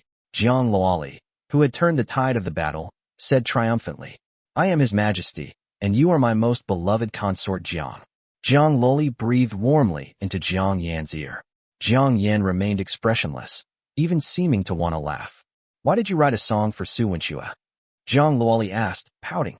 The song Broken Bridge in Snow is not suitable for girls to sing, especially since you went to record a TV show. Jiang Yan's answer was reasonable and well-founded. I want you to write a song for me too. Jiang Luoli began to whine. You'll have to wait until next month. Su Wenxue is currently #1 on the new song chart. We're colleagues, not competitors, so there's no need for you to compete with him for the chart. Jiang Yan said. If Su Wenxue is an artist under Xing Entertainment and Warner Music, it makes perfect sense for Jiang Luoli to compete for the top spot. There's no need for competitors to talk about harmony. However, Su Wenxue and Jiang Luoli are both artists under Dongxing Entertainment, so they see each other all the time. Su Wenxue is also Jiang Yanzhong's tool, so it is not a wise choice for Jiang Luoli to release a song at this time. That makes sense. Jiang Luoli nodded. I'll wait until next month to discuss it. Smack. Jiang Luoli kissed Jiang Yan and left the office in a good mood. Ding. Congratulations, host, for completing the mission of winning the beauty's heart. Reward, 2 silver treasure chests. Jiang Yan pulled out a tissue and wiped his face. Yes, it's that simple. As for the silver treasure chest, Jiang Yan had no idea what good things he could get from it. After showering and changing in the evening, I'll spend 5,000 reputation points to try my luck in the lottery and see how I fare before deciding whether to open the treasure chest. Standing at the door, Shiel hesitated for a moment, but still knocked on the door. The door. Come in. Jiang Yan thought to himself that Jiang Luoli was learning quite quickly, She even knew to knock before coming in. Of course, Jiang Yan wasn't putting on airs. He told others to come in without knocking, but he and Zhang Luoli were just joking around. Not Zhang Luoli. Jiang Yan looked at Shi Yul sitting opposite him, holding a thermos cup in her hand. "What's up?" Jiang Yan asked. Seeing Shi Yul reminded Jiang Yan of the dream he had that morning. No, my dear brother, you should put sunscreen on me." In the dream, Shi Yul was not as aloof as usual. She spoke boldly and provocatively, her fingers lightly brushing across Jiang Yan's shoulder as she placed sunscreen in his hand and laid down on the folding chair. The vote-buying incident was orchestrated by Yi Xiaoming in my name, with Qin Deming and Kong Xingting posting on Weibo. Shi Yul's words brought Jiang Yan closer to reality. I guessed it. Jiang Yan shut down the old computer that took more than 10 seconds to boot up. Given Yi Xiaoming's status as a sycophant, it's impossible for him to get a movie-started campaign for Shi Yul. There is only one possibility. Shi Yul is related to someone in a high-ranking position at Shitian.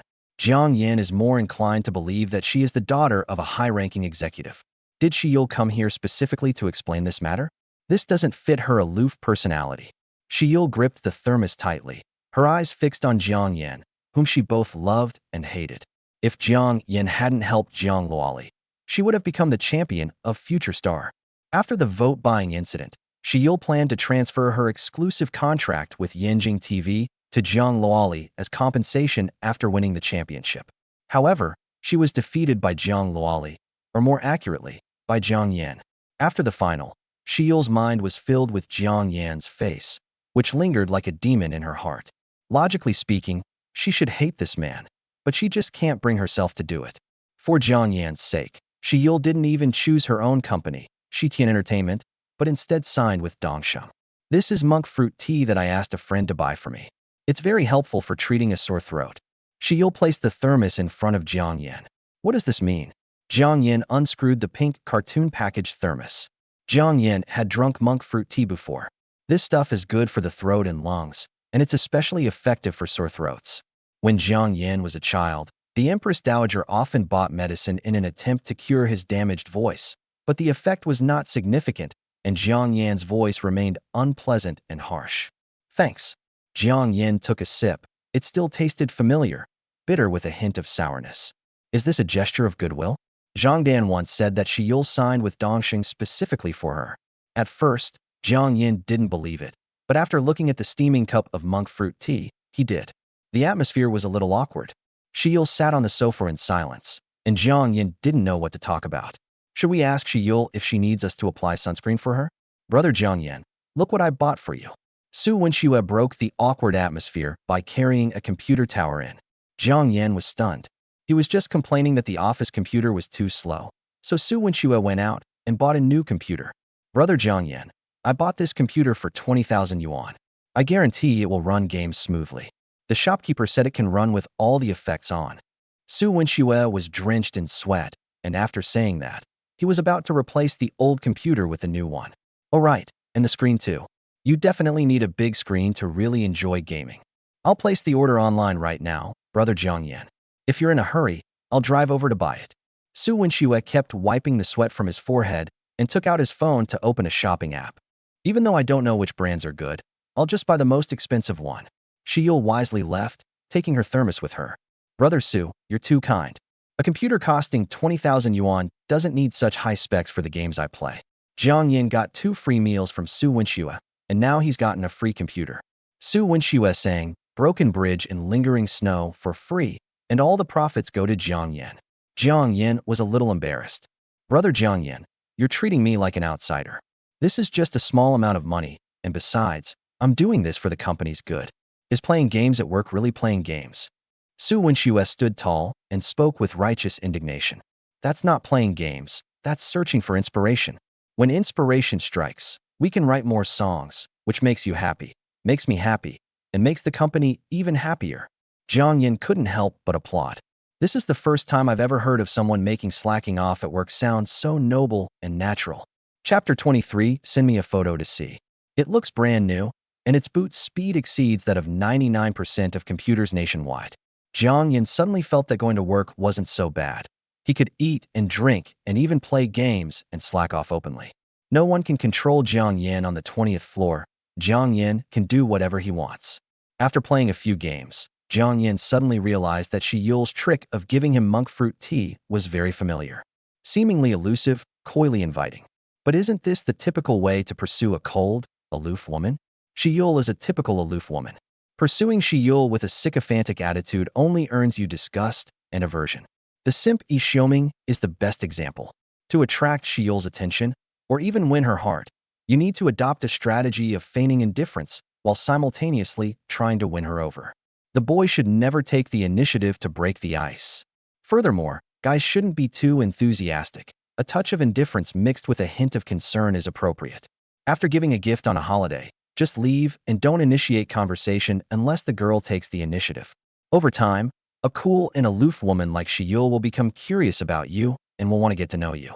Once a girl becomes curious about you, the probability of winning her over is almost 100%. What a master! Jiang Yan slammed his fist on the table and stood up. I almost fell for it. It seems I need to be careful of Shi Yule in the future. This woman is very cunning. One wrong move and you'll fall into her trap. As for why Shi Yule used such methods, Jiang Yan couldn't think of a solution for the time being. At most, he imagined a melodramatic story of love turning into hate and then gaining and destroying. Sitting in his office chair, Jiang Yan opened the China music chart.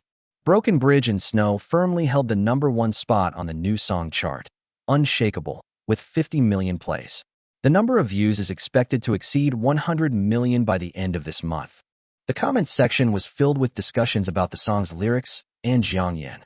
Has snow ever fallen on the broken bridge? I gaze at the lake. The cold moonlight on the water is like snow, melting with a light touch of my fingertips. These lyrics are so beautiful. The imagery naturally appears in my mind as I listen to them. Jiang Yan is amazing. I simply don't believe that he hasn't had a few unforgettable relationships, given that he can write lyrics like this. Jiang Luoli is so beautiful. Her younger brother Jiang Yan must be very handsome too. It's a pity that I can't find any information or photos of him online. He's quite a mysterious figure. Because the lyrics and arrangement of Broken Bridge and Lingering Snow were so outstanding, comments discussing the singer became few and far between, while Jiang Yan became the center of attention. Su Wenxue did not feel jealous or upset. On the contrary, he was full of gratitude towards Jiang Yan. This song made Su Wenxue famous, and Zhang Dan got him several commercial performances, specifically asking Su Wenxue to sing Broken Bridge in Lingering Snow. Evening. Son, was work hard today? Zhang's mother asked with concern. Jiang Yan thought for a moment. It's not hard work. My colleagues and bosses treat me very well. Working is always hard work. Your dad is busy all day, and then he comes home and keeps working. Eat more. Zhang's mother put a piece of steamed pork in Jiang Yan's bowl. This child has been sensible since he was little and doesn't want us to worry. Zhang's mother looked at Jiang Yan with eyes full of doting and heartache. What a load of rubbish. Jiang Luoli, who was silently eating, rolled her eyes. Jiang Yan spent the entire day playing video games, and Su Wenxue acted like his bodyguard. He bought Jiang Yan water when he was thirsty and food when he was hungry. 3 dishes and a soup weren't enough for him. He wanted to prepare a full-course meal. Mom, I've had a hard time. Jiang Luoli said. You should eat more too. Jiang's mother picked up a chicken wing for Jiang Luoli, and after thinking for a moment, placed the whole plate of chicken wings in front of Jiang Yan. Jiang Luoli, there's no love left. After dinner, Jiang Yan locked the door to the shower and changing room and lay down on the bed. Don't rush to open the 2 silver treasure chests. Try your luck with the draw first. Ding. Congratulations, host, you have obtained the song, I Will Love You Till I Die. Jiang Yan remained silent for a few seconds. Don't ask. The answer is a warning for only children. But it also indirectly proves that I was lucky today, as I was able to draw a song that requires high-level singing skills. Open the silver treasure chest. Jiang Yan said decisively. Ding. Congratulations, host, you have obtained the item, Invincible Hair Growth Potion. Ding. Congratulations, host, you have obtained the novel Covering the Sky. I can understand getting Covering the Sky from a treasure chest, but what the heck is this Invincible Hair Growth Potion? Jiang Yan touched his thick, black hair. At the prime of youth, there's absolutely no need to worry about your hairline. Unbeatable hair growth tonic. Still worried about your hairline? Still frustrated by hair loss? With this, you'll experience the feeling of flying. Jiang Yan looked at the hair growth serum in the glass bottle in his hand. The effect is really that good. It feels like an advertisement. As for the entire plot of Covering the Sky, it appeared in Jiang Yan's mind, evoking memories of the days when he would hold a thick book and read it all night without feeling sleepy. Whether the invincible hair growth serum is really that effective is another matter, but the discovery of Covering the Sky in the silver treasure chest did give Jiang Yan some inspiration. Blue Star has a rich cultural atmosphere, and the profession of novelist is becoming increasingly well known. With the immense popularity of Broken Bridge and Lingering Snow, Jiang Yan's reputation value reached 200,000. There's still a long way to go before you can buy Heavenly Voice with 1 million reputation points. Since it's no longer possible to gain reputation points as a singer, writing novels is a good alternative. The image of Xianxia, a woman who works in this field, came to Jiang Yan's mind. She's an editor at Tianxing Publishing House, so I might become an author under her. After all, it's easier to get things done when you know someone. Thinking of this, Jiang Yan instantly felt wide awake. Log in to Tianxing Novel Network, register as an author, and determine the book title in one go. Crackling sound. The keyboard clicked crisply and pleasantly. Jiang Yan typed very slowly, but fortunately, he had the plot in his mind, so it didn't matter if he typed slowly. Nothing happened that night. Despite staying up all night, Jiang Yan was still full of energy, and his typing speed had noticeably increased as he became more skilled. This feels so good. Jiang Yan was still full of energy. If he weren't so sleepy, he could have continued writing. Especially when the story of the 9 dragons pulling the coffin was written, even Jiang Yan, who knew the plot well, was looking forward to what would happen next. When I woke up, it was already 2 p.m., and Jiang Yan's friend request for Xianxia had been accepted. This is Xianxia's work account, and Jiang Yan naturally also has her private contact information. Tianxing Publishing House Editorial Office. Xianxia took a sip of coffee and began her daily work. She has loved reading all kinds of interesting books since she was a child, and she enjoys her job as an editor. But when her passion turned into work, Xianxia gradually felt bored. Fortunately, she could read different types of novels every day, and if she was lucky, she could even take a photo with a famous author. Hello, Lonely Wine. Xianxia sent the message first. Lonely Wine is Jiang Yan's pen name, chosen casually without any special meaning. Hello, editor. My novel, Covering the Sky, has been approved and 20,000 words have been published. Please check if it meets the signing criteria. Jiang Yan replied. Okay, I'll message you after I read it. Xianxia replied instantly. Thinking of Xianxia's beautiful legs, Jiang Yan typed a line. Send me a picture of yourself in black stockings. Chapter 24 Sniping.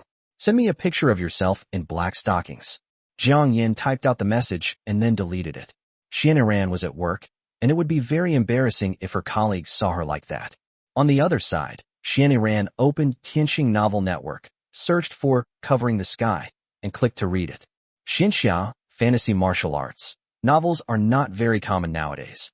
Authors generally choose the fantasy genre, which has high traffic and exposure. Judging from the book title, it should be written by a new author, but Xianxia had little interest in it. The title, Covering the Sky, is enough to make anyone lose interest in reading it. Nowadays, popular fantasy and xianxia books have titles like Shura Heavenly Emperor and Supreme Overlord. The story begins with a giant bronze coffin floating in the vast universe, attracting the attention of several astronaut elites. Calling Earth. Xianxia took a sip of coffee to perk herself up. That's interesting. The author, Gujio, possesses profound writing skills and a flowing style. Her opening alone surpasses most of her fellow authors. It's a pity that the main character doesn't appear in the first chapter, and the pace is a bit slow, but the beginning is attractive enough to make you want to keep reading. Isn't this supposed to be a fantasy story? Why has the second chapter turned into a modern story? Xianxia put down the cup in her hand. She changed her opinion of Lonely Wine, a newcomer with good writing skills. It's clearly an urban story, but it's categorized as a fantasy/xianxia, fantasy/martial arts genre. Experienced authors wouldn't make such a basic mistake. After the manuscript is reviewed, have him change the category. Xianxia continued reading. As Xianxia watched, she realized something was wrong. 9 dragons pulling a coffin, a group of people time traveling. As she delved deeper into the plot, a grand world of cultivation came into view. A colorful palace floats in the air in the distance. What is inside that palace? Xianxia eagerly clicked on the next chapter, only to find that the author was working hard on writing and asked her to wait a moment. There is none left. Xianxia was furious. This author was too good at keeping her in suspense, cutting off chapters at just the right time, making Xianxia want to send him a knife. This must be a new work by some big name in the xianxia genre, deliberately released under a new guise. Xianxia realized she had struck gold. She had only been an editor for a short time and couldn't identify which big shot it was just by its writing style. Gujiu, congratulations on your work meeting the signing criteria. Keep updating daily, and once you reach a certain word count, I will arrange for it to be recommended. Xianxia responded. Thank you for your recognition, editor. Please continue to provide guidance in the future. Upon seeing Xianxia's message, Jiang Yan typed out a cute and adorable emoji and added it to the message. Xianxia pouted. Go ahead and pretend. Keep pretending. He's clearly a big shot, yet he's acting cute and adorable towards me. Once I find out who you are and we get to know each other, these will be the evidence of your downfall. I dare not presume to offer guidance. Xianxia gave a humble reply. I'm not qualified to instruct Gujiu. The style of covering the sky is rigorous. If it were a light-hearted style, Xianxia could teach me some tips on driving with color. The authors under her tutelage have all been trained into seasoned veterans, making them adept at writing explicit content. There are a few authors whose writing is too explicit, which often leads to their chapters being blocked, and Xianxia has had to clean up their messes quite a bit. After ending his chat with Xianxia, Jiang Yan continued writing. While getting Covering the Sky from the silver treasure chest was incredibly lucky, the only thing that Jiang Yan felt wasn't perfect was that he had to type it out word by word. Unlike obtaining a song, the system wouldn't give him a USB drive containing lyrics and accompaniment. July passed in the blink of an eye, and the weather in August remained hot. During this month, Jiang Yan spent his days writing and playing games, and when he had free time, he would go to the company to brag to Xianxia. Jiang Yan rarely goes to the company. While others work 6 days a week and have 1 day off, Jiang Yan works 1 day and has 6 days off, and even that 1 day depends on his mood. Every time she went to the company, Xianxia would make Jiang Yan a cup of monk fruit tea without saying a word and silently watch Jiang Yan drink it all and take the pink thermos away. This skill level is too high. It's like starting from master or even possibly challenger. Jiang Yan's attitude towards Xianxia was also very clear. If you don't take the initiative to talk to me, don't expect me to take the initiative. Let's see who can outlast whom. As Xianxia brewed tea for him every day, Jiang Yan also thought of another possibility. Xianxia is actually very naive. She's the kind of novice who's never even been in a relationship. She appears aloof on the surface, but is actually shy inside. She doesn't know how to express herself verbally, so she can only keep hinting to herself by making herself tea. If that's the case, then I've overcomplicated things regarding Xianxia. Xianxia's attitude towards the sycophant Yi Xiaoming was very clear. She repeatedly and bluntly rejected him and did not treat Yi Xiaoming like a fish in a pond. I need to go to the company sometime to test Xianxia and see if she's a naive girl or a playboy. Xiaojiang, the revenue share for Broken Bridge and Lingering Snow this month totals 2 million, and the money has already been deposited into your account. Zhang Dan walked into Jiang Yan's office and said with a smile, Da-da-da? Jiang Yan controlled the game character, carrying a Gatling gun that emitted blue light and frantically fired at the mutated zombies. When Zhang Dan and Jiang Yan exited the game, it was no big deal that they quit in biohazard mode. 2 million is a huge sum of money for Jiang Yan. The 2 million was a share of the profits with the company, and after taxes, the money actually ended up in Jiang Yan's hands. The company was responsible for registering the copyrights for Jiang Yan's songs, promoting them, and handling a series of tedious tasks. 2 million is just this month's share. As long as people listen to Broken Bridge and Lingering Snow, Jiang Yan will have a steady stream of income every month thereafter. Thank you for your hard work, Sister Dan. I'll treat you to dinner tonight. You can choose any place. Jiang Yan said, These are minor matters. I heard you're going to help Luo Li compete for the August new song chart. Zhang Dan said, That's right. Jiang Yan unscrewed the yogurt lid and licked it. Broken Bridge and Lingering Snow was #1 on the July new song chart, and Jiang Yan did not let Jiang Luoli compete for the chart. The reason is simple. Su Wenxue is a colleague, and more importantly, he is Jiang Yanzhong's tool. How can you expect family members to fight each other? Xiao Jiang, let Luo Li release the song in a while. Zhang Dan suggested. Dongxing is currently riding high, overshadowing the other 3 entertainment companies. I heard from a former colleague of Xitian that in August, Xitian will hold a Brotherhood event, and Warner will join forces to target Dongsheng. Jiang Yan recounted in detail. Sniping? Didn't the king and queen of singers reach an agreement not to release any songs or compete for chart positions in July and August? Jiang Yan precisely threw the empty yogurt into the trash can. The top singers naturally won't compete with newcomers, but don't forget the top singers. They can compete for the charts, Jiang Yan explained.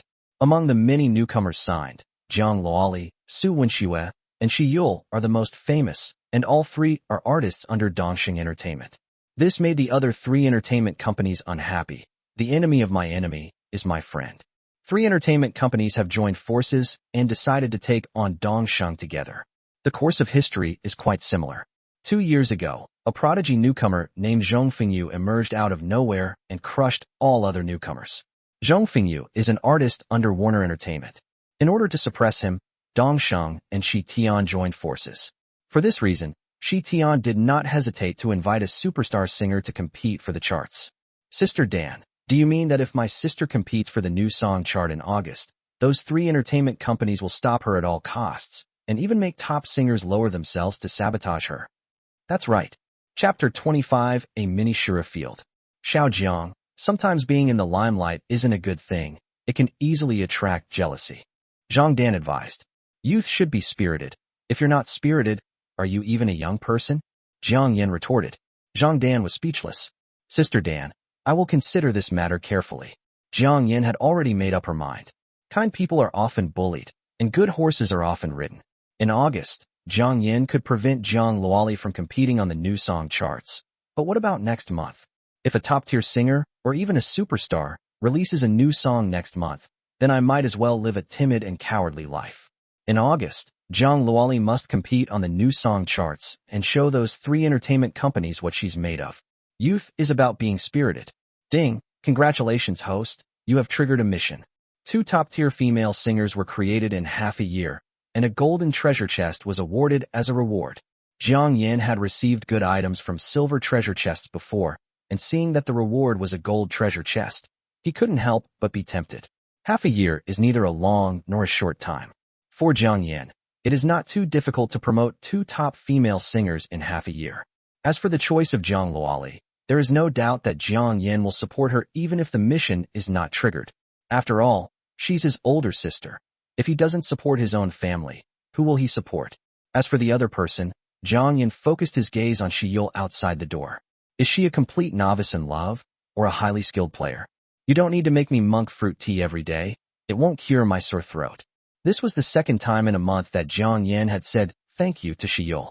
Oh, Shi Yul looked somewhat at a loss, her hands behind her back and her expression tense. Jiang Yan found it amusing. If this is acting, Shi Yul should just switch careers and become an actress. Her acting skills are too good. She appears aloof, but is actually a shy girl who blushes when she speaks? Or is she only like this with me? Jiang Yan unscrewed the thermos and took a sip of monk fruit tea. It was both sour and bitter. I understand, Shi Yul said. Are you free tonight?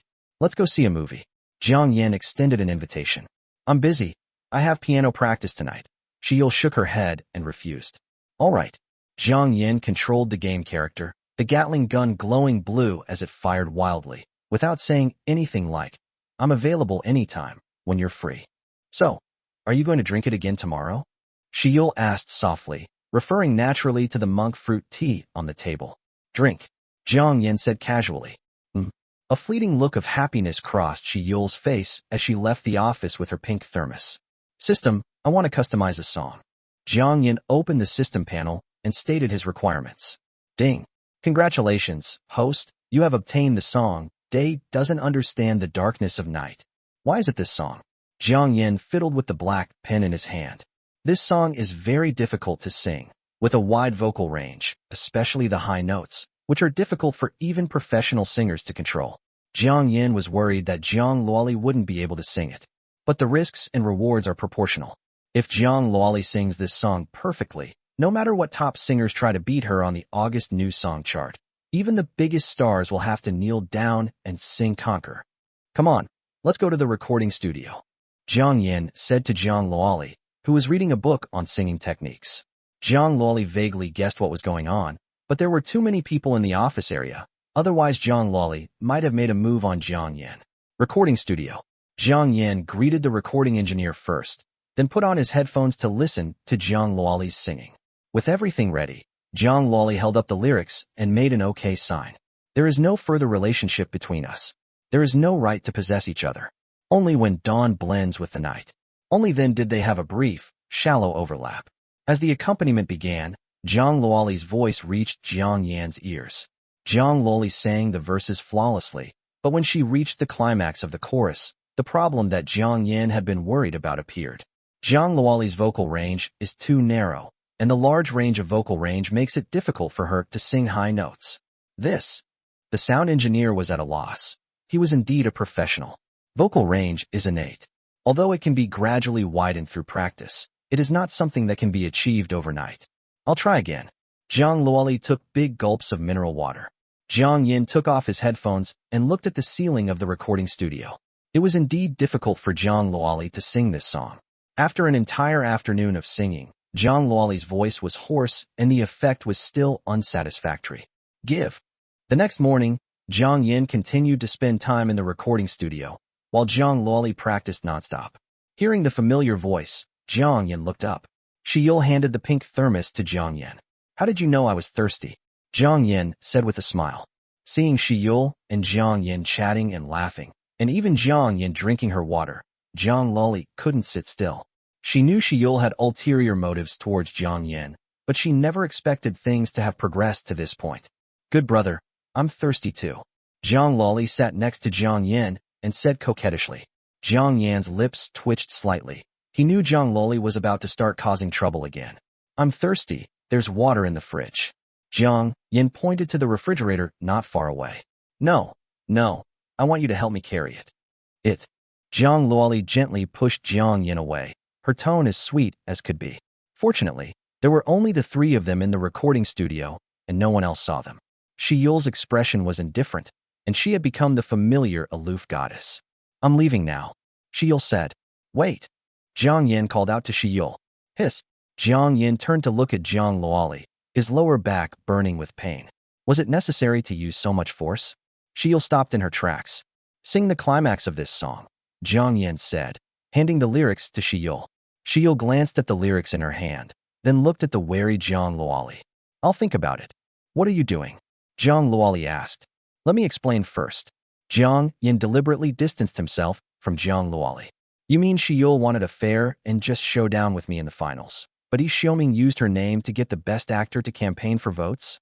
Jiang Luoli's gaze towards Shiyul held less hostility. Let's get back to this song. It's hard for you to practice to a satisfactory level with a wider and more expansive vocal range in a short time. So why don't you two sing it as a duet, with you singing the verses and her singing the chorus? Jiang Yan made this decision after careful consideration. As the saying goes, men and women working together makes the work easier, and the same applies to women working together. The hidden mission triggered by the system is to cultivate two top-tier singers within 6 months. Jiang Luoli and Shiyul are Jiang Yan's choices. Why not promote two people with one song? Did I hurt you just now? Jiang Luoli said with heartache, gently stroking Jiang Yan's waist with her slender fingers. Good little brother, it's all your sister's fault. Come give me a kiss. After saying that, Jiang Luoli was about to kiss him. Jiang Yan, who taught Jiang Luoli to change her expression so quickly? No need for a kiss. Just come to my room tonight and do me a favor. Jiang Luoli immediately became interested. Are you sure you want me to go to your room, and at night? Chapter 26. The storm is brewing. Take a nice bath tonight and wait for me. Jiang Luoli pinched Jiang Yan's cheek, the teasing meaning of which was self-evident. You will never understand my sorrow. Like the day not understanding the darkness of the night. The sun that wants to burn forever. I don't understand the waxing and waning of the moon. Shiyul has a powerful voice, and she can easily control it even when her vocal range is greatly expanded. In Jiang Yan's opinion, Shiyul's singing skills and vocal range are comparable to those of professional singers. How about it? After singing the climax of the chorus, Shiyul looked at Jiang Yan expectantly. Very good. Jiang Yan nodded. With the two women working together, they recorded Daytime Doesn't Understand the Darkness of Night to Jiang Yan's satisfaction in just 2 hours. Are you still planning to compete for the top spots in August? Zhang Dan said helplessly. She had advised Jiang Yan many times that being at the height of one's fame easily attracts jealousy. However, Jiang Yan ignored the advice, arguing that youth should be vigorous and that if one wasn't vigorous, what kind of young person would one be? He refused to go back. I will try my best to get more publicity. Since things had come to this, Jiang Dan had no choice but to accept it. Fortunately, the company valued Jiang Luoli and Shi Yul highly. After all, they were the champion and runner-up of Future Star. Compared to Su Wenshue's previous new song, Broken Bridge and Lingering Snow, the promotion for Daytime Doesn't Understand the Darkness of Night will definitely be much more extensive. I just don't know which top-tier singer those three companies will send to sabotage us, Jiang Dan said with a worried expression. Even top-tier singers have varying degrees of fame. At this moment, Jiang Dan only hoped that Warner Music, Brothers Union, and Shitian wouldn't take Jiang Luoli's attack too seriously, and that they would send a few weaker top-tier singers to attack her instead. As night falls, the moonlight gently shines upon the earth. Crackling sound. Jiang Yan typed rapidly on the keyboard, filling the room with crisp sounds. Consort Jiang, I'm coming in. The door wasn't locked, and Jiang Luoli peeked out to look at Jiang Yan's back. Jiang Luoli, who had just finished showering, had wet hair and a faint fragrance emanating from her body. She was wearing a purple silk nightgown that outlined her curvaceous figure, and was also holding a bottle of red wine with a rather romantic air. I'll take care of you tonight. Jiang Luoli placed the red wine and glasses on the table. Consort Jiang, how do you plan to serve me tonight? Jiang Luoli placed her hands on Jiang Yan's shoulders and gently massaged them. At this hour, you're still staring at the computer. A moment of bliss is worth 1,000 pieces of gold. You'll have plenty of time to stare at the computer later. Besides, can a computer look as good as me? You've come at the perfect time. Jiang Yan stood up and stretched. This chapter is just finished. Now I'll tell you what to do and you can write it. Jiang Yan lay on the bed. Chapter 100. Looking for teeth all over the floor, Zhang Wenchang, who was slumped over the table, raised his head. Jiang Luoli, you asked me to come to your room tonight, just so you can help me type? Jiang Luoli said in disbelief. Otherwise what? Jiang Yan countered with a question. Voice input makes too many typos, and typing is too tiring. So Jiang Yan set his sights on Jiang Luoli. You, what a boring man. Jiang Luoli was sulking, typing a line for every sentence Jiang Yan said. You can write novels too? I never knew you had this talent before, Jiang Luoli said. She wasn't interested in novels, and besides, Jiang Yan's novel was a fantasy novel. She might have glanced at a romance novel instead. Just writing whatever I feel like to earn some extra money. Jiang Yan was happily scrolling through short videos and eating snacks. Covering the Sky has been published on Tianxing Novel Network for a month, and Jiang Yan updates very quickly, 20,000 words a day. As the word count increased, Xianxia gave the book several more recommendations and exposures, and the book gained many fans and readers. What puzzled Jiang Yan was that these readers seemed insatiable. Other authors updated 6,000 words a day, while he updated 20,000 words a day, more than 3 times as much. Even so, the comments section was filled with short, weak messages like, "Hey, where do you live? I'll send you something nice." That said, Leg Wanyan still doesn't know his true identity. The chat history between Jiang Yan and Tuowen's work account was still from last month, and the two had not communicated since then. What's next? Jiang Luoli had completely become an emotionless writing tool. She turned her head and saw that Jiang Yan had already fallen asleep. I worked so hard to type this for you, and you're sleeping so soundly. Jiang Luoli stood in front of Jiang Yan, intending to pinch Jiang Yan's face hard a few times. Seeing that Jiang Yan was sleeping so soundly, Jiang Luoli covered herself with the air conditioning blanket, yawned, and left. Forget-Me-Not Cafe in downtown Yanjing. Beautiful piano music filled the cafe, where some people were leisurely enjoying afternoon tea, while others were discussing certain matters. Dongsheng has already started its publicity campaign. A middle-aged woman dressed in professional office attire took a sip of coffee. Who are you planning to send to snipe Jiang Luoli? Yining Jie continued. Zhong Fengyu was originally scheduled to release his new song in September, but in order to counter Jiang Luoli, I will make him release the song earlier. The same goes for the Brotherhood Alliance. Chang Feiguang released a new song these past 2 days to compete for the charts. 2 women and 1 man. The only middle-aged man present wearing orange glasses spoke. All right, let's reach an agreement to jointly target Jiang Luoli, the artist from Dongsheng. Yan Yingjie added a sugar cube to her coffee and stirred it at a steady pace. The 3 individuals are Shi Tian, Brothers Union, and Warner's chief agent. Dong Sheng's recent actions have created a sense of crisis among the three of them. Su Wenshue's Broken Bridge and Lingering Snow topped the July new song chart and attracted much attention. Jiang Luoli, the champion of Future Star and an artist signed with Dongsheng, is about to release a new song.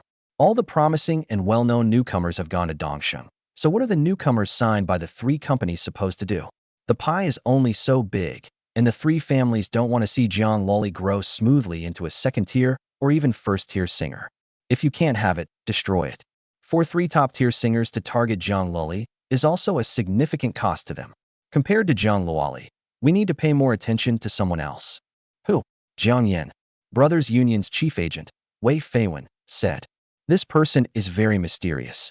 I haven't been able to find much information about him. I only know that he is Jiang Luoli's younger brother. He wrote, Love You, Red-Clad Ladies, and the recently popular Broken Bridge in Lingering Snow. I think Jiang Luoli's new song will most likely also be written and composed by Jiang Yan. Wei Feiwen's tone was solemn. Jiang Yan is no simple man. Rather than saying we're targeting Jiang Luoli, it's more accurate to say we're arm wrestling with Jiang Yan. We are three top-tier singers. No matter how strong Jiang Yan's songwriting and composing abilities are, even if he is comparable to a top-notch lyricist, what does it matter? The strength and fame of top-tier singers are what they are. Warner's chief agent, Ding Rurong, said dismissively. Just as Wei Feiwen was about to say something, Yan Yingjia's phone rang. I'm going to take this call. Yan Yingjia walked out of the coffee shop. A few minutes later, Yan Yingjia returned. Shi Tian has decided to withdraw. Yan Yingjia's expression was solemn. The other two looked at each other. Weren't we having a good chat? How come Yan Yingjia just quit like that? Waiter, please give me the bill. Just pretend I was never here. Yan Yingjia left in a hurry. She's getting more and more senile. She's just a newcomer. I don't understand what she's afraid of. Now that Shi Tian has withdrawn, the Brotherhood Association will send two top-tier singers to target Jiang Luoli. Chapter 27 The Dragon Slayer Becomes the Dragon. Dongsheng takes Jiang Luoli's new song very seriously. After all, she's an artist he signed for $3 million. At midnight on the 6th, when Day Doesn't Understand the Darkness of Night was released, posters for Jiang Luoli's new song appeared on various music apps. You could see them as soon as you opened the app. This is a considerable amount of publicity expenses. In addition, Dongsheng also had several of its own top singers promote the song on Weibo, giving Jiang Luoli's new song a lot of publicity. The other three haven't made a move yet. The more this happened, the more uneasy Zhang Dan felt. With only 2 days left until Jiang Luoli's song release, the overwhelming promotion, coupled with the popularity Jiang Luoli has accumulated, has netizens expressing their anticipation. August 4th, Warner Music artist Chung Fengyu announced that he will release his new song, Love and Not Love, the day after tomorrow, almost at the same time. Brothers Union singers Chang Feiquang and Qi Qingqing also announced that they will release new songs and ask fans for their support. Three top-tier singers are targeting Jiang Luoli. Zhang Dan had no time to think about why Shi Tian hadn't participated. Instead, she immediately went to find Jiang Yan. Brothers Union and Warner Music really went all out, especially Brothers Union, which sent two top-tier singers. After receiving the news, Jiang Yan searched for information about the three people online. First is Zhong Fengyu. Compared to Chang Feiquang and Qi Qingqing, he is less famous, but his singing skills are the strongest. 2 years ago, Zhong Fengyu debuted through a talent show and stood out among many newcomers, with a bright future ahead of her. However, he encountered the same situation as Jiang Luoli and was suppressed by Dongsheng and Happy Tian. Happy Tian even sent a top-tier singer to target him. Zhong Fengyu was mercilessly crushed by that singing king. Of course, Zhong Fengyu did not give up completely. He simply gave the newcomers signed by competing companies at the same time a chance to breathe. 2 years later, Zhong Fengyu's ambush of Jiang Luoli inevitably gives people the feeling that the Dragon Slayer has become the dragon himself. To become a top-tier singer, one needs to consider many factors. For example, album sales reaching 1 million copies, influence, and many other factors are not just casual remarks. As for Chang Feiquang and Qi Qingqing, who are part of the Brothers Alliance, they are veteran first-tier singers with high popularity, but they have not released any new works in the past 2 years. Luo Li, it doesn't matter if your new song doesn't get the #1 spot on the August new song chart. Losing to them isn't shameful. Zhang Dan felt it was necessary to give Jiang Luoli a heads-up in advance. These are three top-tier singers. Unless they are superstars, no one can guarantee that they can take the top spot on the new song chart. The office air conditioning was blasting, while Jiang Yan raced through the canyon. His stats were a bit lackluster, though. He was just 1 kill away from going completely awful. Jiang Luoli didn't speak, but looked at Jiang Yan. Feeling the gazes of the two, Jiang Yan looked completely bewildered. Is dinner ready? Jiang Dan. August 5th, one day before Jiang Luoli's new song release. That afternoon, something truly astonishing happened. Film Emperor Qin Deming, Rock King Kong Xingting, and love song Queen Huang Wenjun have all posted on Weibo. The purpose of posting this is solely to promote Jiang Luoli's new song. Daytime doesn't understand the darkness of night. Warner Brothers' chief agent was dumbfounded. What kind of operation is this? They are artists from Xianxia Entertainment promoting a competitor's company. Am I mistaken, or have they lost their minds? Most importantly, these three are all heavyweight figures. Qin Deming became a film emperor at the age of 30 and achieved the honor of becoming a film emperor with 10 billion yuan in box office revenue at the age of 40. Rock King Kong Xingting has sold tens of millions of albums, and every song is hailed as a classic by fans. Huang Wenjun, the queen of love songs, is one of the few queen-level singers in China. Xianxia, it's one thing if you don't want to help, but what's with causing trouble? The three promoted Jiang Luoli's new song, disrupting Brothers Union and Warner's attack plan. Wei Feiwen, the chief agent of Brothers Union, called Xianxia to question her. Do you think I'm qualified to hire them for publicity? Xianxia said. Wei Feiwen realized what was happening. You mean Jiang Luoli has a personal relationship with those three? That doesn't make sense. If she has a relationship with them, why doesn't Jiang Luoli join Xianxia? What's my boss's last name? President Xiaoran. Wei Feiwen took a deep breath. Understood. The Weibo posts by the three award-winning actors Qin Deming and Shi Yul mainly mention Shi Yul from Day doesn't understand the darkness of night. However, the song mainly promotes Jiang Luoli, so people will subconsciously overlook Shi Yul. Shi Yul, chairman of Xianxia Group, Xiaoran. If Wei Feiwen still hasn't figured it out, he might as well just quit. But why didn't Shi Yul sign with her own company, Xianxia, instead of a competing company? Wei Feiwen was completely baffled and dumbfounded. So what if an award-winning actor is promoting Jiang Luoli? The key to winning the charts is the quality of the songs, and we have three top-tier singers on our side. Jiang Luoli isn't a diva, and Jiang Yan isn't a top lyricist, so there's nothing to be afraid of. With this in mind, Wei Feiwen regained his usual strategic and commanding demeanor. No wonder she's the daughter of a high-ranking executive at Xianxia. She has such a powerful presence. Jiang Yan looked at Shi Yul sitting on the sofa. I heard that top-tier singers are all the darlings of entertainment companies, and they're all incredibly arrogant, sometimes not even going to the company for 2 or 3 years. Is that true? Jiang Yan asked curiously. I found these news and gossip stories online. Shi Yul pondered for a moment. Uncle Qin goes to the company every day, but Uncle Kong hasn't been to the company for 5 years. He even called me yesterday to ask for the company address because he got lost. They're not so bad when they're being arrogant. They're very kind to me, like an elder to a younger person. Shi Yul said, You haven't been to the company in 5 years, and you even got lost when you wanted to go? Jiang Yan exclaimed in amazement. It was already excessive for him to work 1 day on and 6 days off, but I didn't expect Kong Xingting to be even more excessive. It seems I need to learn from my seniors and try to get lost at the company like them, not knowing where the company is located. After finishing the monk fruit tea in his thermos, Jiang Yan started a new game. Shi Yul stood at the door. I'm taking the weekend off and won't be going to piano practice. Shi Yul gripped the pink thermos cup tightly in her hand. And then, Jiang Yan lowered the temperature from 26 degrees to 25 degrees. You said you were going to see a movie. Shi Yul said embarrassedly. She knew in her heart that Jiang Yan had already guessed what she wanted to say, but he insisted on saying it himself. What an annoying man. Then let's do it this weekend. Jiang Yan said with a smile. Should I watch a horror movie or a romance movie this weekend? That's a problem. Shi Yul walked away quickly, jogging all the way. Su Wenxue seemed to see something extraordinary. Shi Yul actually blushed. Although he didn't know this colleague very well, he knew that Shi Yul had a cold personality and always maintained an expression that kept strangers at bay. The next second, Shi Yul, who had just walked out of Jiang Yan's office, sat in the office chair by the window, gazing at the scenery outside in solitude. Could I have misread it? Chapter 28 Bold Ideas. Brother Jiang Yan, let me take you home. Su Wenxue waved the car key with the N logo in his hand. After the song, Broken Bridge and Lingering Snow became a hit, Su Wenxue signed with Dongsheng and established himself, and is now quite well known. Jiang Yan secured several commercial performances for him, and Su Wenxue is now riding high. The first thing Su Wenxue did after making money was to buy a car worth over 200,000 yuan.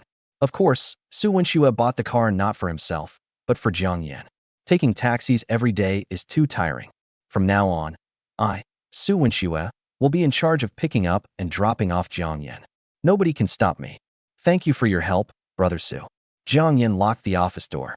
I'm also considering buying a car to make commuting more convenient. Jiang Luoli looked at the interior of Su Wenxue's new car. You failed your driving test 4 times. You're destined to never drive. Jiang Yan complained. Every summer vacation, Jiang Luoli is full of confidence and vows to get her driver's license. Year after year, Jiang Luoli failed her driving test every time. The coach in charge of Jiang Luoli was devastated and went to her door to get a refund of her tuition, pointing to his bald head. Before I taught your child, I had a head of thick, black hair. After I taught your child, The parents stared in silence at the coach's bald head. Bullshit. The coach shaved his head because it was too hot. What does that have to do with me? Jiang Luoli said confidently. Then why did those people treat you like you were a ghost when you enrolled in other driving schools? Jiang Yan asked. That's because I'm too pretty, and they're worried about influencing the other trainees. Jiang Luoli opened the car window to let in some fresh air. Oh, so it's not because your driving skills are infamous. Jiang Yan suddenly realized and admired the scenery along the way. Brother Jiang Yan, is this the neighborhood? Su Wenxue parked the car at the entrance of the residential area and turned off the navigation. Yes, Brother Su, it's so late. Why don't you go upstairs and have some food before you leave? Jiang Yan said. I have something to attend to. Su Wenxue subconsciously assumed that Jiang Yan was just being polite. What could possibly be wrong with you? Besides, how long can a meal take? Jiang Yan forcibly dragged Su Wenxue out of the car. It wouldn't be appropriate for me to go empty-handed, but there happens to be a fruit stand nearby. No need. This fruit stand is ridiculously expensive. It's okay, fruit isn't worth much. It's not like buying ice cream. Inside the elevator, Su Wenxue was carrying 2 fruit baskets and looked nervous. Brother Jiang Yan, how do I look in this outfit? Is it too flashy and my aunt and uncle won't like it? Jiang Yan, it's just a meal. So why is Su Wenxue acting like a son-in-law meeting his mother-in-law for the first time? So incredibly nervous. Ding dong. You're back just in time. The rice is just cooked. When Zhang's mother opened the door, she saw Su Wenxue with a big smile on his face. My daughter has finally come to her senses and brought her boyfriend home. Jiang Luoli's mother was very worried about her marriage, and even doubted whether Jiang Luoli would be alone for the rest of her life. Even during Jiang Luoli's rebellious phase in high school, she would at most argue with her mother and enjoy reading romance novels, but she never associated with those shady characters in society. After starting university, Zhang's mother didn't urge her too much. She just hoped that Jiang Luoli would find a boyfriend. However, Jiang Luoli always brought home her best friends. She never even saw a man. Hello, Auntie, my name is Su Wenxue. Su Wenxue greeted him politely. You've come all this way and brought so much stuff. Please make yourself at home, Su Wenxue. Zhang's mother warmly greeted Su Wenxue. Luoli, come to the kitchen and help me out. I'll cook a couple more dishes. Jiang Yan picked up the blue chubby guy who always had a stern face and sat on the sofa watching a soap opera. Su Wenxue sat stiffly in the corner of the sofa. Every movement he made was so careful. Does he really think of himself as a son-in-law meeting his future mother-in-law? Jiang Yan joked. Don't be nervous, my mom is a very nice person. Kitchen, how did you and Xiao Su meet? While chopping vegetables, Zhang's mother asked. Me? Mom, you've got it wrong. Su Wenxue is my brother's lapdog. Jiang Mu stopped chopping vegetables. She didn't know what licked dog meant, but from Jiang Luoli's tone, she could tell that Xiao Su was not her daughter's boyfriend. It turns out he's a colleague. I can ask him about his work situation. Jiang Mu sped up the cooking process. At the dinner table, Zhang's mother enthusiastically served Su Wenxue food. Xiao Su, my son is young and doesn't understand things. Please help him more in the future. If he makes you unhappy, tell me, and I'll talk to him. Su Wenxue shuddered. How could I dare to upset Jiang Yan? I'd rather treat him like an ancestor. Auntie, Brother Jiang Yan is very popular at the company, and we all respect him very much. Su Wenxue said. Jiang Yan was completely oblivious to what was happening outside and focused solely on eating. What does my son do at work every day? Su Wenxue thought for a moment. Playing games? No, I mean finding inspiration. Brother Jiang Yan plays games to find inspiration. Mother Ginger. Jiang Loli had an expression of relief, as if she had been exonerated. I told my mom before that Jiang Yan plays games all day at work, but she didn't believe me, saying that there's no such thing as an easy job. Now you believe me. President Mu takes good care of Brother Jiang Yan, and even gave him one of the only 2 offices available to him. If I may ask, is your CEO, Mr. Mu, male or female? Looking at her handsome son, Zhang's mother had a bold guess. With Su Wenshue's confirmation, Zhang's mother became even more convinced of her conjecture. Could it be? Cough cough. Sensing the Empress Dowager's sharp gaze, Jiang Yan pretended to cough a few times. Brother Su, my mom's steamed pork with rice flour is absolutely amazing. You should try it. I can't eat anymore, Brother Jiang Yan. I'm really full. Before leaving, Su Wenxue noticed something. Jiang Yan's house is spacious, with 4 bedrooms and a living room, and there is an empty room, which is a storage room. The storage room was neatly organized by Zhang's mother, with a large number of love letters and folded paper stars on the table, and still plenty of space. Brother Jiang Yan really enjoys playing games, so how about? Su Wenxue suddenly had a bold idea. After Su Wenxue left, Zhang's mother called Jiang Yan to the living room with a serious expression. Son, you've only just come of age. There are many temptations in society that you haven't experienced yet. She likes you now that you're young. She's willing to spend money on you and make you happy. But what about when you get old? She'll start to like other young people. Zhang's mother said earnestly. Jiang Yan, the Empress Dowager's implication was too obvious. She might as well just say that I was being kept by a sugar daddy. Jiang Loli also ran over to see what was going on. Mom's right. Being a rich woman is great, but you can't handle it. Jiang Yan glanced at Jiang Luoli. What's it to you? After Jiang Yan's repeated assurances, Zhang's mother temporarily believed that Mu Qingya's kindness towards Jiang Yan was not due to lust, but rather because she valued his talent. There are only 2 hours left until Jiang Luoli's new song is released at midnight. Chapter 29, Laughing and then Crying. He said he didn't mention you? It's understandable that Jiang Yan is just coming of age and can't resist social temptations. You're already 21 this year. Getting married is still a long way off. It's not unreasonable for you to find a boyfriend. Zhang's mother said with a sense of disappointment. Jiang Luoli stuck out her tongue. I'm not going to find a boyfriend. I'll wait until Jiang Yan reaches the legal marriage age. Then I'll drag him to the Civil Affairs Bureau to get married. Anyway, he's not my biological son. Is Jiang Luoli really that brave to say such things behind the Empress Dowager? Are you trying to die? Zhang's mother glared fiercely at Jiang Luoli. The words, not his biological son, were a major taboo for Zhang's mother, especially since she said them in front of Jiang Yan. Find a boyfriend before graduation. The mother of Ginger issued an ultimatum. Did you hear that? Mom wants you to find a boyfriend before you graduate. Jiang Yan walked into the bedroom. It's you. Jiang Luoli teased. You're not my boyfriend, you're my husband.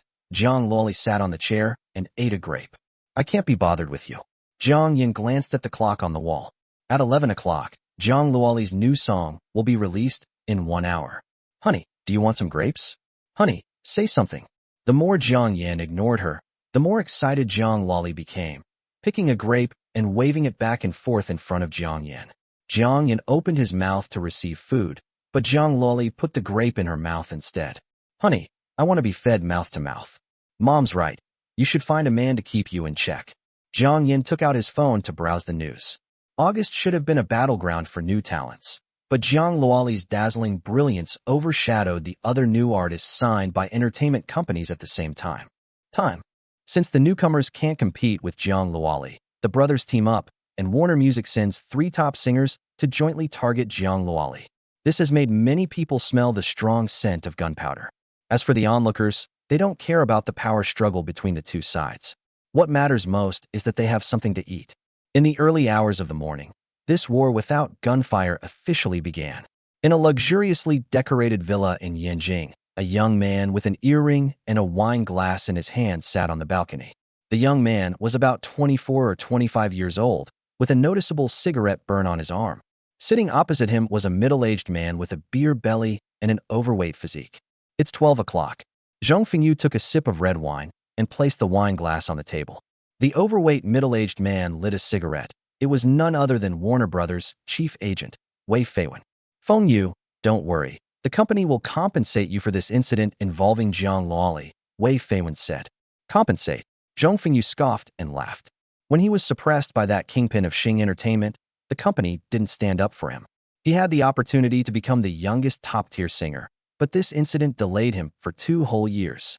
Zhong Fengyu glanced at the cigarette burns on his arm. 2 years later, he is going to target Jiang Luoli, a new talent signed by Dongshan. For some reason, Zhong Fengyu felt a morbid pleasure upon learning that he was to target Jiang Luoli. I was suppressed back then, and today I'll make Jiang Luoli taste what it's like to be suppressed.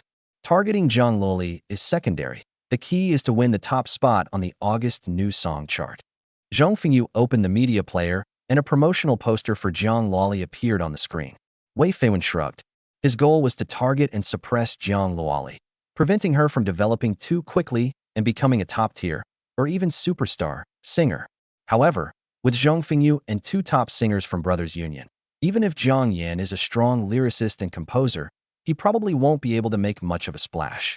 Zhong Fengyu did not immediately play Jiang Luoli's new song, but instead searched for Chang Feiguang. He is determined to top the August new song chart. Compared to Jiang Luoli, Zhong Fengyu is more interested in the new songs of Chang Feiguang and Qi Jingqing, who are also top-tier singers. Chang Feiguang's new song is not bad, and it lives up to his status as a top-tier singer. Qi Jingqing is a bit lacking, probably because he hasn't released a song in a long time. The accompaniment and lyrics seem rushed and haven't been carefully crafted. Zhong Fengyu gave his comments after listening to the 2 singers' new songs. Then you're very likely to be #1 on the new song chart, Wei Feiwen said, stubbing out his cigarette. Zhong Fengyu's talent is undeniable. He has topped the new song charts 6 times. How are fantasy novels usually described? The #1 person after the Heavenly King. Furthermore, Wei Feiwen believes that Zhong Fengyu has the opportunity to become a top-tier singer in a few years. It's hard to say. What if Jiang Luoli's new song is better than mine? Zhong Fengyu laughed after he finished speaking, and Wei Feiwen laughed too. You're so funny. Wei Feiwen clicked to play Day Doesn't Understand the Darkness of Night and placed his phone on the table. There is no further relationship between us. They have no right to pursue each other. Only when dawn blends with the night. Only then can there be a slight overlap. As the song slowly entered his ears, Zhong Fengyu's expression changed slightly, and his lazy sitting posture unconsciously straightened up. Day and night only alternate. They don't switch. Unable to imagine the other person's world. Not bad. Zhong Fengyu felt awkward no matter how he sat, so he simply stood up to listen to the song. Wei Feiwen keenly noticed this, and the smile on his face instantly froze. The verses serve as a prelude to the climax of the chorus. It's not important that Jiang Luoli sings the verses well. What matters is the chorus. Zhong Fengyu hadn't finished speaking. You will never understand my sorrow. Just like the day doesn't understand the darkness of the night. Like an eternally burning sun. I don't understand the waxing and waning of the moon. Shi Yul's powerful voice brought out the climax of the chorus to the fullest, with seamless transitions between high and low notes. Her skill in crossing a wide vocal range left Zhong Fengyu with no room for criticism. Why do I feel so uncomfortable all over? Zhong Fengyu kept scratching his head. Compared to Jiang Luoli's new song, Wei Feiwen hesitated, wanting to say something but stopping himself. Zhong Fengyu scratched his head. I feel terrible. There are too many mosquitoes here. You drink slowly. I'm leaving now. Zhong Fengyu ran downstairs in a flash. Wei Feiwen sighed. He is not a professional singer and does not know any singing techniques. But it's still easy to distinguish between pleasant and unpleasant sounds. Zhong Fengyu's discomfort wasn't physical, but rather emotional. A top-tier singer getting completely outshone by a newly signed newcomer. If word gets out, it'll be a huge laughingstock. Wei Feiwen looked at the lyricist and composer, and sure enough, they were both Jiang Yan. Jiang Luoli and Shi Yul did indeed sing this song very well, but even the most skilled cook can't make a meal without ingredients. Without Jiang Yan's lyrics and music, their singing talents wouldn't have been able to shine. Fortunately, I only sent Zhong Fengyu to snipe Jiang Luoli, while the Brotherhood Alliance sent 2 top-tier singers. Wei Feiwen tried to comfort himself, but he started to cry while he was laughing. Why didn't I sign Jiang Luoli and Jiang Yan to Warner Music back then? Jiang Luoli's momentum is too strong right now. Unless a top-tier singer comes along to suppress her, no one can stop her development. But how easy is it to get top singers to come? Hiss. Wei Feiwen gasped. I feel so uncomfortable all over too. Chapter 30 Rhythm. Do you know how to play when you get killed in a 3-on-1 situation? This situation reminded Jiang Yan of this famous meme. Zhang Luoli's new song quickly topped the new song chart in the early hours of the morning, with millions of plays. This means that millions of people are listening to Daytime Doesn't Understand the Darkness of Night at the same time. The expensive placements Dong Sheng paid for on music streaming platforms were effective, and even top stars promoted the music on Weibo. This treatment is quite extravagant, so Jiang Yan was not surprised that Day Doesn't Understand the Darkness of Night quickly topped the new song chart. As for Zhong Fengyu's new song, Love and Not Love, Jiang Yan also listened to it. The top-tier singers are indeed much stronger than newcomers like Feng Zhengqiu. And when Zhong Fengyu hits a high note during the climax of the song, it inevitably gives people the feeling of showing off his skills. But can someone show off their skills better than Shiyul? Shiyul's performance of Day Doesn't Understand the Darkness of Night was a dazzling display of technical skill. Her nuanced grasp of the song's emotions and her high notes were clearly several levels above Zhong Fengyu's. When Shiyul was mentioned, she asked me to go to the movies with her this weekend. Jiang Yan suddenly felt a sense of anticipation. Husband, I've warmed the bed for you. Come and have some fun. Jiang Luoli, wearing a purple silk nightgown, beckoned to Jiang Yan, looking ready to be enjoyed at his mercy. Why do you warm my bed in the summer? Jiang Yan said speechlessly. Get out, don't disturb my sleep. Jiang Yan drew the curtains. What if Jiang Luoli punches me in my sleep and then says, I dare not hit you in my dream? Who can I complain to then? Sleeping alone is so boring. I'll sleep with you. Jiang Luoli winked at Jiang Yan, her fair skin barely concealed by her purple silk pajamas. Honey, you can sleep here if you want. I'll sleep in your room. Jiang Yan yawned. Isn't that a bad idea? My room is right next to my parents. Wouldn't they be very embarrassed if they heard that? Jiang Luoli stood up. Jiang Yan shook his head helplessly. The veteran driver of Mount Aquina lives up to his reputation. Every sentence he utters, though seemingly without making any explicit sexual innuendo, is actually quite suggestive. There's a really popular movie out there lately. Do you want to come see it with me this weekend? Jiang Luoli asked. What movie? Horror movies. They're said to be so scary they can scare you to death. I have plenty of time. Jiang Yan locked the door, covered himself with the air conditioning blanket, and frowned. I promised Shiyul I'd go to the movies this weekend. What if we clash? It's probably unlikely. There's no way such a coincidence could happen. Jiang Yan took out his phone and opened the media player. The comment section for Daytime Doesn't Understand the Darkness of Night is very lively. Within just 2 hours of its release, there were already over 1,000 comments. I just had a big fight with my boyfriend. The reason for the fight was that he didn't close the door after using the toilet, such a trivial thing. He studied medicine and I studied law. After the initial excitement of our relationship wore off and we started living together, I discovered that we had many differences in our views. Just like the song title, The Day Doesn't Understand the Night's Darkness, I hope both he and I can calm down. This comment received tens of thousands of likes, and some of the comments were quite silly. For example, if you can't get a top comment, then get a top comment on the top comments. Forget about having a boyfriend or girlfriend. Of course, most of them were serious comments. Zhang Luoli and Shiyul sang so well. The high notes gave me goosebumps. I listened to this song late at night and was filled with emotion. Don't ask, you won't understand even if I do. Even if I do explain, you won't comprehend it. And even if you do, you can't truly empathize with it. Good grief, you're a riddle teller, aren't you? Jiang Yan was amused by this comment. Besides praising Zhang Luoli and Shiyul's singing skills, Jiang Yan's name also appeared repeatedly in the comments section. Jiang Yan, what kind of surprises will you bring us next with Red Dress, Broken Bridge and Snow, and Day Doesn't Understand the Darkness of Night? I searched for Jiang Yan on my browser, and apart from being a signed artist of Dongsheng, all his photos and information were blank. He's so mysterious. Brother, what are you doing searching for Jiang Yan so late at night?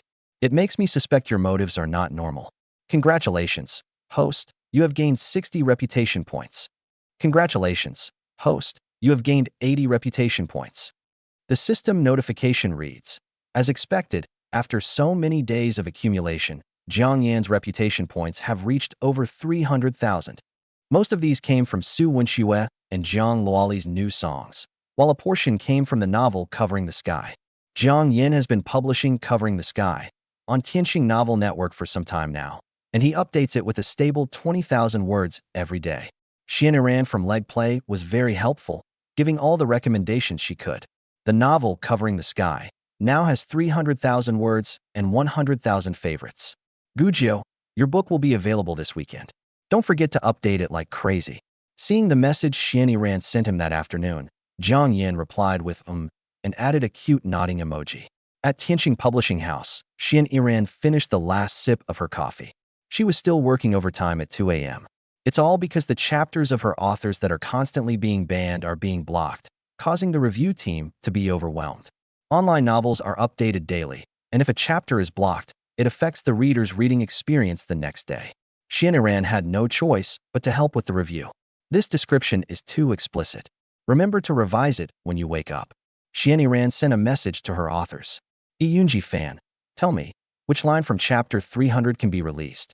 I asked you to write a sexual scene, not some obscene one. This entire chapter needs to be changed. Finally finished. Xianxia felt completely exhausted and was about to leave work when she saw a message from Gujio. Why would someone send such cute and adorable emojis? Xianxia looked disgusted. She is almost certain that the author of Covering the Sky is Zhubi. The author is a renowned writer from Lantian Publishing House, specializing in fantasy and martial arts fiction. He recently had a dispute with Lantian Publishing House over royalties. Upon learning that the author of Covering the Sky was the writer, Xianxia even searched for his photo. He was in his 40s, bald, with a beer belly, and in that photo, he was holding a pen with a lecherous look in his eyes. Thinking of the author herself, and then seeing such adorable emojis, Xianxia felt an awkwardness that was hard to put into words. However, compared to her other authors, Gujio is the one Xianxia trusts the most. It's well written and updates consistently. Where can you find an author like this? You're still awake at 2 a.m.? Lonely Wine, your book is doing very well. It has a good chance of breaking 10,000 first-day subscriptions after it's released. Xianxia replied. Send me a picture of myself in black stockings to perk me up. Jiang Yan was about to send it out, but after thinking about it, he decided to delete it instead. If I told Xianxia late at night that I was the author of Covering the Sky, it would be hard to guarantee that she wouldn't drive straight to my house. Thank you so much for the encouragement, editor. I will work hard. Jiang Yan sent a message and then sent a cute and adorable emoji. Xianxia tried her best to avoid thinking about Gujio's face, and this was exactly the kind of emoji Jiang Yan liked to send. Or should I think of him as Jiang Yan chatting with me? And you know what? This trick worked quite well. Xianxia was instantly wide awake. Gujio, ignore the recent controversies. The innocent will remain innocent, and the guilty will remain guilty. Once Covering the Sky is released, all doubts will disappear. Jiang Yan was a little confused when he saw the message Xianxia sent.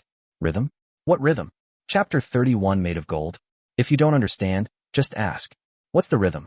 You're addicted to pretending to be a cute newbie, aren't you? It's normal for people to have unusual fetishes, like foot fetishes or leg fetishes. This is the first time Xianxia has ever seen such a new fetish as pretending to be cute. The author is a seasoned veteran in the online literature world. There's no way he wouldn't know. As for the rhythm that Xianxia mentioned, it refers to the suspicion that Covering the Sky had been manipulated by manipulating recommendation votes. After the book, Covering the Sky, was published and gradually gained some fame, many authors began to discuss which great author had created this alternate account. After Covering the Sky topped the charts, a piece of news was leaked. The book's collection and recommendation votes were all faked, and evidence of the vote rigging has been exposed. Because the author of Covering the Sky did not respond and continued to update the novel every day as usual, the matter spread, and some people even claimed that Gujio was guilty and afraid to respond. This is truly eye-opening, like a small knife pulling out a butt. Jiang Yan knew nothing about this matter. The so-called evidence consisted of a few screenshots. This is the record of recommendation votes received today, a total of 100,000. The person with the profile picture of Lonely Wine replied with an and then transferred 10,000 yuan. Jiang Yan roughly calculated that Covering the Sky receives about 300,000 recommendation votes every day. If each recommendation vote is worth 1 yuan, then it costs 30,000 yuan a day. With 30,000 yuan, you could do so many things yourself, enough to buy several accounts with all heroes and skins. And it costs 30,000 yuan a day? Why would you bother using it if you have nothing better to do? Wherever there are people, there is conflict. Suddenly, someone accused Covering the Sky of vote rigging and even fabricated evidence to make it seem like a legitimate case. stirring up trouble and making things so big. Jiang Yan didn't believe that no one was behind this. Jiang Yan fell into deep thought. In reality, he was always happy to help others and promote positive energy, and had never offended anyone, let alone in the online literature circle he had just entered. That can only be a conflict of interest. The explosive popularity of Covering the Sky has touched the interests of certain people, which is why they are trying every means to smear their reputation. As for who it is, Jiang Yan has no clue at the moment. Qinxing Novel Network has tens of thousands of authors, including dozens of top authors, but the most likely candidate is a new book released around the same time as Covering the Sky, and it will be very popular. Jiang Yan set his sights on the top 5 books on the new book charts. Apart from Covering the Sky, the authors of these 4 books might be the masterminds behind the scenes. After chatting with his legs for a while, Jiang Yan realized it was getting late and sent a good night message, along with his usual cute emoji. Good night. Xianxia opened her phone. It's already 4 a.m. before I knew it. Gu Jiao is quite witty and humorous. Xianxia packed her things and prepared to go home. Xianxia felt that time flew by while chatting with Gu Jiao.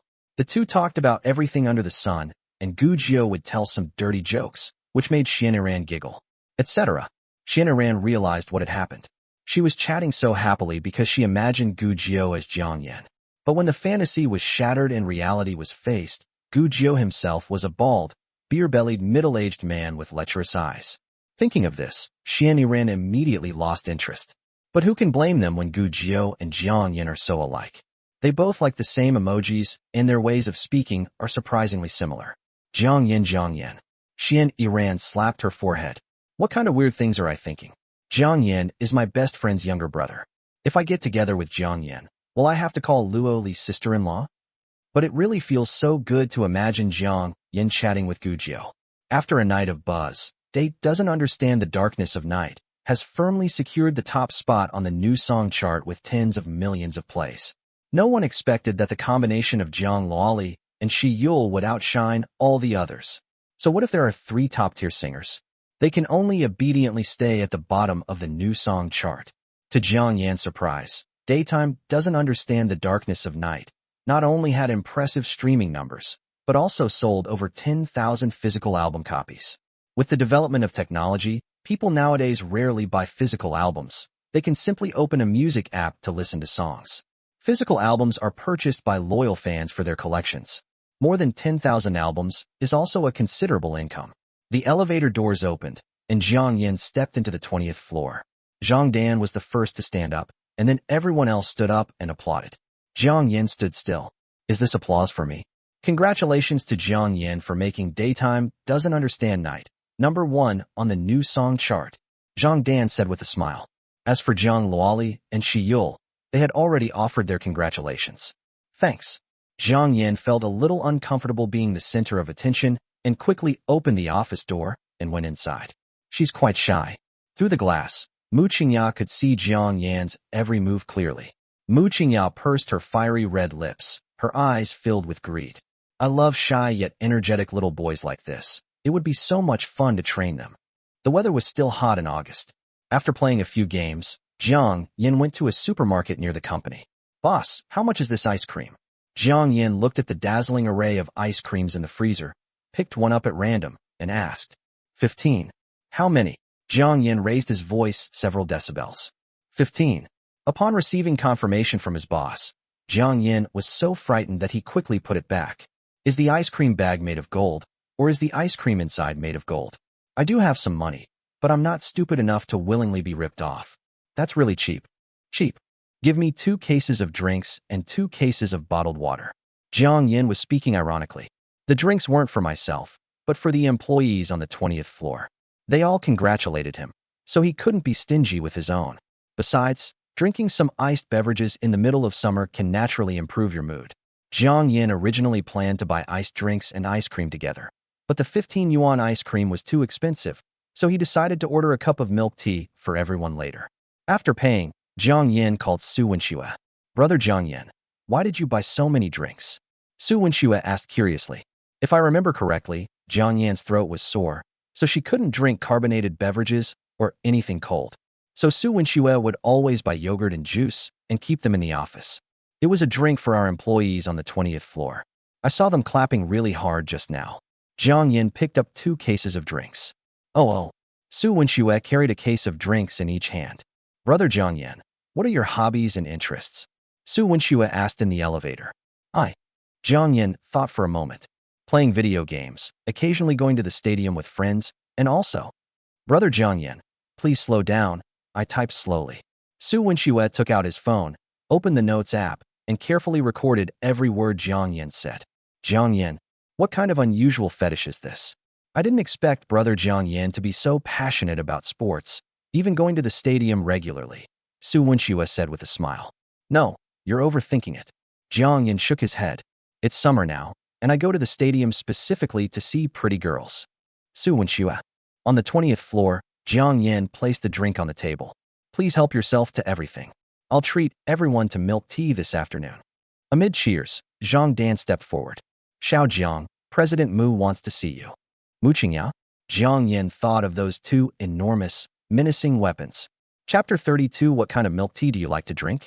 Mu Qingya rarely comes to the 20th floor. She also has a general manager's office on the top floor. Jiang Yan knocked on the door, and after receiving a reply, he pushed the door open and entered. Wearing a burgundy blazer over a white shirt and a leather skirt that hugs her shapely figure, she sits on a chair and her curves are soft and full. Of course, the most eye-catching feature is Mu Qingya's pair of surging breasts. With the top 2 buttons of the shirt undone, Jiang Yan noticed that Mu Qingya was wearing black stockings. Aren't you going to buy me a milk tea? Upon seeing Jiang Yan walk in, Mu Qingya took off her high heels and sat down in the boss's chair. Don't move, this angle is perfect.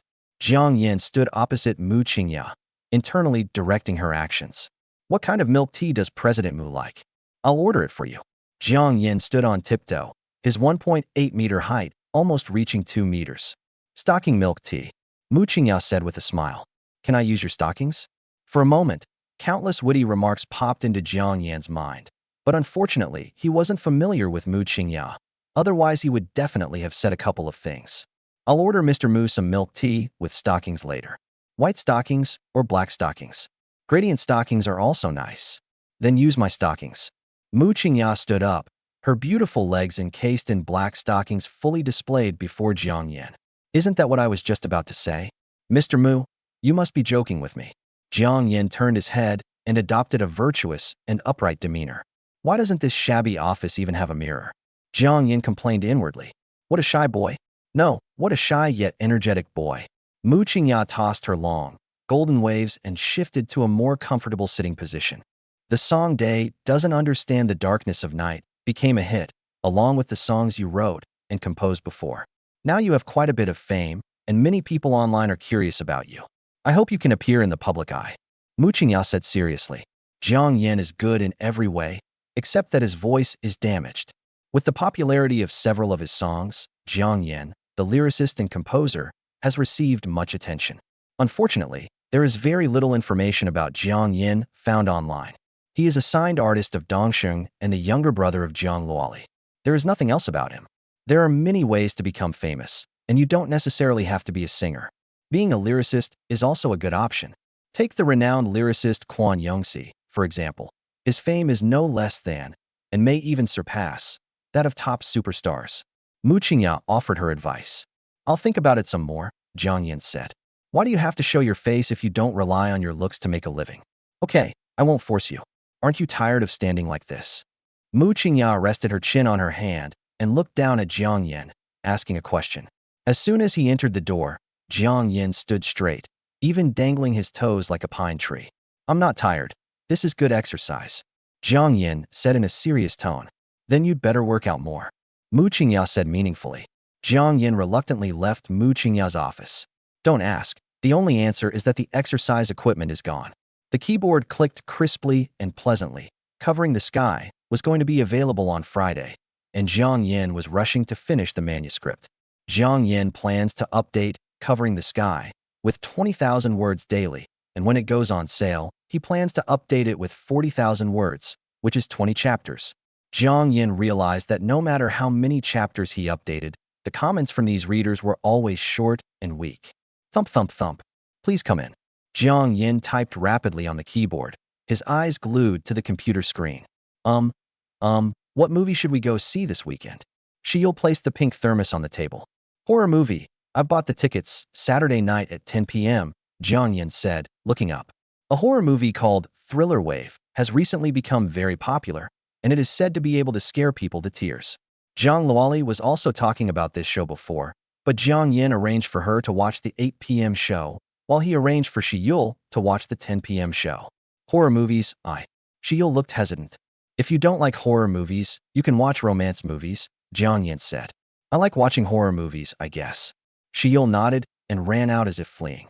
In the bathroom, looking at her blushing reflection in the mirror, Sheil touched her burning cheeks. Lingyu, Jiang Yan asked me to go see a horror movie this weekend. Sheil called her best friend Feng Lingyu. That's great. Didn't you tell me you really liked that guy named Jiang Yan? A soft, cute voice came from the other end of the phone. But I'm not ready yet, Sheil said nervously. There's no need to prepare anything. Just dress nicely for the weekend and speak politely. Sheil couldn't understand what Feng Lingyu meant. Doesn't Jiang Yan have a very fierce older sister? You can say that when you're with him. Feng Lingyu cleared her throat. Brother, your sister is so fierce, unlike me who is so gentle. Of course, Sister Zhang Luoli is probably on her period, so you have to understand her. Hearing her best friend's voice, Sheil felt a bit overwhelmed. Is this how you should talk to Jiang Yan when watching a movie on the weekend?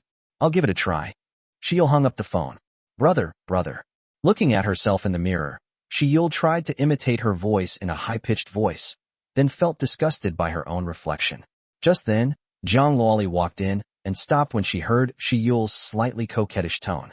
Are you talking to yourself? The atmosphere became somewhat awkward. Sheil resumed her aloof expression, and Zhang Luoli took the initiative to speak. Someone wrote a song for me, and I'm practicing it. Sheil said coldly. Oh. Zhang Luoli deliberately dragged out the last syllable. Sheil, can you teach me how to practice my vocal range and singing techniques? Zhang Luoli asked humbly. Singing, daytime, doesn't understand night's darkness. In the recording studio, Zhang Luoli deeply understood the gap between ordinary people and professional singers. Firstly, my vocal range is too narrow, which makes it impossible for me to sing many songs. Secondly, there's the issue of singing technique. I'll treat you to dinner, Zhang Luoli said. Sheil hesitated for a moment. Sure, but I'm still learning myself, so there might not be much I can teach you. It's okay, learning a little bit is better than nothing. Zhang Luoli took Sheil's arm. What do you want to eat for lunch? It's on me, Jiang Yan will pay. At 5:30 sharp, Jiang Yan shut down his computer, marking the end of a fulfilling and busy day. He has already saved 20,000 words of manuscript, and when Covering the Sky is released, he will release 20 chapters at once. Brother Jiang Yan. Su Wenxue appeared in front of Jiang Yan right on time. Since buying the car, Su Wenxue has been picking up and dropping off Jiang Yan to and from get off work, rain or shine. I'm taking Jiang Yan home today. A lazy voice appeared, and Su Wenxue frowned. Who speaks so arrogantly in front of me? Upon seeing Mu Qingya, Su Wenshue's face immediately lit up with a smile. Oh, it's President Mu. Then it's all right. Let's go. Mu Qingya waved to Jiang Yan. What's going on now? Compared to Su Wenxue, Mu Qingya's car was much more luxurious. It was a pink Maserati. Zhang Luoli did not come along, and Jiang Yan did not know where she had gone. As the car drove into the residential area, Jiang Yan had a bad feeling when he saw a group of elderly people sitting downstairs enjoying the cool air. Holy crap, the Neighborhood Intelligence Network. Chapter 33, your guess was spot on. A pink Maserati was parked downstairs, and Mu Qingya looked at Jiang Yan. Are you free this weekend? Jiang Yan felt like a million grass mud horses were galloping through his mind.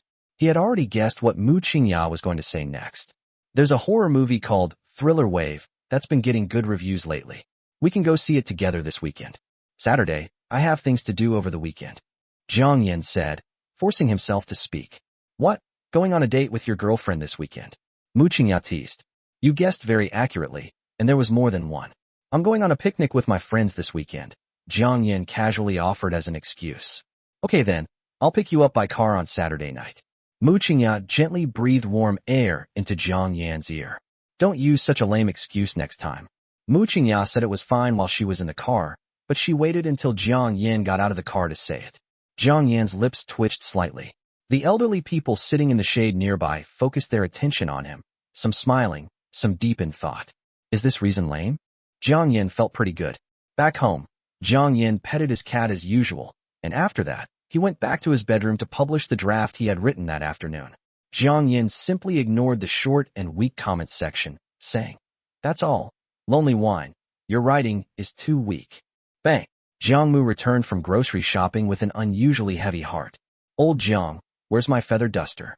Mr. Jiang, who had just gotten off work and was resting on the sofa, was startled by what his wife said.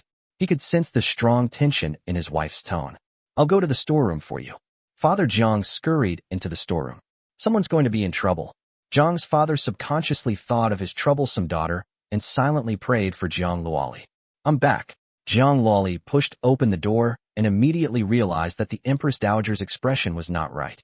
Jiang's mother walked into Jiang Yan's bedroom with a feather duster in her hand. "Who was that woman who took you home just now?" The news spread so fast.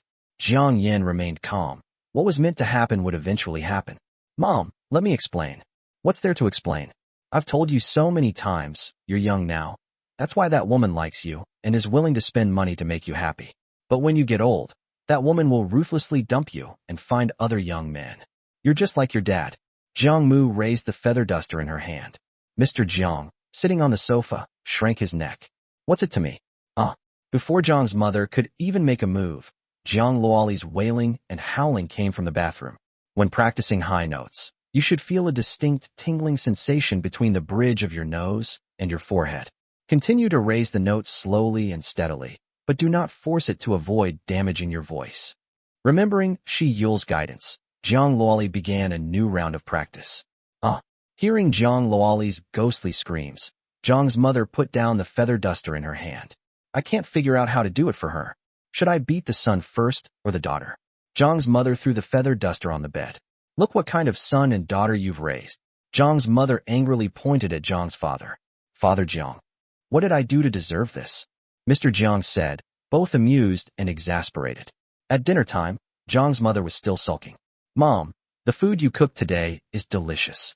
Jiang Yan began to flatter the Empress Dowager. "Oh," Jiang's mother replied indifferently. "You really have nothing to do with her?"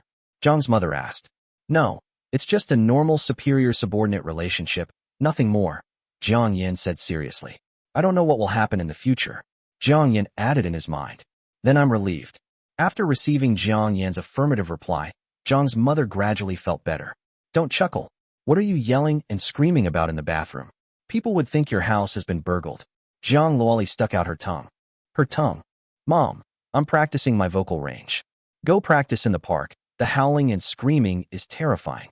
Seeing that Jiang Luoli had successfully drawn the Empress Dowager's attention, Jiang Yan seized the opportunity to return to his bedroom and escape the conflict. Gujiao, Covering the Sky, will be available at midnight. Don't forget to update it as soon as possible. Legplay Year sent a message to Jiang Yan. "Don't worry, editor. I've already saved 20 chapters." Jiang Yan replied with a cute emoji. "Yes, I'll be keeping an eye on the real-time data in the early hours of the morning, hoping that Covering the Sky can break 10,000 subscriptions on its first day." Xianxia had just become an editor at Tianqing Publishing House and had very few authors under her supervision. Gujiao's new book, Covering the Sky, has reached 100,000 collections and receives as many as 300,000 recommendation votes every day, making it the best-performing new book among her authors. For editors, the better the performance of their authors, the more confident they are when speaking to their superiors. Is it difficult to get over 10,000 initial orders? With nothing else to do, Jiang Yan started chatting with Xianxia. Xianxia no longer cared that Gujiao was deliberately pretending to be a newbie. She had already identified Gujiao with Jiang Yan and was enjoying the chat. "It's very difficult. Let me put it this way. Tianqing Novel Network has millions of novels updating simultaneously, but only a handful can break 10,000 subscriptions on their first day. However, your book is doing very well, and there's a great chance it will break 10,000 subscriptions on its first day." Xianxia didn't make any definitive statements. With 100,000 favorites, the novel Covering the Sky is likely to easily surpass 10,000 subscriptions on its first day, given the 10-to-1 subscription-to-subscription ratio, unless the plot goes wrong. Xianxia chatted with Jiang Yan to pass the time. Suddenly, Xianxia saw a news item posted in the work group. Blue Sky Publishing House releases a new book. This is the real xianxia, penned by a renowned author. Xianxia Didn't GB have a falling out with Lantian Publishing House over royalties? How come they've made up now? And GB has even released a new book on Lantian Novel Network. That means the author of Covering the Sky was not the writer, but someone else. Xianxia was very embarrassed. She has always used Lonely Wine as a pseudonym for her writing. But if Covering the Sky wasn't written by this author, then which great author created this alternate account? Gujio, how old are you this year? Xianxia asked. 18. Jiang Yan replied. Xianxia pursed her lips. I don't believe you for a second. The writing style of Covering the Sky is mature and experienced, clearly not written by a new author. It is obviously written by a well-established master who is good at the xianxia genre. The youngest of those top players are already 25 or 26 years old, but Gu Jio said he's 18. Wow, you really can just spout off like that. I understand. Men are boys until they die. They like 18-year-olds when they are young, and they still like 18-year-olds when they are 18. Xianxia skillfully started driving. She and Gu Jio chatted every day during this period and became very familiar with each other. Occasionally, they would tell dirty jokes and make suggestive remarks. I am really 18 years old. I just celebrated my birthday a while ago. I gave such an obvious hint. Hasn't Xianxia figured it out yet? Send a picture of me in black stockings. This time, Jiang Yan didn't delete it. Instead, he posted it directly. Wait a minute, I'll pick a few of the better ones. Jiang Yan. Xianxia is a good person to get along with. She actually posted a picture of herself in black stockings when asked. Upon seeing the photos Xianxia sent, Jiang Yan immediately lost interest. This is clearly a picture from the internet, and it's nowhere near as good as Xianxia's beautiful legs. Want to see something more exciting? Xianxia posted the same emoji as Jiang Yan. More exciting? Jiang Yan quickly replied, hurry up. The real thrill was yet to come. Chapter 34 details. Is it exciting? Seeing the video Xianxia posted of red-crowned cranes playing in the water, Jiang Yan replied with a sweat-wiping emoji. Those long legs, that fair skin, I can't sleep at night if I don't look at them a little longer. Xianxia was overjoyed as her prank succeeded. Want to see my black stockings photo? You're dreaming. Even if I can't sleep at night and want to watch some exciting videos, I won't watch this one you sent. There are plenty of other videos in my private folder. Jiang Yan glanced at the folder that required a password to open. At exactly midnight, Covering the Sky was released on time. Jiang Yan uploaded all the drafts. At this point, the plot had progressed to the point where the protagonist learned that he was the ancient sacred body, but unfortunately, his physique was not suitable for cultivation. The bronze coffin that appeared at the beginning reappeared. The following plot is a minor climax. As Yi Fan's path to becoming emperor, Yi has only just begun. Lonely Wine. Now that it's available for purchase, aren't you going to update 100 or 200 chapters to entertain the brothers? If it's Guju-sama, then that's fine too. Gujio, you don't want to hand over the top spot in monthly votes for Covering the Sky to someone else, do you?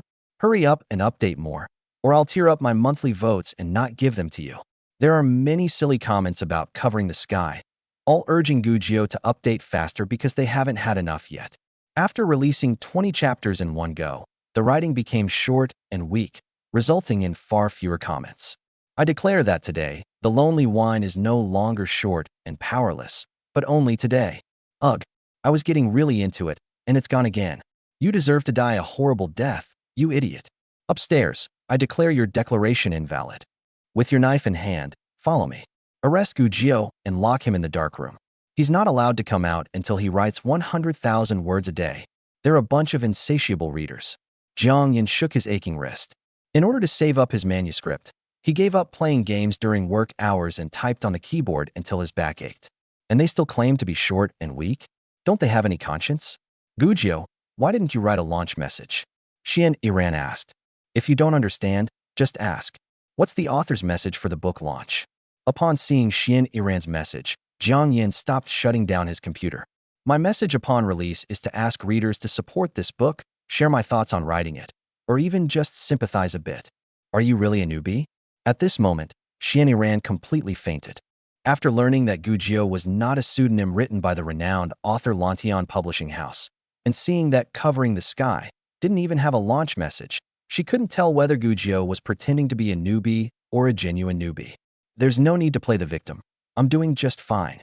Xianxia's words reminded Jiang Yan of a common trope in talent shows. The contestant faced the camera with tears streaming down his face, recounting the arduous journey of pursuing his musical dream. First of all, the family was dirt poor, and the parents worked hard to raise them. In some cases, both parents had died. In short, it was a case of poverty. Miserable. Is it really that bad? A while ago, a singer named Xianxia posted a family photo, which attracted a lot of attention and praise from netizens. Later, netizens realized something was wrong. Didn't Xianxia's parents die a long time ago? It was Xianxia himself who admitted it in an interview after releasing a new song. This is awkward. To come back to life? If there's no launch speech, then there's nothing to say. Xianxia looked at the back-end data. The first 2 hours after a new book goes on sale are especially important, as they can roughly estimate how many pre-orders there will be.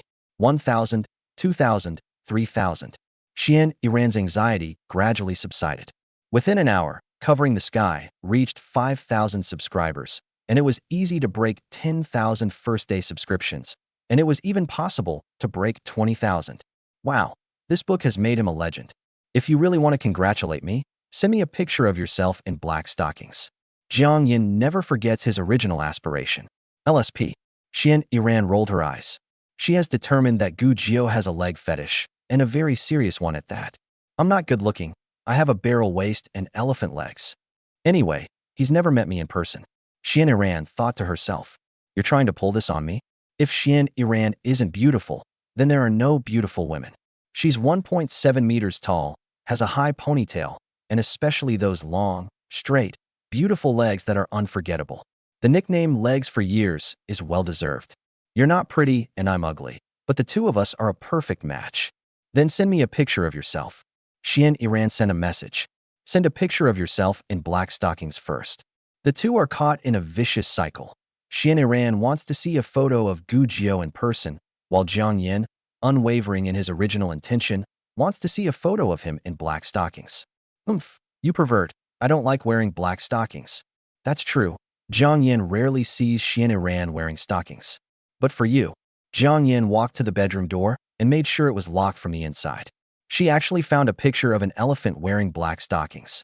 Jiang Yan shut down his computer and lay on the bed, while Xianxia posed a probing question. Is it pretty? I wasn't kidding you, was I? I have a barrel waist and elephant legs. Seeing that Gu Jiao didn't reply for a long time, Xianxia looked smug. Oh man. That said, Gu Jiao really does resemble Jiang Yan. Every time they met, Jiang Yan's first words were, send me a picture of yourself in black stockings. Xianxia retorted, Super 8 Hotel, room 302. Wash up and wait for me tonight. I'll let you see enough. At this point, Jiang Luoli became unhappy. I treat you like a best friend, but you want to be my sister-in-law. I should get together with Luoli sometime. Xianxia shut down the computer. Also, have Luoli invite Jiang Yan along. I haven't seen him in a long time. Thump, thump, thump. Jiang Yan was awakened by the knocking on the door. Get up, Jiang Luoli urged. Jiang Yan was still sleepy. Do you get up at 6 in the morning? Life is about movement. You used to keep me up all the time until my back was broken. Now it's my turn to keep you up. Jiang Luoli had her hair tied in a ponytail and was wearing a white tracksuit. Driving again, Jiang Yan washed his face and was then pulled by Jiang Luoli to a nearby park. Jiang Luoli began practicing her high notes, producing a wailing sound. Jiang Yan was still a little sleepy after washing his face, but when he heard Jiang Luoli scream, he instantly became alert. Who taught you that? Jiang Yan asked. Xiil taught me. You two used to be at odds. How come you're getting along like best friends now? Jiang Yan began warming up in preparation for his morning run. Don't try to guess what a woman is thinking. Jiang Luoli continued, screaming. Is this kind of practice really useful? Jiang Yan covered her ears. It works. I sang the climax of daytime doesn't understand the darkness of night yesterday, and although it was still very difficult, it was noticeably better. Then I'll give it a try. Jiang Yan cleared his throat. The elderly people who were doing their morning exercise were stunned and stood there watching Jiang Yan and Jiang Luoli howl like ghosts. They're such pretty girls and handsome young men. How come they've developed mental problems at such a young age? Hey, aren't these the two kids from the Jiang family? Have you heard? The younger son of the Jiang family is being kept by a sugar daddy. Kept? Really? No wonder he looks so strange. He's so pitiful. His body is being tortured and his mind is being tortured too. Tell me what happened in detail. I'll go get some stools. You must wait until I get back before I explain. Chapter 35. Can I tolerate this injustice? Cough, cough. Jiang Yan gave up. This method of practicing high notes was not suitable for him. After practicing for a few rounds, his throat hurt terribly, like the unbearable pain of tonsillitis. To speed up the process of earning reputation points, hurry up and buy Heavenly Voice. Jiang Yan took a sip of mineral water to moisten his throat. Jiang Loli was practicing with great enthusiasm, and Jiang Yan did not disturb her as she sat on the stone bench resting. Business has been really busy lately. Jiang Yan precisely tossed the empty mineral water bottle into the trash can. On Saturday, Xianxia invited me to go to the movies. I'm going to see 2 movies over the weekend, with different people each time. However, the fact that they were watching the same movie repeatedly left Jiang Yan feeling somewhat helpless. Even the scariest horror movie turns into a comedy after watching it 3 times. I need to talk to Xianxia tomorrow and tell her not to drive that pink Maserati anymore. It's just too flashy. The neighborhood intelligence network is no joke. 1 second Xianxia drove her home, and the next second the news reached the Empress Dowager's ears. I can't take it anymore. Jiang Luoli sat down next to Jiang Yan. The method Shiyul taught her for practicing high notes was very useful, but she couldn't rush it. She needed to practice every day to broaden her vocal range. Don't push yourself so hard, Jiang Yan said. There's nothing I can do about it. My dream is to be a woman who is both beautiful and talented. Jiang Luoli's eyes crinkled into crescent shapes as she smiled, her white tracksuit making her look youthful and vibrant. Her smile was as warm and sunny as the older sister next door. Ever since singing Daytime Doesn't Understand Night's Darkness in the recording studio, Jiang Luoli has come to a deep understanding of the gap between herself and professional singers. She didn't want to be just a pretty face, which is why she asked Shiyul to teach her from the basics. Don't you still have me? Jiang Yan said casually. Jiang Luoli was stunned for a moment. I'm so touched. You're such a good husband. Husband, give me a kiss. What are you shy about? Give me a kiss. You keep practicing. I'm going back to catch up on my sleep. Jiang Yan reluctantly got up. Before Jiang Luoli could even be serious for a few seconds, she immediately transformed into a seasoned driver on Mount Akina, slamming on the brakes and being unstoppable. On Saturday, Jiang Yan waited all day, but Xianxia did not call him. Did you forget about watching the movie? Jiang Yan's leisurely life. It's good that I forgot. I was supposed to watch the movie 3 times, but now I only need to watch it twice. Gujio, your novel Covering the Sky has 23,000 first-day subscriptions. If you maintain this high level of performance in your next work, a contract with a top author is within reach. Xianxia couldn't wait to tell Gujio the good news. Xianxia was overjoyed at the thought of nurturing a top-tier author. Send me a picture of yourself in black stockings. Xianxia anticipated what Jiang Yan was going to say. Jiang Yan, you've already said everything. What am I supposed to say? If you're really young and single, I can introduce you to my best friend, Xianxia typed, searching her mind for a friend who was interested in novels. Best friend? Jiang Yan thought for a moment. Xianxia's best friend is none other than Jiang Luoli, and Jiang Yan also knows all of her other best friends. Not interested. Jiang Yan hadn't even clicked send yet. Do you like mixed-race girls, the blonde, blue-eyed, and wavy-haired type? She really likes reading novels, especially fantasy and martial arts novels. I had no idea Xianxia had such a best friend. Mixed race, blonde hair, blue eyes, big wavy hair. Jiang Yan grasped the key words. Sure, introduce me sometime, Jiang Yan replied. Jiang Yan chatted with Xianxia for a while, during which he told a few dirty jokes, which made Xianxia giggle. Of course, Jiang Yan told dirty jokes, and Xianxia would occasionally make suggestive remarks as well. The two of them chatted happily. With the air conditioner set to 26 degrees Celsius, Jiang Yan brewed a cup of coffee and began preparing drafts for tomorrow. Xianxia Publishing House. Iran. Take a look at the author's post-launch comments for Becoming a Marquis. That's what the female editor next to me said. What's so interesting about him if he's not my author? Is he going to thank me? Feng Ho, a renowned author published by Xianxia Publishing House, has released his new book, The Madman's World, on the same day as Covering the Sky. Upon seeing the launch message for the conferred marquee, Xianxia looked disgusted. The very first sentence is an attempt to elicit sympathy.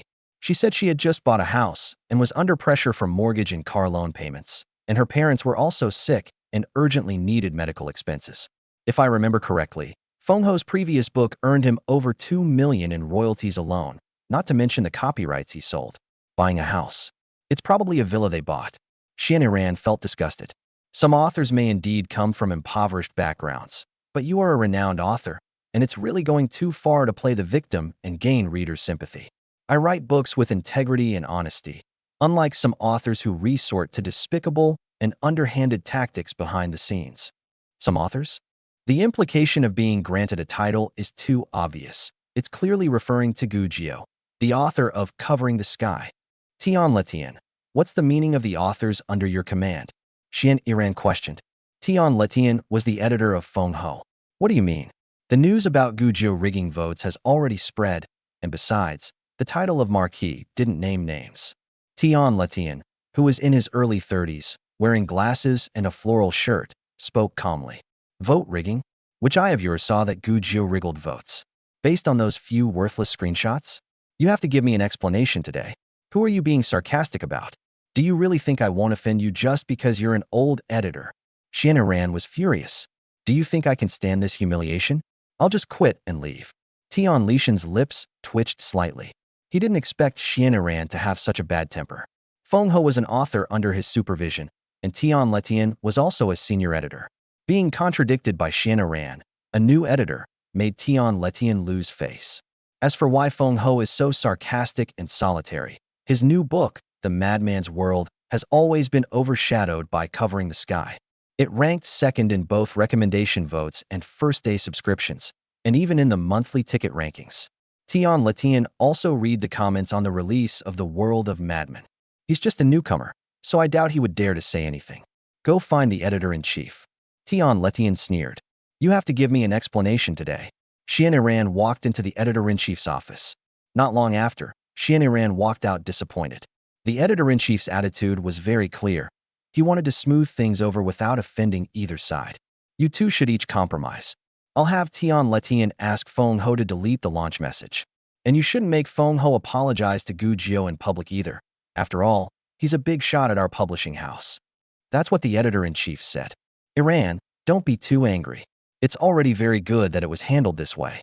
Tian is very arrogant because he has several top authors under his command. The company is going to create a new category, and Tian is going to be promoted to editor-in-chief next month. So even Lao Wang doesn't want to offend him. The female editor next to him offered words of comfort.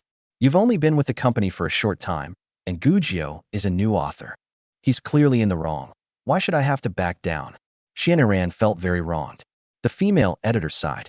Looking at Tian Lishan's increasingly smug face, Xianxia wished she could punch him. Chapter 36. My body can't take it anymore. After uploading the completed chapter, Jiang Yan went to the living room. Have you bought the movie tickets? Jiang Yan stopped August from scratching the sofa. Why are your little paws so naughty? Jiang Yan picked up August. The blue chubby guy, who always had a smug look on his face, broke free from Jiang Yan's restraints and lay on the edge of the sofa, wildly flirting with death. I'll castrate you in a couple of days. Jiang Yan patted August's head.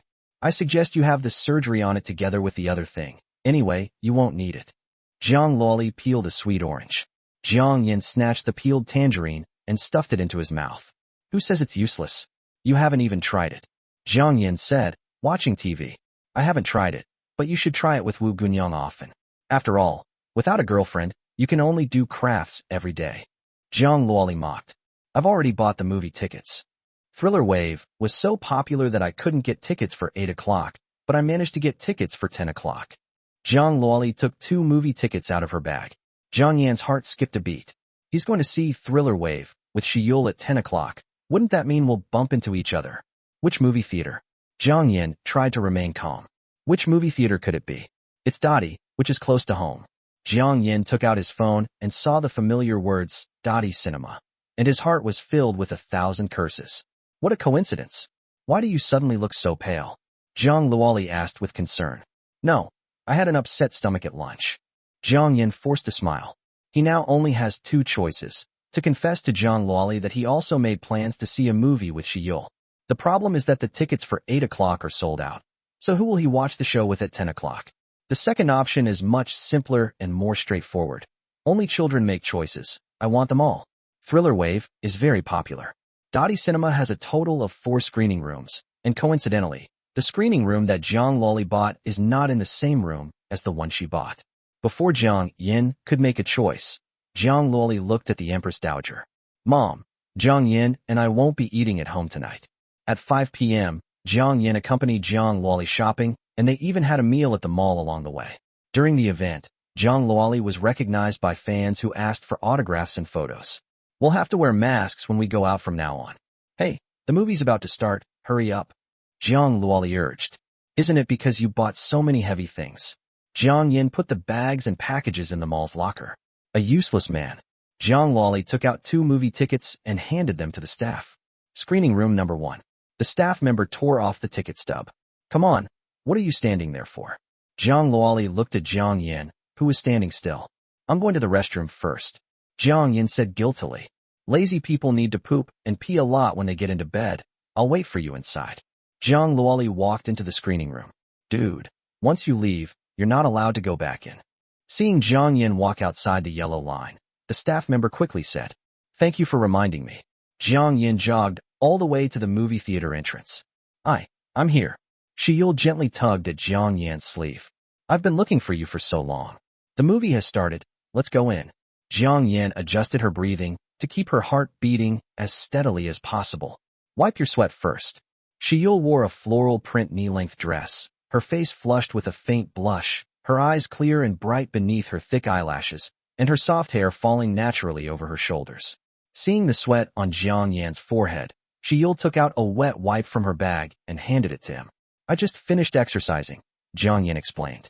Looking at Jiang Yan and Shiyul, the ticket checker scratched his head. Has the person been changed? He remembered the woman who was with Jiang Yan earlier. She wasn't the one in front of him. However, one thing is certain. Both women are very beautiful. One is lively and cheerful, the other is quiet and ladylike. Screening room number 3. That's what the staff member said. Hey, where did Jiang Yan go? Did he fall into the toilet? Jiang Luoli came out to make a phone call to ask. Upon seeing Jiang Luoli in the corridor, Jiang Yan pulled Shiyul to a corner in a moment of crisis. Help me wipe my sweat. Jiang Yan looked directly into Shiyul's eyes. Then, can you be a little gentler? My shoulder hurts so much. The eye contact lasted less than half a second before Shiyul's face visibly turned red, like a ripe apple that made one want to take a bite. Jiang Yan realized that he had pressed down on Shiyul's shoulder, and that he was too tense and used too much force. Excuse me. Jiang Yan released his hand. It's nothing. Shiyul timidly raised her head and carefully wiped the sweat off Jiang Yan's face with a wet wipe. Beep, beep, beep. Your phone is ringing. Ignore it, it's a scam call. Oh. After wiping away their sweat, Jiang Yan and Shiyul entered screening room number 3. 5 minutes into the movie, Jiang Yan deliberately chose a seat in the last row. However, Jiang Yan stood up before he could even get comfortable sitting down. I need to use the restroom. Screening room number 1. Why did it take you so long to go to the bathroom? Jiang Luoli asked. It's normal for people to have to go to the bathroom sometimes. Whether this movie is good or not, Jiang Yan naturally changed the subject. It's alright, but it's quite scary. Before Jiang Luoli could finish speaking, a hideous and terrifying face suddenly appeared on the big screen, and the audience screamed. Don't be afraid, baby, don't worry. I'm here. The couple sitting in front of us had a boyfriend with dyed blonde hair, who was holding his petite girlfriend in his arms and comforting her. You big bad guy. I already said I'm afraid of watching horror movies, but you still insisted on bringing me to see one. You're so naughty. I hate you. The girlfriend gently punched the blonde guy's chest, and the blonde guy looked smug. I hope another funny face doesn't appear. When the terrifying image reappeared on the big screen, Jiang Yan was startled. Don't be afraid. Honey, I'm here for you. Jiang Luoli hugged Jiang Yan and comforted him. You're definitely not afraid. You watch horror movies every day to help you sleep. Jiang Yan closed his eyes. When others watch horror movies, they become paranoid at night, sometimes feeling like someone is under the bed, sometimes feeling like someone is in the closet. Jiang Luoli is quite remarkable. When she has insomnia, she listens to horror movies and falls asleep easily, and sleeps very soundly. What a master. Huang Mao looked at Jiang Yan in Jiang Luoli's arms. Hugging your girlfriend is definitely more pleasant than being hugged by her. Huang Mao secretly gave Jiang Yan a thumbs up. I need to pee, so I'm going to the toilet. Jiang Yan said. Going to the toilet again? I was so scared I peed my pants. Jiang Yan got up and left. Mr. Mu, then it's settled. From now on, movies produced by Dongsheng will be screened first at Dottie Cinemas. A group of people stood at the entrance of the corridor, and they spoke ingratiatingly to the middle-aged man who was wearing a jade thumb ring and had a good bow. Bow. Mu Qingya, dressed in an office lady's business attire, nodded upon hearing the middle-aged man's words. Mr. Zhang, I hope we can have a pleasant cooperation. It's a pleasure doing business with you. Mr. Mu, I've already made a reservation. I hope you'll do me the honor of joining me. Looking at Jiang Yan, who was acting suspiciously in the corridor, Mu Qingya's beautiful eyes flickered. What is he doing here? Let's skip dinner. Are there any seats available for tonight's thriller wave? Yes, I'll arrange it for you right away. The middle-aged man gave a wink, and the manager next to him hurriedly left. Mu Qingya? What is she doing here? Jiang Yan had a terrible headache. 2 was enough for him. Could his body handle 3? Chapter 37 Life Lies in Movement. The crowd dispersed in the corridor, and Mu Qingya walked up to Jiang Yan. Don't be angry. Mu Qingya's first words to Jiang Yan left him speechless. Does she really think of herself as a kept man? I waited for you until dawn yesterday. Jiang Yan feigned displeasure, but his heart was pounding. Xiao was waiting for him in the screening room, and now Mu Qingya showed up. It's all my fault. I'll make it up to you later, okay? How will you be compensated? Jiang Yan immediately became interested. I'll be waiting for you in screening room number 2, in the last row, corner. You'll see when you get there. Mu Qingya unbuttoned a button, then quickly buttoned it up, and winked playfully at Jiang Yan. Jiang Yan, she knows exactly what men like. I'm going to the restroom first. Screening room number 2, don't go to the wrong one, Mu Qingya said. Ah! Screams erupted one after another as Jiang Yan sat next to Xiao. There was a long line at the restroom, so I bought popcorn and a Coke while I was there. Jiang Yan handed the popcorn to Xiao. Is it scary? I'm scared, so I don't dare to open my eyes to look, Xiao said softly. With you next to me, I won't be afraid anymore. Jiang Yan found it amusing. This is the right way to start a date. On the other hand, Zhang Luoli was hoping to scare him as much as possible, so that she could laugh at him and then hold him in her arms. I am here. Jiang Yan took a sip of hot juice and checked the time on his phone every now and then. What's a good excuse to go out later? The toilet has been used to this day and night. Xiao might be naive enough to believe it, but Zhang Luoli and Mu Qingya would never believe such nonsense. Jiang Yan's head was spinning from thinking about it. These 3 people must have made plans to watch a movie today. Xiao seemed to be deep in thought. She vividly remembered the advice her best friend gave her before the date. Yul, you need to speak a little more sweetly and gently. Otherwise, with that aloof, unapproachable face, what man would like that? Aren't you 2 going to see a horror movie this weekend? When a scary scene comes on, you can panic and lie in Jiang Yan's arms, then say, Brother, you scared me to death. But with you here, I'm not scared at all. Xiao felt nauseous just thinking about that scene, so she decided to just let things take their course. I think I left my keys at the ticket counter. Jiang Yan patted his pockets and was about to stand up when he said that. Don't go, I'm scared. With a sob in her voice, Xiao took Jiang Yan's hand. Jiang Yan sat back down in his original seat. Don't be afraid. I'm here. You should go, lest someone take the key. After a fierce internal struggle, Xiao let go of Jiang Yan's hand. Aren't you scared? But if you lose your keys, how will you get home? Looking at Xiao, who was clearly scared but also thinking of him, Jiang Yan took out his earphones from his pocket. Listen to some music. I'll be right back. Jiang Yan and the staff member looked at each other in the corridor. Awesome. The staff member gave a thumbs up. He was already impressive enough to invite 2 girls to the movies at the same time, but inviting 3 was something he hadn't expected. Mu Qingya is someone even their boss addresses with utmost respect as President Mu, and she's also a mature and sexy beauty. Life lies in movement. Jiang Yan, unaware of what the staff were thinking, wiped the sweat from his brow and walked into screening room number 2. Sports? What sport is he referring to? The staff were filled with nothing but envy. Can someone with such a small frame handle taking on 3 opponents alone? What are you going to compensate me for? Jiang Yan spoke first, without explaining why it took him more than 10 minutes to go to the toilet. Mu Qingya took off her burgundy suit jacket, revealing a white shirt that made her ample breasts look like they were about to burst open.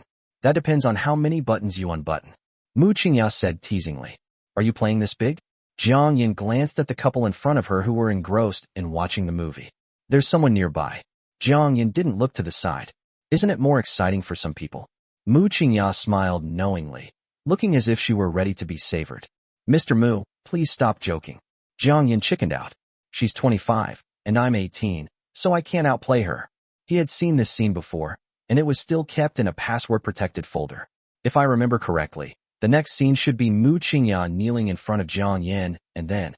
The scene was too beautiful for Jiang Yan to bear thinking about any further. You're so shy? I like shy and young boys like you. Jiang put on a suit. The thriller wave was directed by a director under our company, Dong Sheng. The company didn't have high hopes for this movie. After all, the horror film market is what it is, but who knew it would become such a hit? The photos are indeed very well taken. Jiang Yan took a sip of juice. Yes, the movie's promotion was just so. It became a hit purely because of word of mouth. I've been busy dealing with the owners of various theater chains these past few days. Take Dottie Cinema for example. They hope that movies released after Dongsheng will be shown on Dottie Cinema first. Jiang explained why she didn't go see Terror Wave with Jiang Yan yesterday. Exclusive screening rights. Jiang Yan grasped the key point of Jiang's words. That's one way to understand it. You really don't want my compensation? Jiang changed the subject and began to tease Jiang Yan. Let's talk about it in your office next time, Jiang Yan said, then realized something was off. His relationship with Jiang doesn't seem to have reached the point where they can make inappropriate advances. But Jiang had already started driving and had the accelerator floored, so she probably wouldn't mind that I was driving behind her. What would you like to drink? I'll go buy you something.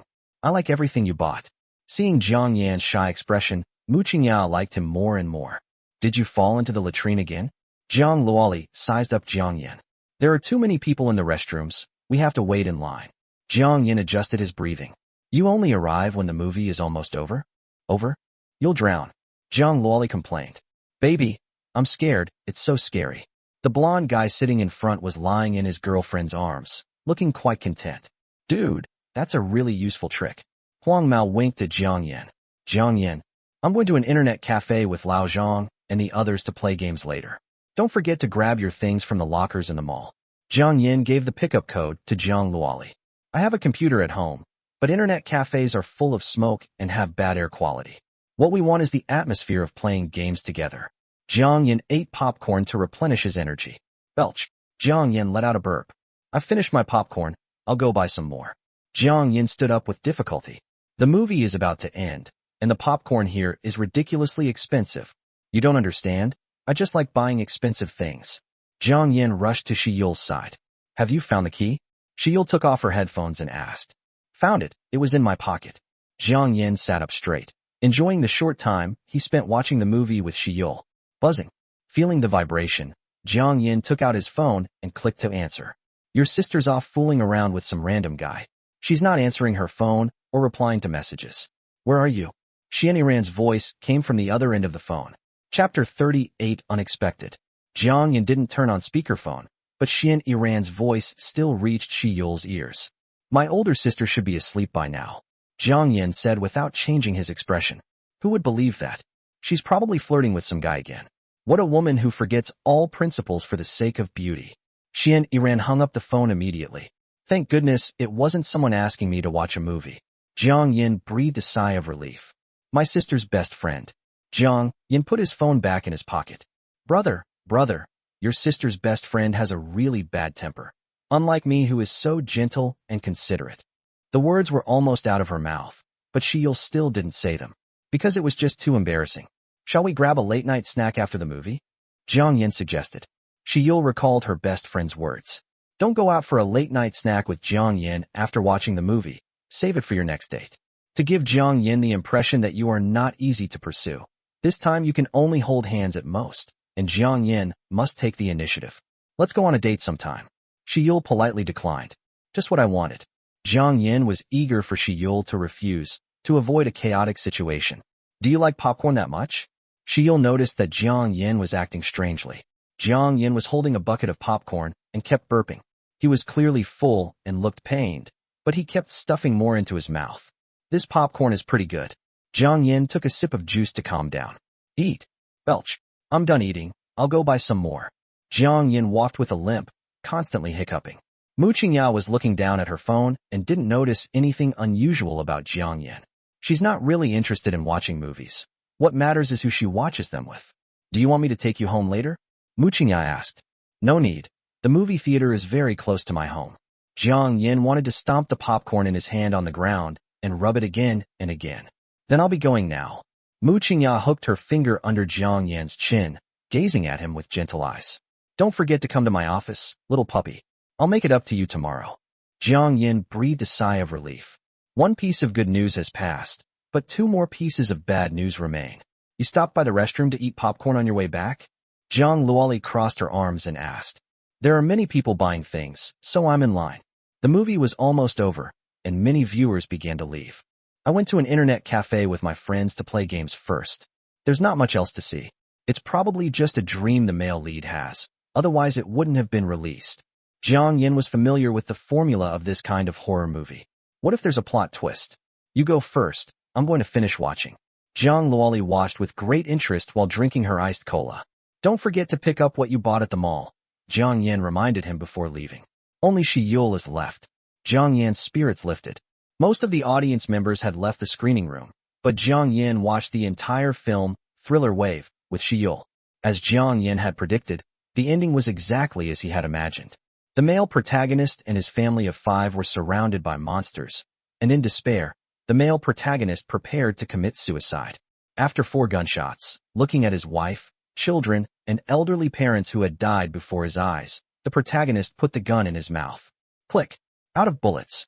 The protagonist is determined to fight the monster, but as the fog clears, rescue teams appear from all directions. The male lead's breakdown was heartbreaking for the audience. This director is so mean. Why didn't he let the male lead's family reunite? He had to kill off his family members instead. It's so hopeless. His wife and children are all dead. Even if the protagonist survives, he'll be no different from a walking corpse. The audience members were all talking about how glad they hadn't left early. How pitiful. Shiel said. No wonder this movie is so popular. Jiang Yan finished his juice. Since you're not hungry, I'll take you home. At the entrance of Dadi Cinema, Jiang Yan hailed a taxi. I had a great time on our date today. Shiel opened the car window and mustered up her courage to speak. Me too. Jiang Yan waved his hand. See you tomorrow. Okay, see you tomorrow. Watching the vehicle drive away, Jiang Yan slumped onto the stone bench by the door. It's finally over. Since he had told Zhang Luoli that he was going to an internet cafe to play games with his friends, Jiang Yan did not go home for the time being and instead wandered aimlessly through the streets. Beep, beep, beep. I told you my older sister is sleeping at this hour. Jiang Yan answered the phone and spoke to Xianxia. Who wants to see her? Where are you? Come drink with me. Xianxia's voice was clearly tinged with drunkenness. This is the first time I've seen you drinking alone. Jiang Yan joked. I've sent you the location, come quick. The aroma of cumin filled the air as Jiang Yan sat opposite Xianxia. Bad mood. The table was covered with a dazzling array of barbecue, indicating that Xianxia had been drinking for some time. Empty bottles were scattered on the floor. The ticket checker was humming a tune and in a good mood, planning to buy some barbecue to take home after get off work. When the staff saw Jiang Yan, they wondered if they were seeing things. Shouldn't he be exercising at this time? Hiss. The staff gasped. 4. He actually dated 4 girls at the same time. She's mature and sexy, and even the boss has to respectfully call her President Mo. She's lively and cheerful, and seems to be a celebrity. I've heard her songs before. There was also a very quiet one who spoke softly and had a somewhat aloof air. Now this. Wow, those long, straight, beautiful legs are absolutely stunning. You've had too much to drink. Jiang Yan stopped Xianxia from continuing to drink. Drinking beer is one thing, but Xianxia has already drunk a whole bottle of baijiu. Even with her high alcohol tolerance, she couldn't handle it. What kind of person is he? He's clearly in the wrong, yet he expects me to back down. Xianxia pouted, looking very aggrieved. Is work not going well? Jiang Yan guessed that this was the reason Xianxia was drinking alone. I was bullied. Xianxia opened a bottle of beer and placed it in front of Jiang Yan. Then just resign. You've done plenty of this stuff anyway. Or you could ask Uncle Xian to buy Tianqing Publishing House. I have no money. What's the reason? Jiang Yan put the beer on the ground. What else could it be? My authors are being sarcastic and meanwhile, and that author happens to be Feng Ho, an editor who is a longtime employee. I want Feng Ho to apologize to Gu Jiao, and for the editor-in-chief to smooth things over, and for both sides to compromise. Feng Ho doesn't need to apologize for deleting the launch message, but this is clearly Feng Ho's fault, so why should I have to compromise? Xianxia said, feeling wronged. That's really going too far. I don't know much about online novels. Isn't the editor-in-chief more powerful than the chief editor? Jiang Yan asked. After Covering the Sky received 20,000 first-day orders on its release day, Tang Xuejian, the editor-in-chief of Tianqing Publishing House, took the initiative to add Jiang Yan's contact information. However, Jiang Yan only exchanged a few polite words with him and did not have a deep conversation. Of course, there are many editors-in-chief, but only one chief editor. Xianxia slumped onto the table, half asleep. Seeing this, Jiang Yan picked up Xianxia's bag and rummaged through it for the car keys. He was all too familiar with Xianxia's routine after she got drunk: find a designated driver, take her home, and then throw her onto the bed. That's it. However, this time an unexpected incident occurred. Where are the car keys? Jiang Yan felt around in Xianxia's pockets, but still couldn't find the car keys. Even if a designated driver comes, it's useless if I don't have the car keys. Looking at the hotel not far away, and then at Xianxia, who was completely drunk. How about we get a hotel room? Chapter 39. What did you do last night? Please give me a double room. Jiang Yan carried Xianxia into the hotel. I'm sorry, sir, we don't have any double rooms available at our hotel. The receptionist glanced at the computer and said, due to the immense popularity of Terror Wave, the hotel has been fully booked these past 2 days, mostly with couples who have just finished watching the movie. Are there any other rooms available? Jiang Yan was too lazy to go to other hotels. After all, carrying Xianxia around would make people think he was picking up a drugged woman at a bar. Only one themed room left, sir. Our hotel's themed rooms are a specialty, guaranteed to be worth the price. This one will do. I don't have any other choice. After paying, Jiang Yan carried Xianxia into the elevator. Click. The room's overall decor is predominantly pink, even the lighting. Especially since the bed was covered with all sorts of strange things, including a swing and a big ball. It was Jiang Yan's first time using a themed room, and she asked him what the swing and the big ball were for. Jiang Yan placed strange and unusual items on the bedside table and then threw the completely drunk Xianxia onto the bed. With the air conditioner set to 26 degrees Celsius, Jiang Yan first took a long, hot shower. That's way too much to drink. Looking at Xianxia, who was sleeping like a log, Jiang Yan shook his head. I'm going home now. Jiang Yan gently patted Xianxia's shoulder. Just as she placed her hand on the doorknob, Xianxia suddenly sat up and hugged the trash can, vomiting. It's so hot. Xianxia mumbled incoherently, and then began to take off her clothes. Jiang Yan. With the air conditioner set to 24 degrees Celsius, Jiang Yan finally managed to cover Xianxia with a blanket after much effort. Son, don't stay up too late. Staying up late is bad for your health. Zhang's mother called. Mom, I'll sleep at Wang Bo's house tonight and go home tomorrow. Jiang Yan said. Okay, please give my regards to your Aunt Wang. After giving a few more instructions, Zhang's mother hung up the phone. Jiang Yan is now an adult, so his mother won't be too strict with him anymore. On the balcony, Jiang Yan watched the bustling traffic on the street. Xianxia drank too much and needed someone to take care of her, and Jiang Yan was just the right person to handle some of those matters. The author was granted a title, and the arrogant editor Tian Letian, relying on his seniority, acted with disrespect. Does being a veteran author give you the right to be sarcastic towards new authors? Jiang Yan dialed the phone number of Tang Xuejian, the editor-in-chief of Tianqing Publishing House. In a residential area in Beijing, Tang Xuejian lit a cigarette with an expression of enjoyment, while the woman next to him gave him a massage. Your kung fu has improved recently. The woman, who was in her 30s, had a flushed face and was still savoring the intense battle that had just taken place. I'm in a better mood when my son stays with your mother. He's less mischievous, Tang Xuejian said. Shall we take a break and then continue? You insatiable little thing. Just as Tang Xuejian was preparing to continue the battle, a melodious bell rang throughout the room. Who's calling so late? Tang Xuejian glanced at his phone. Wait a minute. Tang Xuejian put on his glasses and looked serious. He might ignore calls from other people, but he takes Gujiu very seriously. Covering the Sky has sold over 20,000 copies in its first day, which is better than the performance of some platinum authors published by Tianqing Publishing House. Moreover, Covering the Sky not only boasts high initial subscription numbers, but also maintains them, with an average daily subscription of 70,000. It won't be long before it breaks historical records, becoming the first book on Tianqing Publishing House to surpass 100,000 average daily subscriptions. Even if it's just a late-night phone call, he'll still answer it at 2 or 3 in the morning. In Kong Feiqi's memory, Gu Jio was a bit aloof. After adding him as a friend, he said he had something to take care of after only a few words, let alone making a phone call. Hello. Kong Feiqi cleared his throat. I need an explanation. Jiang Yan's tone was cold on the other end of the phone. Explanation? Kong Feiqi was completely baffled. After listening to Jiang Yan recount the whole story, Kong Feiqi realized the seriousness of the situation. I really didn't know that Xianxia and Tian Letian had a quarrel. As for Fengho Xiaowang, he mentioned it to me. He said that the matter has been resolved and Fengho deleted his post-launch comments. As for an apology, Xiaowang has never mentioned it. The little Wang that Kong Feiqi mentioned refers to is the editor-in-chief of the xianxia, fantasy/martial arts, genre. Now you know. Tianxing is the largest publishing house in China. You let the vote-rigging rumors go unchecked, and you turn a blind eye to the sarcastic remarks made by top authors on the same platform, like Fengho. Do you really think I have no temper? Jiang Yan's barrage of questions left Kong Feiqi feeling deeply ashamed. So how do you want to solve this? Have Fengho issue a separate apology to me. I don't want this to happen again.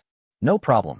Since the enfeoffment of the Marquis was wrong to begin with, Kong Feiqi naturally wouldn't say anything more. Furthermore, Xianxia has offended Tian Lishing, and if she faces discrimination in the future, don't worry about that. I will transfer Tian Lishing to the suspense category, and he won't have much contact with Xianxia in the future. Kong Feiqi said. More than being surprised by the apology and the title of Marquis, Kong Feiqi was astonished that Gu Jio had considered things so thoroughly, even anticipating that Xianxia would be ostracized by Tian Lishing in the future. Disturb. No disturbance. Judging from your voice, you sound very young. You'd be welcome to visit our headquarters in Yanjing sometime. Sensing that Jiang Yan's tone had softened, Kong Feiqi took the initiative to make amends. He found out that the author of Covering the Sky, Gu Jio, was a complete newcomer. With a little nurturing, a talented and capable new author like this can become a top-tier author or even a platinum-level author, and he will make a fortune. There might be a chance. Jiang Yan hung up the phone. Honey, please continue. After Kong Feiqi finished his work, the woman, like a water snake, crawled all over him, demanding more. I'm not in the mood. Kong Feiqi's face was gloomy. The rumors about whether Covering the Sky had manipulated recommendation votes have been debunked. After all, it's a work with 20,000 initial subscriptions. What angered Kong Feiqi was that Fengho knew it was a rumor, yet he still put it on sale with sarcastic and cryptic comments. Furthermore, Tian Letian, relying on his seniority as an editor, acted arrogantly and domineeringly, pointing at the editor-in-chief's office door and telling Xianxia to go and complain. Do you really think you can do whatever you want? I'll settle this score properly one by one when I get to work tomorrow. What's the rush? Go take a shower first. Honey, time is money, so let's not waste it. Jiang Yan, sitting on the sofa, was very annoyed. The soundproofing in this hotel was terrible. He could hear everything people were saying upstairs. Xianxia slept soundly and was naturally fine, but Jiang Yan suffered the consequences. Stop yelling. Are you afraid others won't hear you? Jiang Yan stuffed toilet paper into her ears and struggled to fall asleep while listening to the accompaniment. As the sun slowly rose, Xianxia suddenly opened her eyes. Who am I? Where am I? What am I supposed to do? Xianxia only remembered drinking a lot of alcohol last night, but she couldn't remember what happened after that. Looking at her surroundings and seeing her clothes scattered all over the floor, Xianxia widened her eyes and threw off the blanket. Last night Xianxia noticed the man sleeping on the sofa and carefully walked over, carrying a pillow. I'll beat you to death. I'll beat you to death. Xianxia screamed, unleashing boundless power. This is my first time. This is my first time. Are you crazy? Jiang Yan covered his head and ran away in a panic. Jiang Yan. Xianxia stopped what she was doing. Who else did you think it was? Jiang Yan kept his distance from Xianxia. What did you do to me last night? Upon hearing Xianxia's words, Jiang Yan rubbed the back of his head. Why does Xianxia seem so expectant? I'd feel bad if I didn't do something for her last night. Chapter 40. Who's messing with you? You drank too much last night, and since I couldn't find my car keys, I booked a room at a nearby hotel. Jiang Yan told the truth. So you booked a love room? Xianxia looked around. The room was decorated in pink, and the bedside table had many strange props, including a big ball.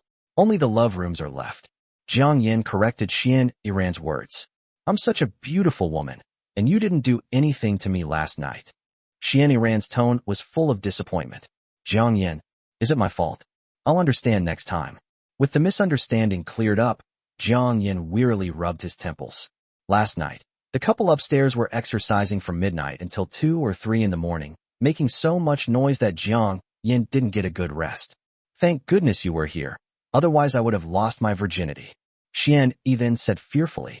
Last night, she realized she had drunk too much and immediately called Jiang Yan. She felt at ease with Jiang Yan around, since Jiang Yan had always taken care of her after every drinking session. Lost your virginity? Jiang Yan drew back the curtains, and the sunlight felt warm and comforting on her body. I remember someone saying that she had been with countless men and was proficient in all kinds of martial arts, but it turns out she was just bragging. Stop talking nonsense, or I'll take care of you right now. Xian Ran said, blushing. Is this how you treat your savior? Without me, you would have been sleeping on the streets last night. Jiang Yan washed his face to refresh himself before going home. Thank you. Xian Ran picked up her clothes from the ground. Fortunately, she was wearing all the clothes she needed to wear, even though they were very revealing. No need for thanks. Just send me a picture of yourself in black stockings. You're a leg fetishist just like Lonely Wine. Xian Ran rolled her eyes and complained. Who is Lonely Wine? Jiang Yan asked calmly. The authors under my supervision keep asking me for photos of themselves in black stockings. That won't do. I'm allowed to watch, but no one else can. Jiang Yan and Xian Ran walked into the elevator side by side to check out at the front desk. You're pretty domineering. Who told you not to do something to me last night? Otherwise, I would wear black stockings, white stockings, and gradient stockings every day to show you. Xian Ran took out the car keys from the hidden compartment of her bag. You're like a dead man when you're drunk. I'm not interested. Jiang Yan put the deposit in his wallet. TCH, all talk and no action. This is close to your house. I'm going to work now. Now. Xian Ran drove the Mercedes-Benz and gradually disappeared from sight. Kinching Publishing House. Iran. Good news. Tian Lushing has been transferred to the suspense genre. Upon entering the company, Huang Xuebing, a female editor who had a good relationship with Xian Ran, stepped forward and spoke. Wasn't Tian Lushing supposed to be promoted to editor-in-chief? Why was he transferred to the suspense genre? Xian Ran placed the breakfast on the table. Suspense is a niche genre, with low traffic and other reasons, so few people are willing to become editors in the suspense genre. Tian Lushing's transfer to the suspense genre as an editor is undoubtedly a step backward, with no chance of a comeback. Last night, Gu Jiao called the editor-in-chief. The editor-in-chief is a nice guy who likes to smooth things over, but the editor-in-chief doesn't tolerate anyone. Old Wang, the editor-in-chief, just got a scolding from the editor-in-chief, who made Feng Ho write a separate chapter to apologize to Gu Jiao and specifically named Tian Lushing to be transferred to the suspense category. Tian Lushing, relying on his status as a senior editor and the presence of many top-tier authors under his command, had become accustomed to lording it over others in the editorial department. His transfer to the niche suspense genre is a cause for celebration. All that's missing is a farewell party to mark the occasion. A solitary drink. Xian Ran muttered to herself. She had thought Gu Jiao had a mild temper, but she didn't expect him to be so assertive and tell the editor-in-chief about it directly. How about introducing him to my mixed-race best friend? Anyway, Tan Hanyan really enjoys reading novels, especially fantasy and martial arts novels. Mom, I'm home. Jiang Yan dragged his tired body straight to the bedroom. Eat breakfast before you sleep. I specially saved this for you because I knew you wouldn't listen and would stay up late. Zhang's mother forcibly stopped Jiang Yan. Where's my older sister? Jiang Yan yawned and slowly ate his steamed bun with pickled vegetables.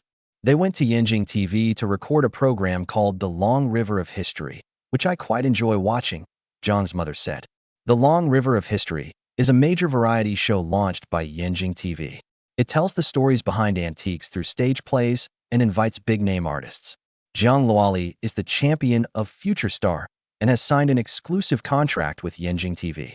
Otherwise, given her status, she wouldn't be able to appear on the show. After eating and drinking his fill, Jiang Yan glanced casually at the storage room. Mom, did you have the storage room renovated? Jiang Yan pushed open the door to the storage room. Isn't this the love room of my dreams? Against the west wall, there was a pure black gaming desk with 3 computers sitting quietly on it, along with an LED light remote control. If I'm not mistaken, these 3 computers are the same model that Su Wenxue bought at the company, each worth 20,000 yuan. There was a small refrigerator next to the table, set to a very low temperature, stocked with all kinds of juice and yogurt. The bed has 2 bunks, so you can lie down and rest when you're tired. It also thoughtfully includes a phone holder for lazy people. Xiao Su came over to install it yesterday. I thought you knew. Zhang's mother stood at the door. Xiao Su is such a nice kid. She bought so many things and called me Annie so affectionately. The esports room that Su Wenxue hired someone to renovate? Jiang Yan sat in his gaming chair and turned on his computer. The colorful LED lights are flashing, but it's a pity it's during the day. The effect would be even better at night. Aren't you going to sleep? Zhang's mother asked. Play a few games before you go to sleep. Jiang Yan rubbed his fists together, eager to fight. I've always wanted a gaming room, and now that my dream has come true, I naturally want to experience it a few times. Why bother going to internet cafes anymore? Isn't a home gaming room better than an internet cafe? After a few rounds of gameplay in the Rift and a winning streak, Jiang Yan lay on the bed and slowly fell asleep. Jiang Yan woke up at 2 p.m. and after washing up, went to Dongxing Entertainment. Are you kidding me? On the 20th floor, Su Wenxue's tone was somewhat agitated, while Zhang Dan appeared slightly helpless. Tang Xuejian is more famous than you, and his agent is very familiar with the higher-ups at Sanqiong Games, so don't be too angry. Zhang Dan comforted her. My voice is hoarse from singing, Su Wenxue sighed. What are you talking about? Jiang Yan stepped forward and said. He came specifically to see Su Wenxue. The renovation of his home's gaming room was not cheap. The 3 computers alone were worth 60,000 yuan. I already feel bad enough that Su Wenxue treats me to meals and picks me up from get-off work. So how can I let him spend so much money on me? Upon seeing Jiang Yan, Su Wenxue smiled. Brother Jiang Yan, are you satisfied with the gaming room? It's a pity you went to see a movie last night. I picked out the gaming chair and LED screen. I don't know if you like them. Satisfied, Brother Su. I'll transfer the money to you. Jiang Yan asked. It's not much money, and besides, our relationship can't be measured in money. Su Wenxue waved his hand. Although he didn't receive a share of the profits from Broken Bridge and Lingering Snow, the commercial deals Zhang Dan arranged for him earned him over 1 million yuan. Without Jiang Yan, Su Wenxue would still be an unknown figure among the many new talents signed by Dongsheng, and would not have achieved his current fame. I'll make it up to Su Wenxue another time. Jiang Yan thought to himself. I just heard from Brother Su that someone is messing with you. Who is it? Chapter 41. Without comparison, there is no difference. What am I saying? Jiang Yan realized that talking to Jiang Lolly for too long would make him subconsciously make inappropriate remarks. But fortunately, Su Wenxue and Zhang Dan's expressions were normal. Sky Games has released a new shooting game and needs a theme song. The composition department has prepared the lyrics and arrangement, and Sister Dan wants me to give it a try. I recorded in the studio all day, and my voice was practically burning. Who knew that I would get a call in the morning saying that the song Mad War would be sung by Tang Xuejian, and Sanqiong had agreed to it. Su Wenxue was quite helpless. Jiang Yan understood the whole story. Sanqiong is one of the largest game companies in China and has a cooperative relationship with Dongxing Entertainment. I don't care who sings the theme song. What angers me is that since they decided to give it to Tang Xuejian, why didn't they inform me in advance? I recorded for a whole day, and they couldn't even be bothered to listen to it. Are they treating me like a monkey? Su Wenxue's arm veins bulged, and the mineral water bottle he was gripping made a creaking sound. Tang Xuejian's agent is Li Boyu. He has a wide network of connections and is familiar with the senior management of Sanqiong. You and I are both newcomers, so we should try to be tolerant. Zhang Dan expressed her helplessness. She was recruited by Mu Qingya from Shitian to Dongsheng, which was equivalent to starting over. Li Boyu is Dongxing's chief agent, and Tang Xuejian is an artist that Li Boyu is heavily promoting. With the theme song stolen, Zhang Dan could only watch helplessly. What did President Mu say? Jiang Yan asked. President Mu wouldn't concern himself with such trivial matters. Dongsheng Entertainment employs a breeding poison strategy. Apart from neutral departments like the composition department and public relations department, each agent has a management team backing them up. There are too many monks and not enough porridge, so the competition is fierce, Zhang Dan explained. So that's how it is. No wonder when I went to the cafeteria, there were 2 groups staring at each other. If those eyes were murderous, there would probably be corpses everywhere. Jiang Yan recalled the interesting things that happened in the cafeteria. You guys chat first. I'm going to the restroom. Jiang Yan patted Su Wenxue on the shoulder. There's no need to get angry about this. When Su Wenxue mentioned the theme song of shooting games, a song immediately came to Jiang Yan's mind. That's right, it's the viral factor. I was just thinking about how to make it up to Su Wenxue, and here comes the opportunity. This time, Jiang Yan did not choose to customize a song, but directly spent 5,000 reputation points to buy Counter-Strike Online. A familiar USB drive came into view, and Jiang Yan walked out of the restroom as if nothing had happened. Su Wenxue remained sullen, constantly twisting the mineral water bottle in his hand. Brother Su, how much are you planning to spend on the theme song for xianxia? Jiang Yan casually found a chair and sat down. 3 million. Su Wenxue paused after speaking. This 3 million includes the money for the singer, lyricist, and composer. Jiang Yan calculated that if he split the profits 50/50ths with Su Wenxue, he would still have 1.5 million. Moreover, Su Wenxue was a rich second generation, and he hadn't asked for a share of the profits from the last film, Broken Bridge and Lingering Snow. I just had a burst of inspiration after using the restroom, Jiang Yan said, pulling up his pants. Oh. Su Wenxue looked up at Jiang Yan, somewhat bewildered. Come to the recording studio this afternoon to audition, Jiang Yan casually remarked. Su Wenxue's expression was one of ecstatic joy. Although the composition department has already written a theme song, the choice of which song to use is up to the client, namely Sky Game Company. If Jiang Yan writes a theme song that's even better than the composition department's, then it's hard to say who Tangxion Games will choose. Brother Jiang Yan is truly a genius. Even his urination is a burst of inspiration. Su Wenxue clicked his tongue in amazement. It was all worth it for him to go to such lengths to curry favor with Jiang Yan, from picking him up from get-off work to decorating his gaming room. A simp? A simp who ends up with nothing is a true simp. One who ends up with everything is not a simp. Noon, in the recording studio, Jiang Yan handed the USB drive to Su Wenxue. Brother Su, what's the profit sharing for this song? It's best to clarify some things to avoid unnecessary disputes. I don't want to share, Su Wenxue said generously. More than the 3 million, Su Wenxue cared about the fame this song brought him. Once he gains fame, he can earn money through commercial performances, product endorsements, concerts, and other means. Since Su Wenxue had already said so, Jiang Yan felt embarrassed to refuse. Then I'll gladly accept the 3 million. Brother Jiang Yan, you're so confident. The company's composition department isn't just for show. Mad War was written by silver medal composer xianxia, whose songs have launched the careers of many top singers. Su Wenxue said with a smile. Opening champagne at halftime is not a good thing. But after reading the lyrics of Against the War and listening to the accompaniment, Su Wenxue felt that opening champagne halfway through the event was too late. Jiang Yan should celebrate with champagne when he has a burst of inspiration after using the restroom. On this turbulent battlefield, stormy boys appear, overcoming the roaring flames. The whole world is noisy. Jiang Yan put on his headphones and listened to Su Wenxue's singing. Perhaps because he was holding back a burning passion, Su Wenxue sang with great effort. Come on, Counter-Strike Online. Counter-Strike Online is here. Ace needs to be wild. Explore the universe and conquer the world. Su Wenxue, his veins bulging, sang with all his heart to the rousing accompaniment. The recording went smoothly, and thanks to the combined efforts of millions of audio engineers, it only took 2 hours to reach a level that satisfied Jiang Yan. All done. Now it's up to Sky Game to choose which theme song to use. Jiang Yan handed the finished recording to Jiang Dan. It doesn't matter if Tangxion Games didn't choose Counter-Strike Online.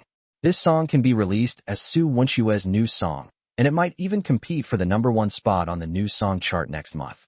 In Shanghai, the huge conference room was packed with people. These people are generally very young, around 20 to 30 years old, but most of them are bald, either wearing wigs or with exaggerated hairlines.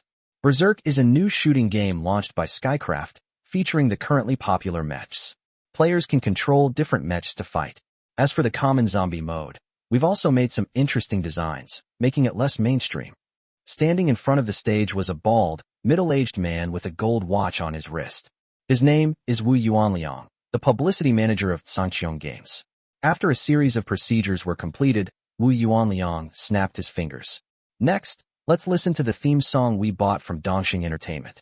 The song title is the same as the game title, and the singer is Tang Xuejian, a fairly well-known young singer. When Tang Xuejian was introduced, the middle-aged man sitting in the main seat looked at the general manager next to him. Do you know him? Mr. Zhang, I've never heard of this singer. The general manager shook his head. The song echoed throughout the conference room, and after it ended, Wu Yuanliang observed Chairman Zhang Ganchue's expression. What do you think, Chairman? Wu Yuanliang asked cautiously. Zhang Ganchue smoothed the few remaining strands of hair he had. I'm a game developer and I don't have much of a musical talent, but I'm alright. Zhang Ganchue commented. He believes that good game quality and effective marketing are key, and he doesn't care much about the theme song. Chairman, you're too kind. Kind. Your musical talent far surpasses ours, Wu Yuanliang flattered. Oh, right. Dongxing Entertainment also has a theme song. I'll play it for everyone to hear. Against the War was just sent to Wu Yuanliang's email by Dongsheng. Wu Yuanliang had never heard of it before, and he had never even seen the song title before. It is said that the lyrics and music were written by a newly signed artist. In Wu Yuanliang's opinion, how strong can a newcomer be? I was originally planning to just pass on it, but the chairman didn't seem very satisfied with Berserk. As the saying goes, there is no difference without comparison. After listening to this newcomer sing, the chairman knew just how good Kang Xuejian's mad battle was. Chapter 42. Who are you?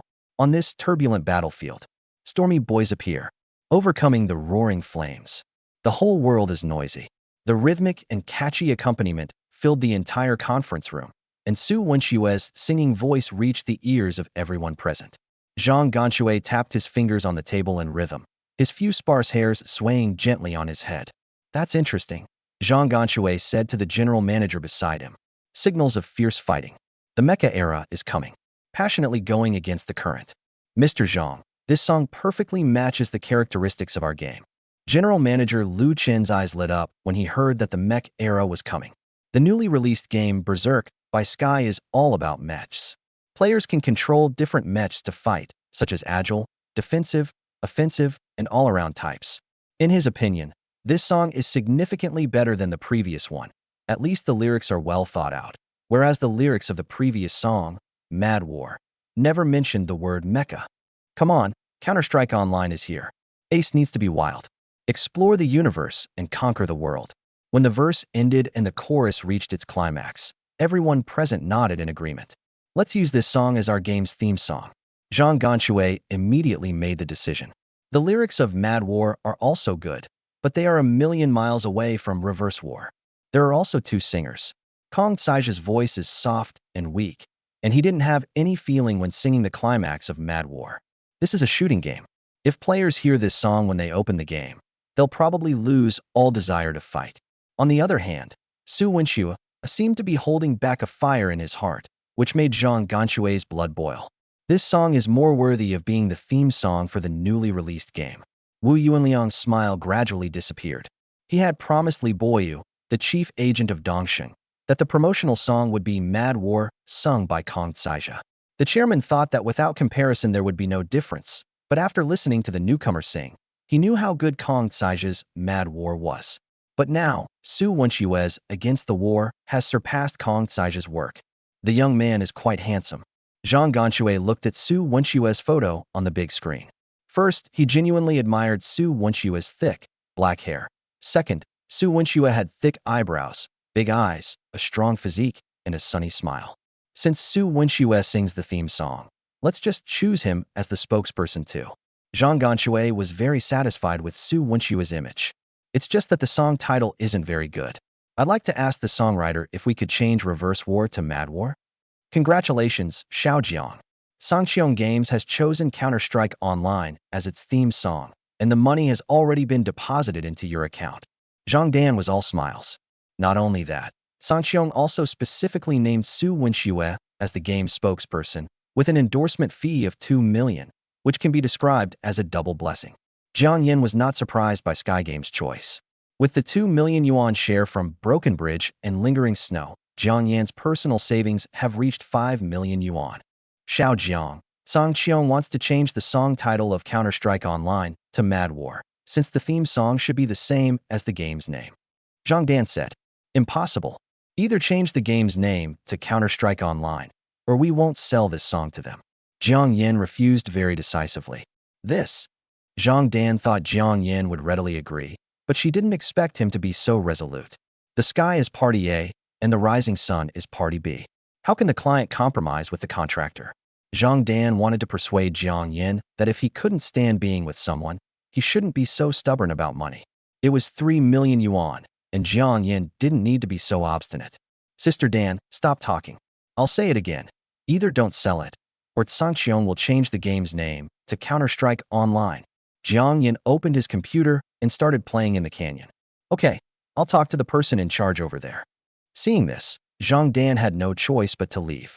Li Boyu, the chief agent of Dongsheng, received bad news. Instead of choosing Mad War, sung by Tang Xuejian, Xianxia Games chose Reverse War, sung by newcomer Su Wenxue, as the theme song. The two songs differ by only one character in their titles, yet they are worlds apart. Upon learning of this, he contacted Wu Yuanliang, the publicity manager of Xianxia. Old Wu, we agreed to use Berserker back then. What does it mean to change your mind at the last minute?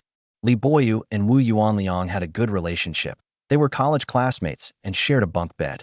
If the two songs were equally good, given our relationship, we would definitely choose Tang Xuejian. But the two songs are worlds apart, both in terms of lyrics and singers. Is the difference really that big? Upon hearing Wu Yuanliang's explanation, Li Boyu was dumbfounded. Mad War was written by silver medal lyricist Xianxia. There are only 10 silver medal lyricists in the Dongsheng composition department, so the quality of his songs should be quite good. Since the shooting game had not been officially released yet, the theme song was kept secret, and Li Boyu had no way to listen to it. Composition department. Wei Junqiu, we're old friends. What you're doing is going too far.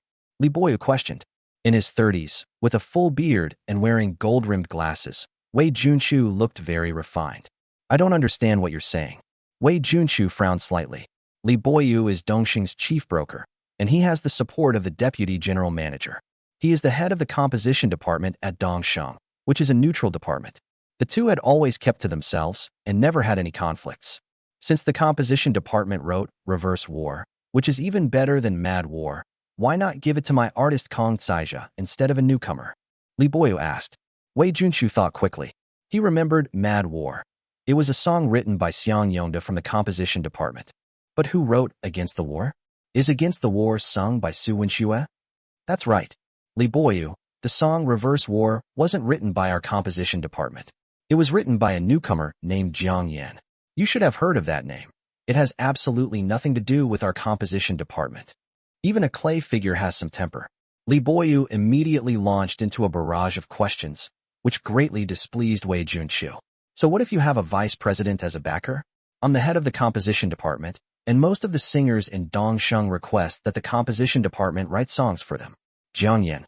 Li Boyu was very familiar with this name. Su Wenxue topped the July new song chart with Broken Bridge and Lingering Snow, and also wrote and composed Day Doesn't Understand Night, both by Jiang Yan.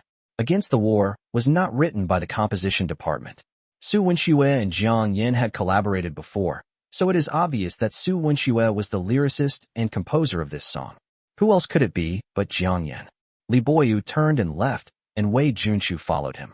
Li Boyu is petty and narrow-minded. Tang Xuejian is an artist he has been promoting. Now that the promotional song he got has been taken away by Jiang Yan, Li Boyu must be so angry that his lungs are about to explode. The 20th floor. Go ahead and use your ultimate, Mao fight. Jiang Yan felt exhausted watching his teammate's incredible performance while he was playing like a god. My teammate is hopeless. The office door opened, and two middle-aged men walked in. Who gave you permission to play games during work hours? The man in the lead, with a hooked nose and wearing a black suit, asked in a cold voice. Who are you? Chapter 43 Prefer high school girls or historical costumes? Who are you? Jiang Yan glanced at Li Boyu. I am Li Boyu, the company's chief agent. Li Boyu banged heavily on the table. Who gave you permission to play games during work hours? Never heard of it. Jiang Yan stared intently at the computer screen, attempting to turn the game around single-handedly. Who said he was playing games? He was clearly looking for inspiration, Wei Junqiu said. Li Boyu looked at Wei Junqiu in disbelief. He actually spoke up for Jiang Yan. Wei Junqiu is the head of the composition department. Jiang Yan stole the theme song for the game Skyfall, which is equivalent to stealing the composition department's performance. Logically speaking, Wei Junqiu should be on the same side as him. But now, Jiang Yan never expected that the middle-aged man wearing gold-rimmed glasses would speak up for him. Many people in our composition department, like Jiang Yan, find inspiration by playing video games. Take Peng Jingsheng for example. He likes to find inspiration while sleeping, so I specially bought him a bed. Wei Junshu spoke eloquently. Sleeping at work? Is this even possible? Jiang Yan had witnessed something even more outrageous than playing games at work. The most outrageous thing was that Wei Junshu even bought Pang Jingxing a bed so that he could sleep more comfortably. Why doesn't he sleep at home? Jiang Yan asked curiously. Pang Jingxing has a strange habit of sleeping at the company. According to him, he enjoys watching others work while he sleeps. Jiang Yan, watching others go to work while you sleep soundly and feel happy, that's really despicable. Seeing Jiang Yan and Wei Junshu chatting so amiably, Li Boyu, who was standing to the side, couldn't help but feel embarrassed. Pang Jingxing is a top-notch lyricist. Even superstars ask him to write songs. Who is Jiang Yan? You're no longer allowed to play games at work. Li Boyu said. Didn't you hear what this guy said? I play games for work, to find inspiration. Jiang Yan glanced at Li Boyu. I gave my permission. Do you have a problem with that? Hearing the commotion, Mu Qingya stood at the office door. Don't even mention Jiang Yan playing games during work hours. He could run around naked if he wanted to. President Mu. Li Boyu knew he wouldn't be able to cause any trouble today. It's never good to play games during work hours if other colleagues see it, Li Boyu said, his words carrying a hidden barb. How dare you talk to me like that? Actor Ping Buitao hasn't been to the company for 2 years, and superstar Mu Kailiang only realized he was in the wrong company when he went to Shitian. Why don't you go and tell them to be on time for get off work and abide by company rules? I'll have someone turn my office into a gaming room tomorrow and see who dares to boss you around. Mu Qingya said domineeringly. Is this what it feels like to be a kept man? Jiang Yan truly experienced it firsthand. As the saying goes, a rich woman is a good rich woman. The rich women on the list are secretly laughing. What's more, Mu Qingya is a mature and sexy young rich woman. Li Boyu's face was grim. The Ping Buitao and Mu Kailiang that Mu Qingya mentioned are both top-tier figures in the company, and he has no right to point fingers at them. Since President Mu has said so, then I won't meddle any further. Li Boyu left the office. The employees on the 20th floor stood up from their seats, each holding a cup of milk tea, and glared at Li Boyu with hostility. Su Wenxue rolled up his sleeves, his eyes gleaming menacingly. Li Boyu sped up. He felt like he was about to be ganged up on. Is Jiang Yan really that popular on the 20th floor? I can also furnish you with a private gaming room, so you can find inspiration more easily at work. There are many beautiful girls in the composition department. We often organize team building activities. There's a girl who wears JK uniforms every day, and another girl who likes to wear ancient costumes. Her voice is so sweet and cute. Wei Junshu tempted him. JK, high school girl. Historical costume. Jiang Yan was somewhat tempted, and also learned that Wei Junshu was the head of the composition department. Wei Junshu, are you very free? Mu Qingya asked. President Mu, I'm not here to cause trouble. If I'm just looking for a free moment, that's fine. Wei Junshu said. You're worse than just causing trouble. You're here to poach people, aren't you? Mu Qingya said bluntly. This wasn't the first time Wei Junshu had come to the 20th floor, but Jiang Yan rarely came to the company, causing Wei Junshu to leave disappointed each time. Jiang Yan is now highly sought after.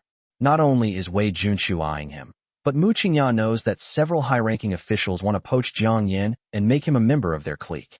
President Mu, Jiang Yan's voice is damaged and he can't be a singer. He's more suitable for the composition department. Since Mu Qingya had already laid everything out, Wei Junshu was too lazy to hide anything anymore. Jiang Yan, if you join the composition department, I'll have someone renovate the esports room tomorrow. The composition department office is much bigger than this one, and you can do whatever you want. Play games during work hours, flirt with girls, be late. You can even skip work.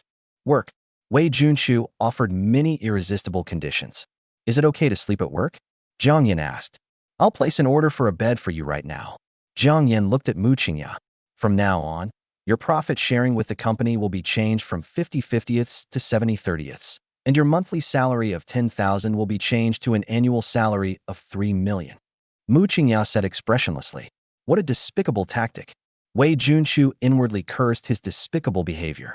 He had no right to improve Jiang Yan's treatment and contract, but Mu Qingya did. JK, ancient costume, Wei Junshu reminded her. Jiang Yan took a deep breath. While JK costumes are certainly alluring, Mu Qingya offers far too much. I belong to President Mu in life and in death. Jiang Yan made his choice. Mu Qingya smiled, while Wei Junshu sighed. Don't be discouraged. Try to get rid of the deputy general manager and replace him, and raise my contract from 3 million to 10 million. Maybe then I'll come with you. Jiang Yan comforted Wei Junqiu. Wei Junqiu was both amused and exasperated. Why don't you just say I'll kill the chairman and become the boss of Dongxing myself? After hearing Jiang Yan's words, the tense atmosphere eased considerably. You are welcome to visit the composition department anytime. Where's my milk tea? After Wei Junqiu left, Mu Qingya closed the door and unbuttoned the top button of her shirt. If someone buys milk tea, but not me, they'll be heartbroken. Mu Qingya's eyes were resentful, like an angry little girlfriend, her breasts swaying precariously, and her slender fingers gently massaging Jiang Yan's shoulders. Mr. Mu, please don't do this. Mu Qingya massaging himself was fine, but when Jiang Yan felt the friction on his back, he swallowed hard. Which official could resist such temptation? So what? Explain yourself. Seeing Jiang Yan's face turn completely red, Mu Qingya's smile became even more amused. She was easily provoked, but the more shy Jiang Yan was, the more excited Mu Qingya became. Jiang Yan took a deep breath. The stocking milk tea is sold out. How about I order you a coffee instead? Jiang Yan said, clenching his fist. But people just like drinking Hong Kong-style milk tea. Mu Qingya said coquettishly. Order it. Even if it's sold out, I'll still give you some. Jiang Yan continued to take deep breaths. I'll be waiting for you in my office. Mu Qingya stopped teasing Jiang Yan. Before leaving, Mu Qingya stopped in her tracks. Do you prefer high school girl, JK, style, or traditional Chinese clothing? I like them both. Jiang Yan slumped into a chair. It was finally over. However, if Mu Qingya is to wear a JK uniform, she should buy a larger size, as Jiang Yan is worried that a size that is too small will cause the seams to burst. Chapter 44. This is important. Mu Qingya wearing JK uniform, an ancient costume? Jiang Yan is looking forward to it. Brother Jiang Yan, are you alright? Su Wenxue walked in and asked with concern. Li Boyu is bullying us too much. Luckily, President Mu was here. I almost couldn't help but punch him just now. Su Wenxue rolled up his sleeves, revealing his muscular biceps. There's no need to get into trouble for someone like that. After learning Li Boyu's identity, Jiang Yan guessed why he had come to cause trouble. Kong Xianxia was an artist heavily promoted by Li Boyu. Sanqiong Games chose Su Wenshue's Counter-Strike Online instead of Kong Xianxia's Mad War. Li Boyu didn't dare to cause trouble for the client, so he only dared to pick on the weak, but Jiang Yan wouldn't tolerate him. Congratulations, Brother Su, on becoming the spokesperson for Skygame. Jiang Yan fiddled with the ballpoint pen in his hand. Thanks to Brother Jiang Yan, otherwise I wouldn't have been chosen, Su Wenxue said with a grin. Su Wenxue was chosen by Sanqiong Games for 2 reasons. Firstly, he has thick eyebrows, big eyes, and a strong physique, which fits the criteria for Sanqiong's choice of spokesperson. But the most important thing is the song, Reverse War. As far as the top management of Sanqiong is concerned, since the theme song is sung by Su Wenxue, they might as well choose him as the spokesperson. Su Wenxue isn't particularly famous, but he still earns 2 million yuan in endorsement fees. Jiang Yan earned 3 million, and Su Wenxue earned 2 million. In short, both of them made a fortune. Brother Jiang Yan, do you like playing shooting games? Su Wenxue suddenly thought of something. It's all right, I've dabbled in all sorts of games. Jiang Yan said. Brother Jiang Yan's expertise is truly extensive. I'm just not cut out for it. I'm terrible at it. Su Wenxue gave a thumbs up. Jiang Yan, isn't this flattery a bit too forced? These days, even if Su Wenxue farts, he'll say it smells really good. Xiao Su, come out here for a moment. I need to talk to you about something. Zhang Dan knocked on the office door to get attention. Xiao Su, Sky Games has confirmed that you will be the spokesperson for that shooting game. The endorsement fee is 2 million. Zhang Dan took out the contract.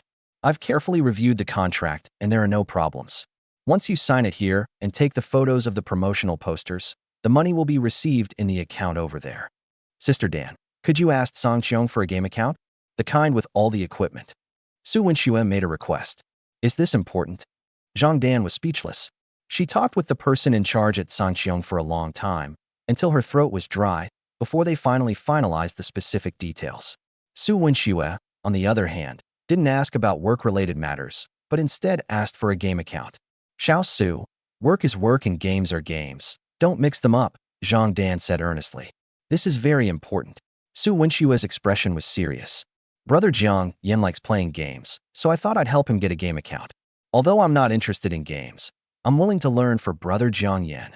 Su Wenxue opened his phone's notes app which contained detailed records of Jiang Yan's preferences and personal habits. You can't eat spicy food or drink carbonated beverages. I like playing video games and eating glutinous rice cakes. Jiang Dan stared wide-eyed.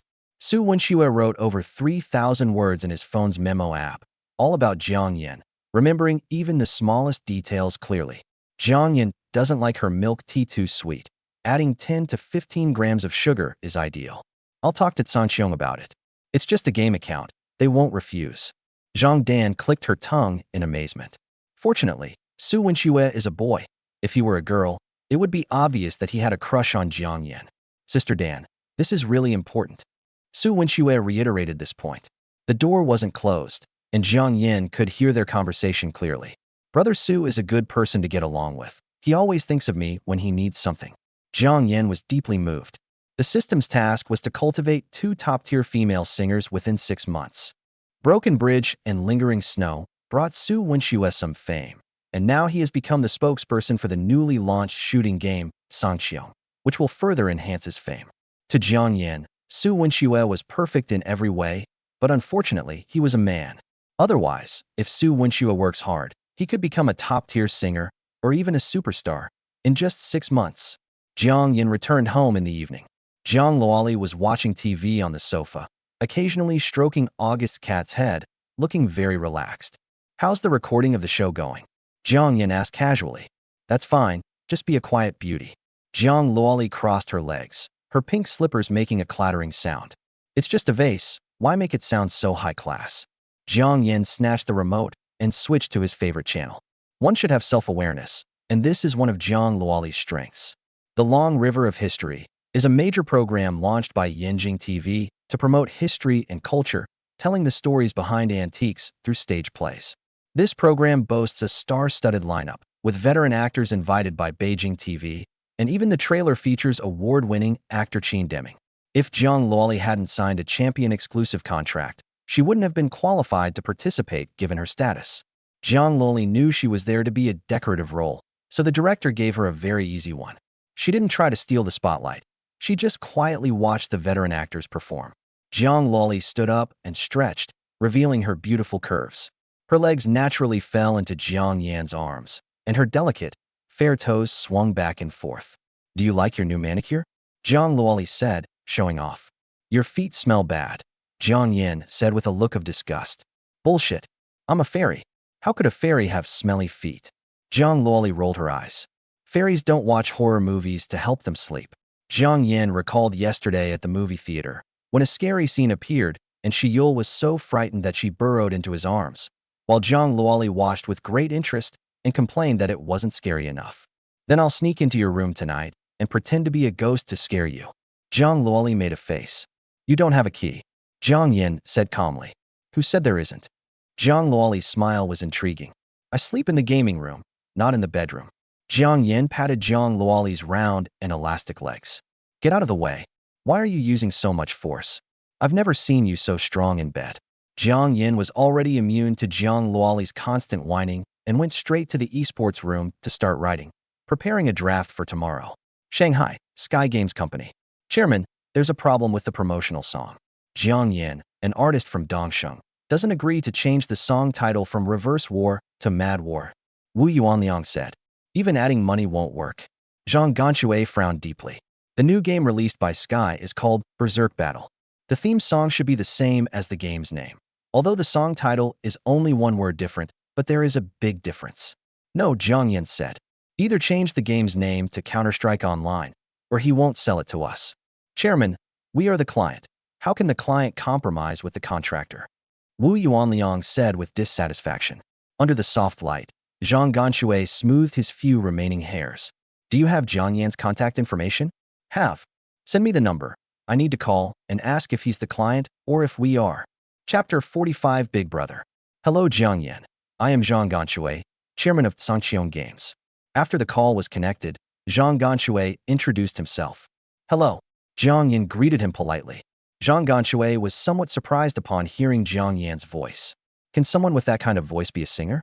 I'll add another million to change Counter-Strike Online to Berserk War. Zhang Ganxue got straight to the point. Compared to Kong Tsai's Mad War, he was more satisfied with the song Reverse War, which was very suitable as the theme song for the company's newly launched shooting game. Mr. Zhang, this isn't about money. Jiang Yan turned off the air conditioner. I've been feeling unwell from using the air conditioning too much lately, so I'm going to start planning a workout routine tomorrow. Mr. Zhang, does your company's newly launched shooting game, Berserk, have any special meaning? Jiang Yan asked. Zhang Ganshui was stumped by the question. Special meaning? No, Zhang Ganshui replied after a moment's thought. Before the game's testing phase, Berserk was called Firepower Assault, Mech Descent, and so on. Basically, it was designed to make it immediately clear to players that it was a shooting game. Since there's no special meaning behind the game and it hasn't been officially announced, what's wrong with renaming it Counter-Strike Online? In other words, Mr. Zhang, do you think Come, the Reverse War, Come On, Ace sounds better because it's wild and catchy? Or do you think Come, the Mad War, Come On, Ace also sounds wild and catchy? Zhang Ganshui compared the two lines of lyrics in his mind, and naturally the voice of Su Wenxue singing Against the War came to mind. It seems like Come, the Counter-Strike Online, and Ace sounds better as wild. Mr. Zhang, there's nothing wrong with changing it to counterattack. Ma Chao comes to fight against the enemy, but the army is at a disadvantage. In ancient times, counterattack meant to meet the enemy head-on, which is more profound and meaningful than frenzied battle. Jiang Yan patiently and skillfully guided him. Zhang Ganshui was stunned. Who is Ma Chao? Ma Chao arrives to counterattack, but the army suffers a setback. He's taking advantage of my lack of education. Zhang Ganshui imagined a scene. Mr. Zhang, may I ask what the meaning is behind the name of the newly launched game Berserk by xianxia? When interviewed by reporters, Zhang Ganshui simply said that he came up with the name casually and that it didn't have any special meaning. But if we use Jiang Yan's answer, it will be different. Mr. Zhang, could you please tell me the meaning behind the name of the newly released game Counter-Strike Online? In ancient times, Reverse War meant to confront a challenge. We hope that players can fight bravely in the game, and they should do the same when facing difficulties in real life. This answer immediately sounds sophisticated and full of positive energy. Who will dare say that the game names of Sky Company are tacky from now on? Let's use the viral factor.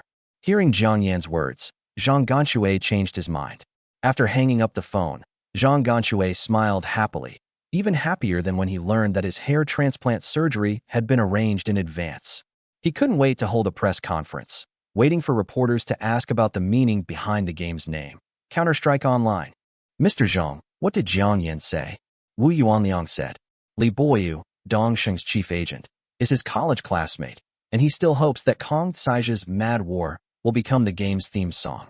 They thought the matter was beyond repair, but Jiang Yan was adamant and refused to change the theme song to Mad Battle. Wu Yuanliang had never heard of a situation where Party A compromised with Party B.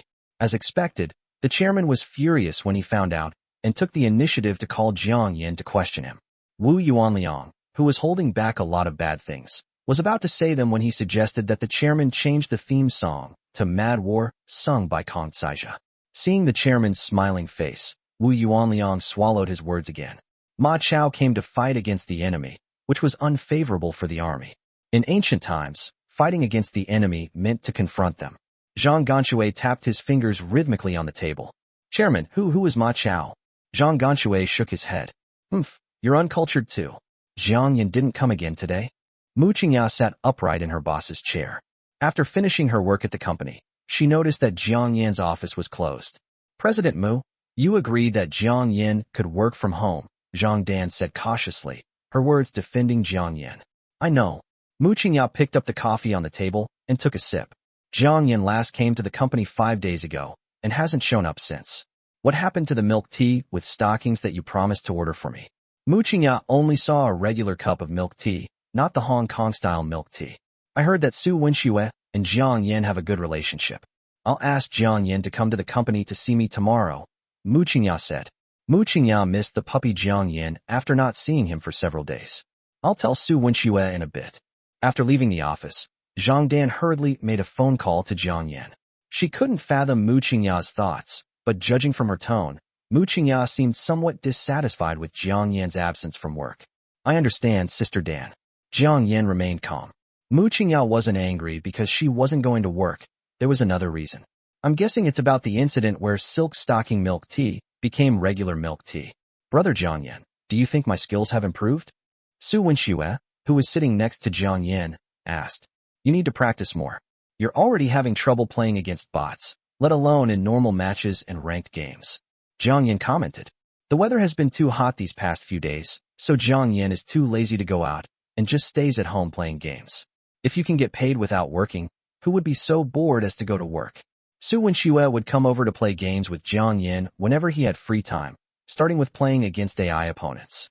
With friends who play games together, Jiang Yan finds playing games at home even more enjoyable than at an internet cafe, making him even less inclined to go to the office.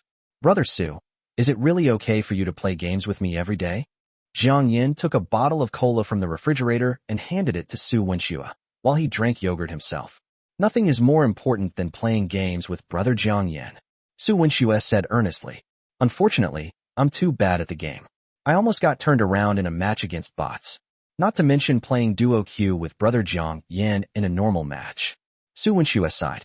He's not actually interested in games, but he's willing to learn them for Jiang Yan. Practice makes perfect. The more you practice, the more skilled you become. Jiang Yan comforted him. Brother Jiang Yan, how about I arrange a few companions for you? Su Wenxue suddenly had an idea. If you're bad at games, you can find a girl to play games with Jiang Yan. Forget it, playing games with others is too expensive. Jiang Yan refused. Xiaoqian, I'll download a gaming companion app right now. Su Wenxue handed his phone to Jiang Yan. What do you think of these girls? Jiang Yan said, never mind, as he took the phone. Hey bro, I'm Lily, number 66, a gaming companion. I'm good at support and mid lane. Pick me. Love you. This companion is good looking and has a nice voice. TSK, this is too big. It's hard not to suspect that it's not the original. After browsing for a while, Jiang Yan selected 4 people with good looks and voices to play with. Brother Jiang Yan, my order was successful, they are logging in. Su Wenxue sat next to Jiang Yan. What's your name, young man? A magnetic, mature female voice appeared in the game's voice chat. My surname is Da, you can call me Big Brother. Oh, where is it big? It's a mature, older woman's voice, she asked. Everywhere is huge. Jiang Yan skillfully started driving. Hey bro, I'm player number 88, you can call me Mealy. A sweet, childlike voice reached Jiang Yan's ears. Mealy, don't call him little brother, call him big brother. Creak. The door opened, and Jiang Lolly changed into slippers and first picked up August and petted the cat's head. Is no one home? Soon, Jiang Lolly heard the cheerful laughter coming from the esports room. Looking at the rope she bought online, Jiang Lolly had an idea. Chapter 46 Whips and Candles. Top lane Malphite, Jungle Jarvan 4, bot lane Yone, and Garen. When it was his turn to choose a champion, Jiang Yan immediately picked Yasuo. Big brother, wait until I reach level 6 and come help you in the mid lane. The woman with the mature voice said that she was playing Malphite in the top lane. You're not allowed to steal my big brother from me. I'll go to mid lane after I finish farming and level up to level 2. Loli Yinmi volunteered. Jiang Yan's chosen companion voices are very distinctive, including mature female voices, lowly voices, and girlish voices, making them highly recognizable and unlikely to be misidentified. Seeing Jiang Yan enjoying himself, Su Wenxue felt relieved. After playing a few rounds, Jiang Yan's smile gradually disappeared. That's terrible. I can't handle it at all. Take Mealy for example. She can't even figure out how to farm in the wild, let alone catch people. He got solo killed at level 2, in the bottom lane, and his win rate was negative except for his own, getting completely crushed by the opponent every game. Take a break before you start again. Jiang Yan decided to adjust his mindset. The 4 companions had sweet voices, and Jiang Yan was quite satisfied with their simple chats. However, they were terrible at games, and Jiang Yan's blood pressure rose as they played. Is the big brother handsome? Little Sheep, the companion, said in a mature, older sister voice. Generally. Brother Jiang Yan, you're too modest. With your looks and figure, you wouldn't even need an audition to be a model. I heard from my aunt that the love letters you've received since you were a child could fill an entire room. Jiang Yan also wanted to keep a low profile, but Su Wenxue wouldn't allow it. Your room is overflowing with love letters? I don't believe it. Forget the photos. There are too many online images these days. How about we just have a video call? The lamb challenged. You seem very confident in your looks. Jiang Yan shook his slightly sore wrist. When Xiaoyang suggested starting a video call, Jiang Yan noticed that apart from the lowly Mealy remaining silent, the other 2 companions were clamoring to start a video call. The video call started, and Jiang Yan was the first to see Xiao Yang, who had a mature and sophisticated voice. With short hair, almond-shaped eyes, and delicate features, she wore a black short-sleeved shirt printed with hope of the whole village. Her voice, like a sheep's, perfectly matched her mature and sophisticated style. The other two companions were also reasonably good-looking, making the price of 60 yuan per hour worthwhile. Big brother, you're so mean. You tricked us into turning on the video call, but didn't do it yourself. Women don't love men who aren't a little bad. Under the watchful eyes of the four companions, Jiang Yan turned on the camera. Because he was sitting in a gaming chair, Jiang Yan couldn't show off his 1.8-meter height, but his unparalleled handsome face alone was enough. I admit you weren't lying. You really are handsome. Who's swallowing? I heard that. Big brother, do you have a girlfriend? I can introduce you to me. Creak. Before Jiang Yan could come up with any witty remarks, the room door opened. Consort Jiang, I'm coming in. Jiang Luoli stood at the door and spoke in a flirtatious tone. But when Jiang Luoli saw Su Wenxue, her expression instantly turned panicked. Su Wenxue. What's with Consort Jiang and the Emperor? These two siblings have quite a few fun activities in private. Sensing that something was amiss, Su Wenxue wisely left. What are you doing? After seeing Su Wenxue off, Jiang Luoli said irritably. They didn't even tell me they had guests at home, which almost caused me a social disaster. Let's chat with the girls some more. Jiang Yan said. Little lamb, you don't look that young. You can change your name to White Rabbit from now on. Oh, brother, if the little lamb is called the White Rabbit, then if I'm called the little chicken, wouldn't that mean? Speak. Jiang Yan led the way. My brother is a big bad guy. All he does is flirt with people. I didn't change your name. Jiang Yan said in a serious tone. Although Su Wenxue paid for the gaming companion service, Jiang Yan couldn't let it go to waste. It was 60 yuan an hour, and it was nice to chat even if we didn't play games. Seeing that Jiang Yan was having such a good time, Jiang Luoli left the room without making a sound. Honey. Not long after, Jiang Luoli returned and nestled against Jiang Yan's shoulder, speaking softly. Honey, you were amazing last night. You made my back ache so badly, I hate it. Jiang Luoli lightly punched Jiang Yan's chest. Jiang Yan. He guessed that Jiang Luoli would cause trouble, but he didn't expect her to go straight for the trump card, calling him husband, so loudly that Jiang Yan was completely stunned. Husband? Big brother, didn't you say you didn't have a girlfriend? Scumbag. Handsome scumbag. Little sheep exited the video. Star baby exited the video. Are you satisfied now? Jiang Yan looked helpless. A bunch of flashy, cheap women. Am I not prettier than them? Am I not as good at acting cute as them? Jiang Luoli said smugly. That's true. Jiang Yan agreed with Jiang Luoli's words. Honey, I'll feed you some fruit. Jiang Luoli took out a crystal-clear grape from the fruit plate. I'll feed you while you lie in bed, and give you a massage at the same time. You're really that kind? Jiang Yan looked on with suspicion. Something unusual must be going on, and Jiang Yan didn't believe that Jiang Luoli was so kind. People feel sorry for you, having been playing games all night these past few days. Lie down. Today you'll be treated like royalty. Jiang Luoli gently massaged Jiang Yan's temples. Jiang Yan gradually lowered his guard. Although Jiang Luoli's massage technique was not professional, the bed was too soft, and Jiang Yan quickly drifted off to sleep. After an unknown amount of time, Jiang Yan suddenly opened his eyes in his sleep and felt something soft and bouncy hit his abdomen hard. Jiang Luoli, are you sick? You sat on my stomach again. Jiang Yan instinctively wanted to fight back, but found himself unable to move. His hands and feet were tightly bound by ropes, and he could only let Jiang Luoli do as she pleased. Rope? Where did the whip and candle go? Will you dare to seduce other girls in the future? Jiang Luoli lifted her pert buttocks and sat down abruptly again. Jiang Yan suddenly exerted force in his abdomen. Fortunately, he had been exercising regularly recently. Otherwise Jiang Luoli would have surely made him lose his breath. You've got it wrong. It was another girl who seduced me, Jiang Yan said, grinning. If you don't take the initiative, will the girls try to seduce you? You're so stubborn, so stubborn. Jiang Luoli pinched Jiang Yan's face hard. Is it my fault I'm handsome? Jiang Yan's mouth formed an O shape as he spoke incoherently. When I was trying to seduce you, you showed absolutely no interest. Jiang Luoli pouted and asked jealously. You call this seduction? Jiang Yan's eyes widened, and he secretly tried to break free of the ropes, but Jiang Luoli tied them too tightly, and he couldn't break free at all.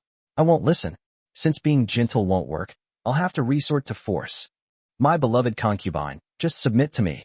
Don't struggle, No one will come to save you even if you scream your lungs out. The gaming room has excellent soundproofing. Jiang Yan conducted an experiment and found that even if there is thunder outside, you can't hear it inside the room. What exactly do you want? Jiang Yan said with a headache. Jiang Luoli is too despicable. Knowing that she couldn't win in a head-on fight, she took advantage of his unpreparedness to tie him up. Looks like I'll have to be careful of her tricks next time. Don't rush, we have plenty of time. Let's take our time. Jiang Luoli patted Jiang Yan's face and walked out of the room. Don't go. Untie me right now. Could she have gone to find whips and candles? Chapter 47. Being handsome is a lifelong thing. Luckily, there were no whips or candles. Jiang Yan breathed a sigh of relief. Jiang Luoli simply went to the bathroom to tie her hair up so that she could better unleash her 18 martial arts techniques to torment herself. Jiang Luoli is dressed very beautifully today, wearing an off-shoulder women's t-shirt and a pair of dark blue slim-fit jeans. This outfit shows off her full bust and slender waist. She also wore lipstick, a peach color, the brand of which Jiang Yan didn't know. The makeup looked delicate and natural, and she had a faint lily scent. A woman with and without makeup are completely different people. Jiang Luoli is already stunningly beautiful without makeup, but with makeup, she is simply a rare beauty. Beauty.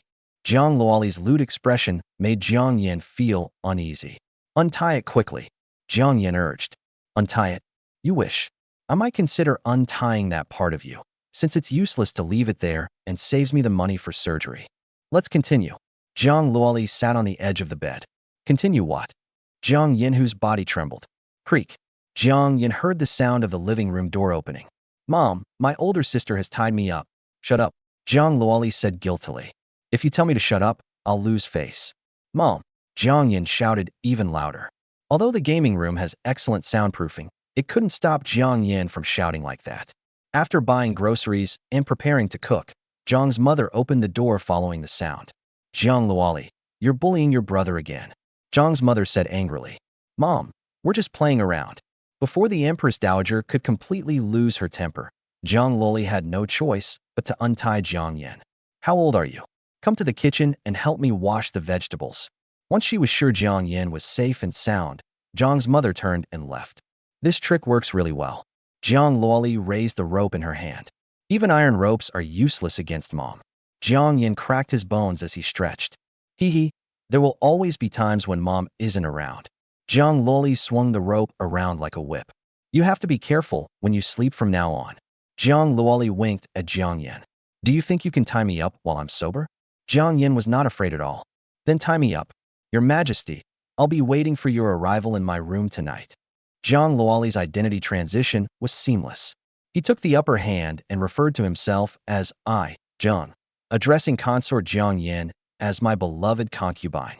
Having lost the upper hand, she referred to herself as your humble servant, and addressed him as Your Majesty Jiang Yan.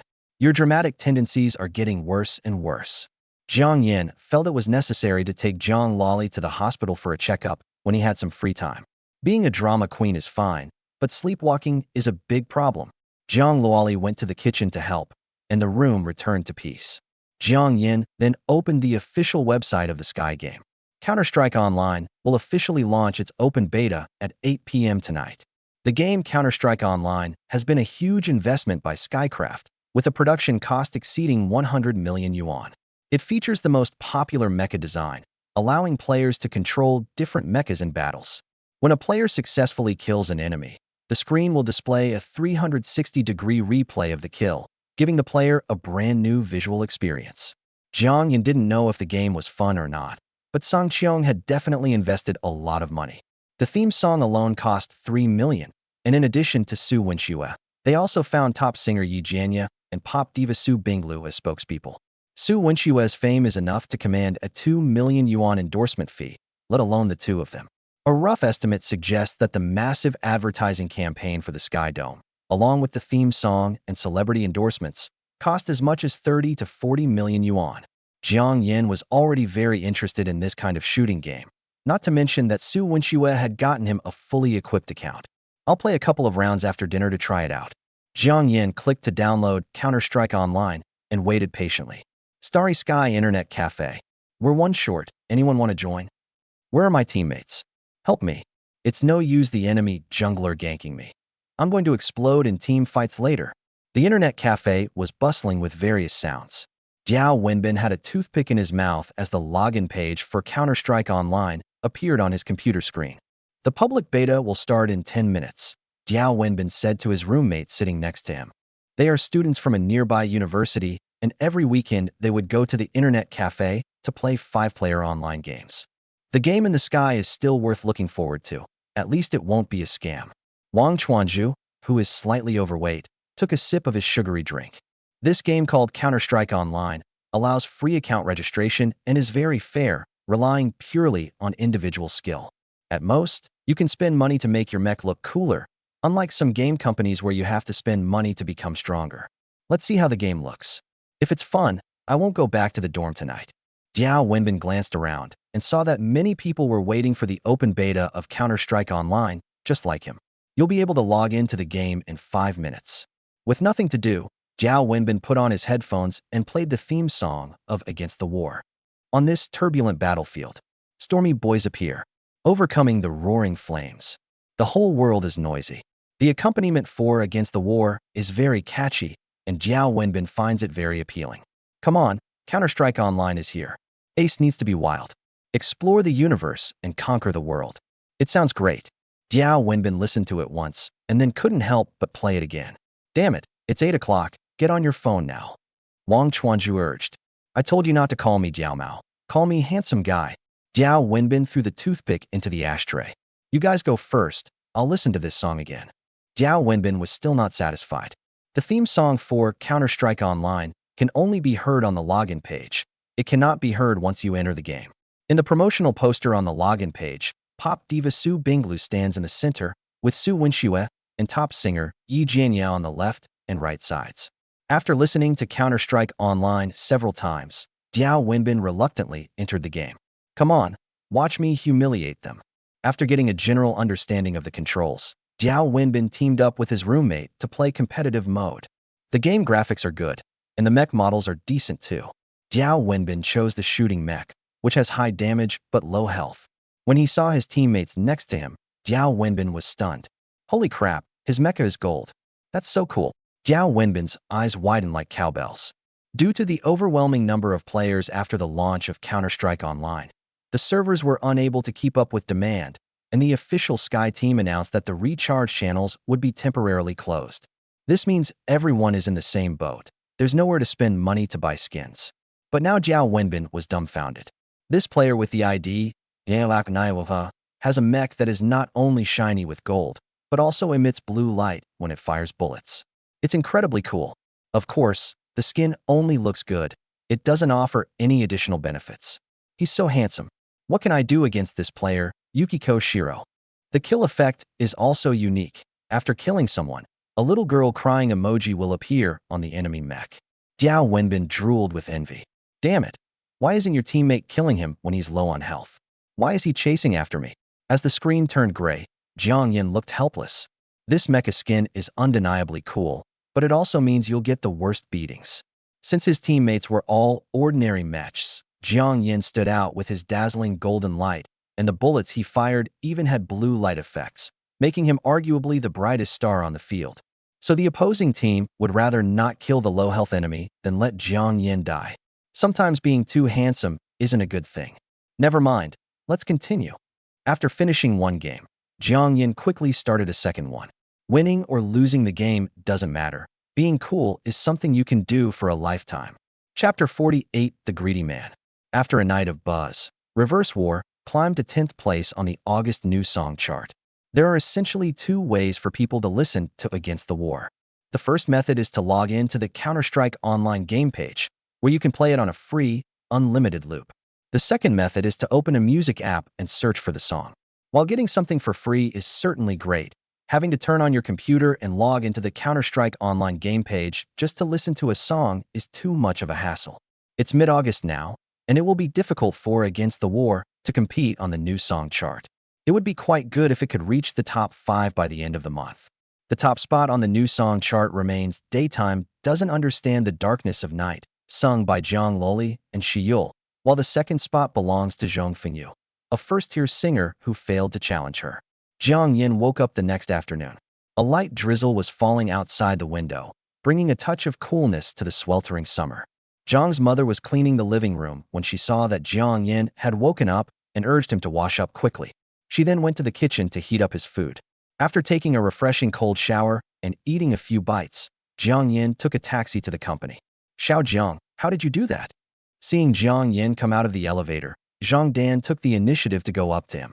It's all over the company that because the theme song of Skyfall is called Counter-Strike, they've renamed their newly released shooting game Mad War to Counter-Strike. Zhang Dan, the head of the publicity department of Xianxia, had contact with Su Wenxue because he became the spokesperson. This person is very difficult to deal with. He's a master negotiator. The company originally quoted Su Wenxue $2.3 million for his endorsement fee, but Wu Yuanliang managed to cut the odd amount, turning the fee from $2.3 million to $2 million. Changing the game's name from Mad War to Counter-Strike Online would come at a great cost, based on Zhang Dan's understanding of Wu Yuanliang. After all, the client is the customer, and the customer is king. Zhang Dan had never heard of a scenario where Party A compromised with Party B.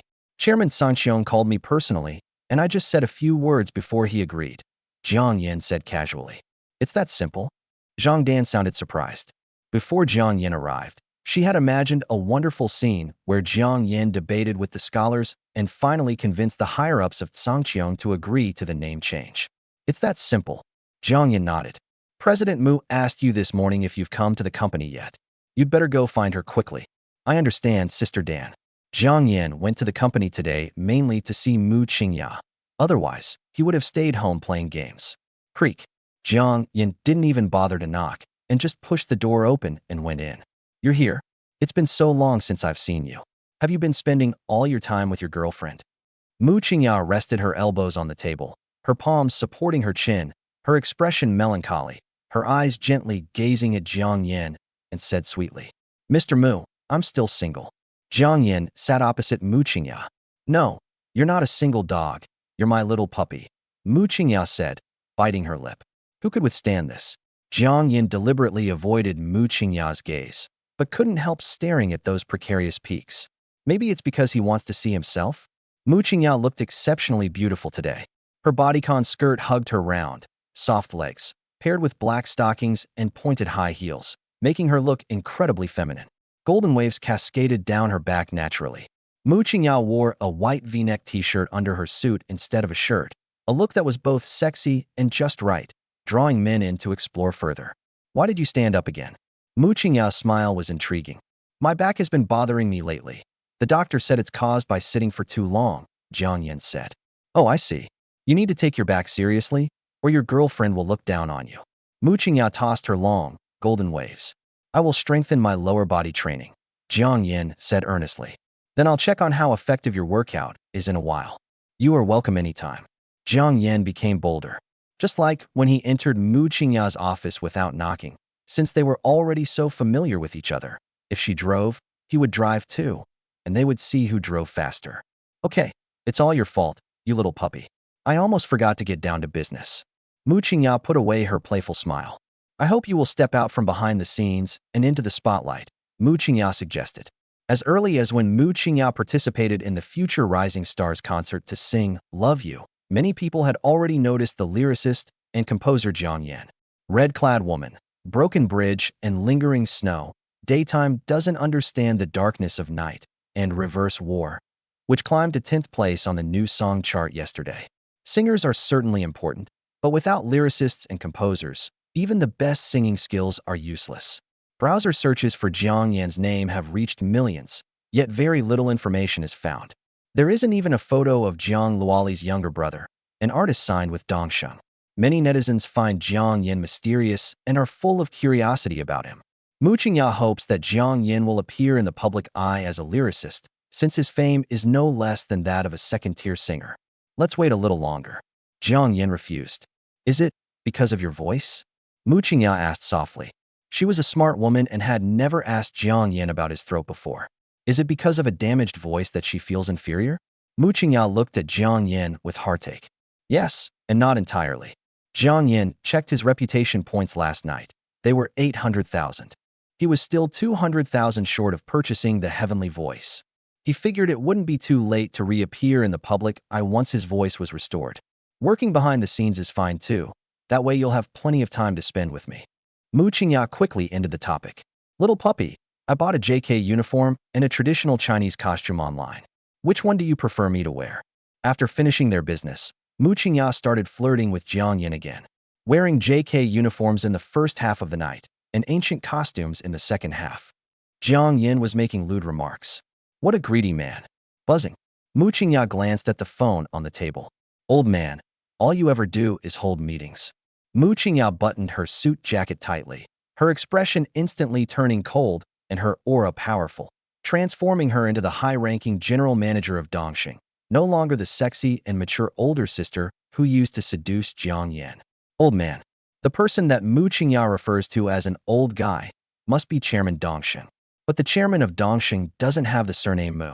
Could he be Mu Qingya's elder? The youngest senior managers at Dongxing are around 40 years old.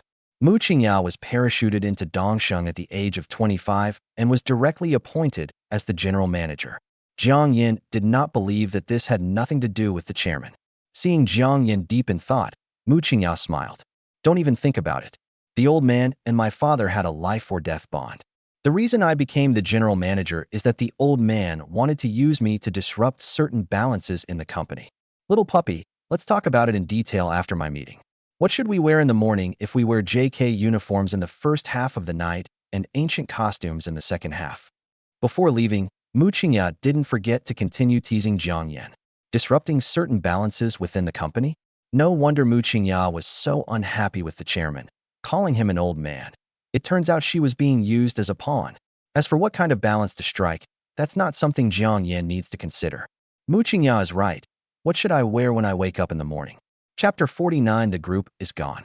Jiang Yan suddenly felt that being kept by a rich woman wasn't so bad, or more accurately, being kept by a young and beautiful rich woman like Mu Qingya.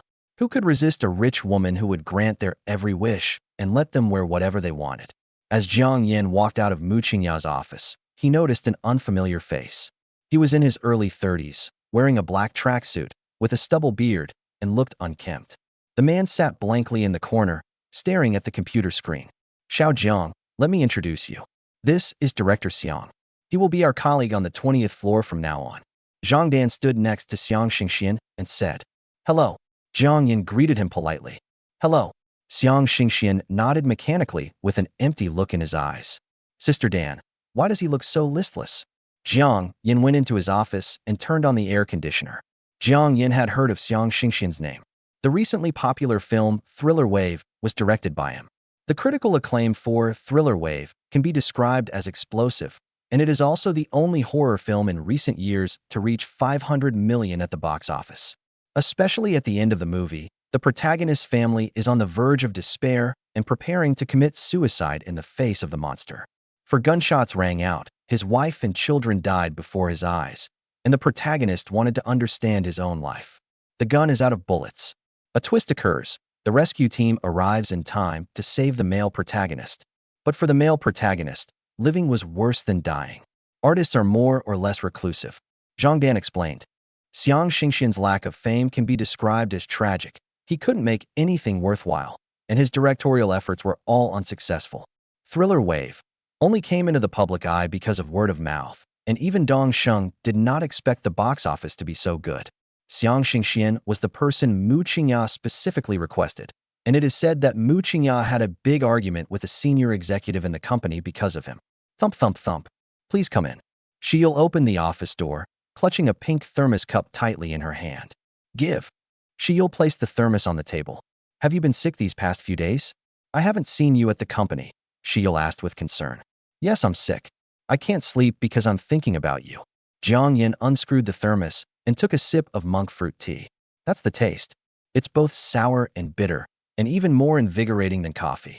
Hearing Jiang Yan's slightly ambiguous words, She'll blushed and stood opposite Jiang Yan, at a loss for what to do. Then why don't you come to the company? I'm here every day. She'l's words stumped Jiang Yan. I've been looking for inspiration lately, so I haven't been coming to the office much. Jiang Yan resorted to a universal phrase. Don't ask. The answer is just to find inspiration. I play games at work to find inspiration. I also find inspiration while sleeping, I can find inspiration in everything. Oh, Shiyul believed what Jiang Yan said. What have you been busy with lately? Jiang Yan changed the subject. Among the artists on the 20th floor, Shiyul is an exception. Take Su Wenxue, for example. After his song, Broken Bridge in Snow, became a hit, he frantically took on commercial performances and gigs to make money. One commercial performance costs 100,000 yuan, and if you take on more than 10 commercial performances, you can earn more than 1,000,000 yuan. The same applies to Jiang Luoli. She is more famous than Su Wenxue, and her fee for a commercial performance is 150,000 yuan. Shiyul is the only one who never accepts commercial performances. In other words, she is not short of money. I practice singing in the company's karaoke room during the day and practice piano at night. Shiyul told the truth. Her life was very dull, but because of Jiang Yan's appearance, she would brew a cup of monk fruit tea every day and wait quietly, adding a bit of color to her dull life.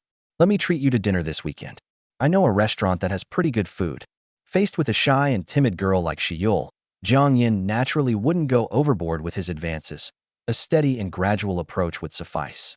Okay, I'll wait for your call this weekend. Shiyul recalled her best friend's advice. Don't let Jiang Yan think you're easy to win over. Give him small rewards little by little. Last time we went on a date to see a movie, I took the initiative to hold Jiang Yan's hand. If it's the weekend, Jiang Yan will definitely take the initiative to hold my hand. If Jiang Yan makes any more intimate moves, Shiyul bit her lip lightly. He shouldn't be that kind of person. After Shiyul left, Jiang Yan downloaded Counter-Strike Online and played a few team battles, only to be utterly crushed. Even though the game allows normal top-ups, Jiang Yan's mech is still the coolest one on the field, causing the opposing players to relentlessly target and kill him. Is it my fault I'm handsome? Jiang Yan took off his headphones, and the phone on the table kept buzzing. You have been added to the group chat by Kong Feiqi, editor-in-chief of Tianxing. Within 2 or 3 minutes, there were 99+ group messages. Jiang Yan picked up his phone to check, and Kong Feiqi pulled him into a group chat called Tianxing God Exchange Group. Want to go hiking together? Welcome, welcome. As usual, newcomers get a red envelope. I'm going to fight you guys to the death. No red envelopes. Just give me some lewd pictures. My sculpture is as long as my ID. If you don't believe me, measure it with a ruler. Don't be afraid. Lonely Wine. They are all decent people. What respectable person would choose this kind of ID? Jiang Yan complained inwardly. After the average subscription of Covering the Sky exceeded 100,000, Kong Feiqi, the editor-in-chief of Tianxing, took the initiative to chat with him more and more frequently. Covering the Sky is also the first book on Tianxing Novel Network to break the 100,000 average daily subscriptions, breaking the historical record. And that sculpture of mine is the same length as my ID. If you don't believe me, measure it with a ruler. It is Kong Feiqi, the editor-in-chief of Tianxing. The people in this group are all platinum-level authors from Tianxing Novel Network. Jiang Yan even saw Feng Ho, the author who was being sarcastic towards him, in the group as well. Greetings, seniors. I am Gujio. Jiang Yan sent a message, and then sent a 200 yuan red envelope. There are too many explicit pictures. I'll send them after you've all claimed your red envelopes. Want to go hiking together? I've received your red envelope. I'll fight you to the death for taking your red envelope. Your girlfriend played the seer and helped me receive your red envelope. Please, post these lewd pictures already. The person with the ID, I'll fucking fight you to the death typed. I sent it. Jiang Yan posted over 1,000 erotic pictures in one go. At Tianxing Publishing House, Kong Feiqi grinned broadly, clearly delighted. He was lucky enough to snag 80 yuan. Lonely Wine awesome. Looks like we're kindred spirits. Let's add each other as friends and exchange ideas privately. Damn it, you guys all got at least 10 yuan, but I only got 1 cent. That's unfair. Give me a resend. Gujio, how do you manage to update 20,000 words a day? I struggle to even update 4,000 a day. How did you develop such incredible arm strength? And could you update a little faster? Jiang Yan, isn't this a group for expert readers? Why are there experts urging others to update? A lone drinker is quite sociable. Seeing Jiang Yan chatting enthusiastically with a group of top-tier authors, Kong Feiqi stopped paying attention to the latest news and started studying the erotic pictures posted by Jiang Yan. This one is good. I'll save it. This one is not bad either. Cough cough. I'll talk to my wife tonight and ask her to buy the same outfit online. However, before Kong Feiqi could look at more than a few pictures, a notification appeared. Your Tianxing Master Exchange Group has been disbanded due to suspected pornography. Kong Feiqi, The group is gone. Chapter 50. Can you believe it's gone? Stop posting lewd pictures. Kong Feiqi created another group chat and specifically tagged Gujio. Jiang Yan expressed his innocence, saying that he wasn't the only one who posted lewd pictures during their lively chat. The person with the ID, "Let's go hiking together," posted much more explicit pictures than him. Editor-in-Chief, has my custom story for Xianxia been approved? A person with the ID, Iron-Blooded Wolf, sent a message. Didn't pass.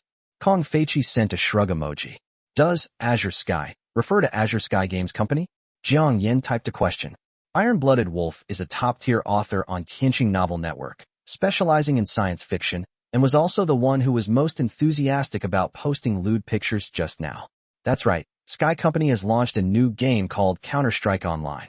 They've paid a high price to Xianxia Publishing House to commission a short story. The requirements are very strict, but they'll offer $1 million royalty. Kong Feiqi explained to Gujio. Customized writing refers to novels of a specific type requested by the client. Against the War focuses on mecha, which is a piece of cake for Iron-Blooded Wolf, who is good at science fiction novels. However, Xianxia was not satisfied with the custom-written text he wrote. This is $1 million fee. The experts in this genre in the group should give it a try. Kong Feiqi tagged several top authors who specialize in this genre. Originally, Xianxia offered $800,000 in royalties, but the boss suddenly became very serious about it. He said he wanted to promote positive energy and create a game with culture and depth, so he added another $200,000. At this point, Jiang Yan did not speak further and silently watched their chat in the group. As the gaming industry matures, they are placing greater emphasis on the game's background rather than its quality. Take Counter-Strike Online, for example. What did these game characters go through, and how were these mechs designed? Some players may not be interested, but others enjoy reading the backstory. $1 million yuan manuscript fee for a 100,000-word short story works out to 10 yuan per word. Jiang Yan was tempted. He had read the background story of The Viral Factor, and although his memory was somewhat hazy, he was bursting with inspiration at that moment. Crackling sound. The sound of Jiang Yan typing on a keyboard could be heard from the office. Brother Jiang Yan, aren't you leaving yet? At 5:30, Su Wenxue stood at the door and reminded them. If someone isn't proactive about leaving get off work, there's something wrong with their brain. Usually, Jiang Yan is the first one to leave when he comes to the company. No, wait, he only comes to work when he feels like it. Brother Su, you go back first, I'll be there in a while. Jiang Yan stared intently at the computer screen, his hands moving at lightning speed, leaving Su Wenxue dazzled. This is the speed of someone who's been single for so many years. Su Wenxue clicked his tongue in amazement. It's okay, I'll wait for you. Su Wenxue sat in the chair scrolling through his phone. At 4 o'clock in the morning, Jiang Yan stretched. All done. Brother Su, we can go now. Jiang Yan gently patted Su Wenxue, who was fast asleep. Is it all done? Su Wenxue was still sleepy. It's all done. Brother Jiang Yan, what are you writing so late? Su Wenxue asked curiously after washing his face. Novel. Brother Jiang Yan, you have a talent for this. I usually love reading fantasy novels, but unfortunately there haven't been any good ones lately. There's one called Covering the Sky that's pretty good. Mentioning novels instantly woke Su Wenxue up, and he recommended several novels that he thought were good to read to Jiang Yan, including Covering the Sky. The author of Covering the Sky writes well and updates frequently, but every time I'm really enjoying reading it, it just stops. I don't want to find out where he lives, or I'll definitely send him razor blades. Although Jiang Yan knew that Su Wenxue was joking, he still felt a chill run down his spine. He might be watching you from the side, Jiang Yan said with a smile. Su Wenxue swallowed. Brother Jiang Yan, don't joke around. There's not a soul in sight at this hour. I'm a scaredy cat. Su Wenxue looked at the empty office area, as if there really were a pair of eyes staring at him from some corner. Go home. Jiang Yan was feeling sleepy. It seemed Su Wenxue hadn't grasped what he was saying. Brother Jiang Yan, may I take a look at your novel? Su Wenxue asked. He was just wondering how to lick Jiang Yan's boots, and now the opportunity has come. Su Wenxue had made up his mind. No matter how bad Jiang Yan's writing was, he would keep praising it and flattering him from every angle. Okay, it'll be almost 5 o'clock when you finish watching. We can go downstairs for breakfast. Jiang Yan turned on his computer and sent the customized article 4 Against the War to Su Wenxue. The story of Counter-Strike Online is set on Earth in 2030, where global resources are depleted and various countries are fighting each other for the remaining resources. World War III has broken out. Amid this chaotic situation, a technology company called Company has grown increasingly powerful, kidnapping a large number of high-tech talents to develop a new technology called X. X technology can transform human organs into machines, thereby gaining power that is unmatched by ordinary people. The Company Corporation sought to rule the world through X technology, resulting in the creation of a large number of robots that, with their superior weaponry and mechanical bodies, indiscriminately slaughtered innocents and quickly occupied 1/3 of the Earth's landmass. Within the Company Corporation, there are two factions. One is the radical faction, which seeks to rule the world through X technology. Another faction is the conservatives, who hope to use X technology to create mechs in order to solve the global energy shortage problem. The two factions eventually came to blows because of their differing opinions. Meanwhile, Dr. Z at the Biochemical Research Institute is researching a zombie virus that, once infected, turns one into a powerful zombie. Dr. Z originally intended to defeat the mechanical army and win the war with the zombie virus, but the zombies went out of control and infected tens of millions of people overnight. The situation is starting to get increasingly chaotic. The protagonist, Wan Yang, is a member of an official organization. Jiang Yan tells the story from his perspective about the future world, where the Mechanical Legion, the Zombie Legion, and the Mecha Legion are engaged in a three-way battle. In addition, Jiang Yan also added some personal touches, writing a female protagonist named Bella. Bella is very good at making suggestive remarks, often making the male protagonist Wan Yang blush, which also makes the story less serious and more lighthearted and funny overall. Su Wenxue watched with great interest, a knowing smile that any man would understand appearing on his face from time to time. Brother Jiang Yan, this protagonist named Wan Yang, is so despicable. He chatted with the main villain using the name, "Hide your mom well." Haha, that's just too shameless. Holy crap, is this something I can watch for free? Su Wenxue stared wide-eyed, not wanting to miss a single word. Jiang Yan guessed where Su Wenxue was looking at the scene where the female lead Bella seduced the male lead Wan Yang to go to her room at night. And at the end of the story, the three forces engage in their first major battle. The zombie army controlled by Dr. Z had green liquid dripping from its mouths, sharp claws, and greedily stared at the humans controlling the mechs in the sky. The Mechanical Legion is poised to strike. Except for their brains and bodies, they have all been mechanically modified, and strictly speaking, they can no longer be called human. Flesh and blood are weak, but machinery is sens. Fight for humanity's last hope. Eat. I'm going to eat them all. The battle officially began, as Su Wenxue clicked on the next page. That's all. Can you believe it's gone?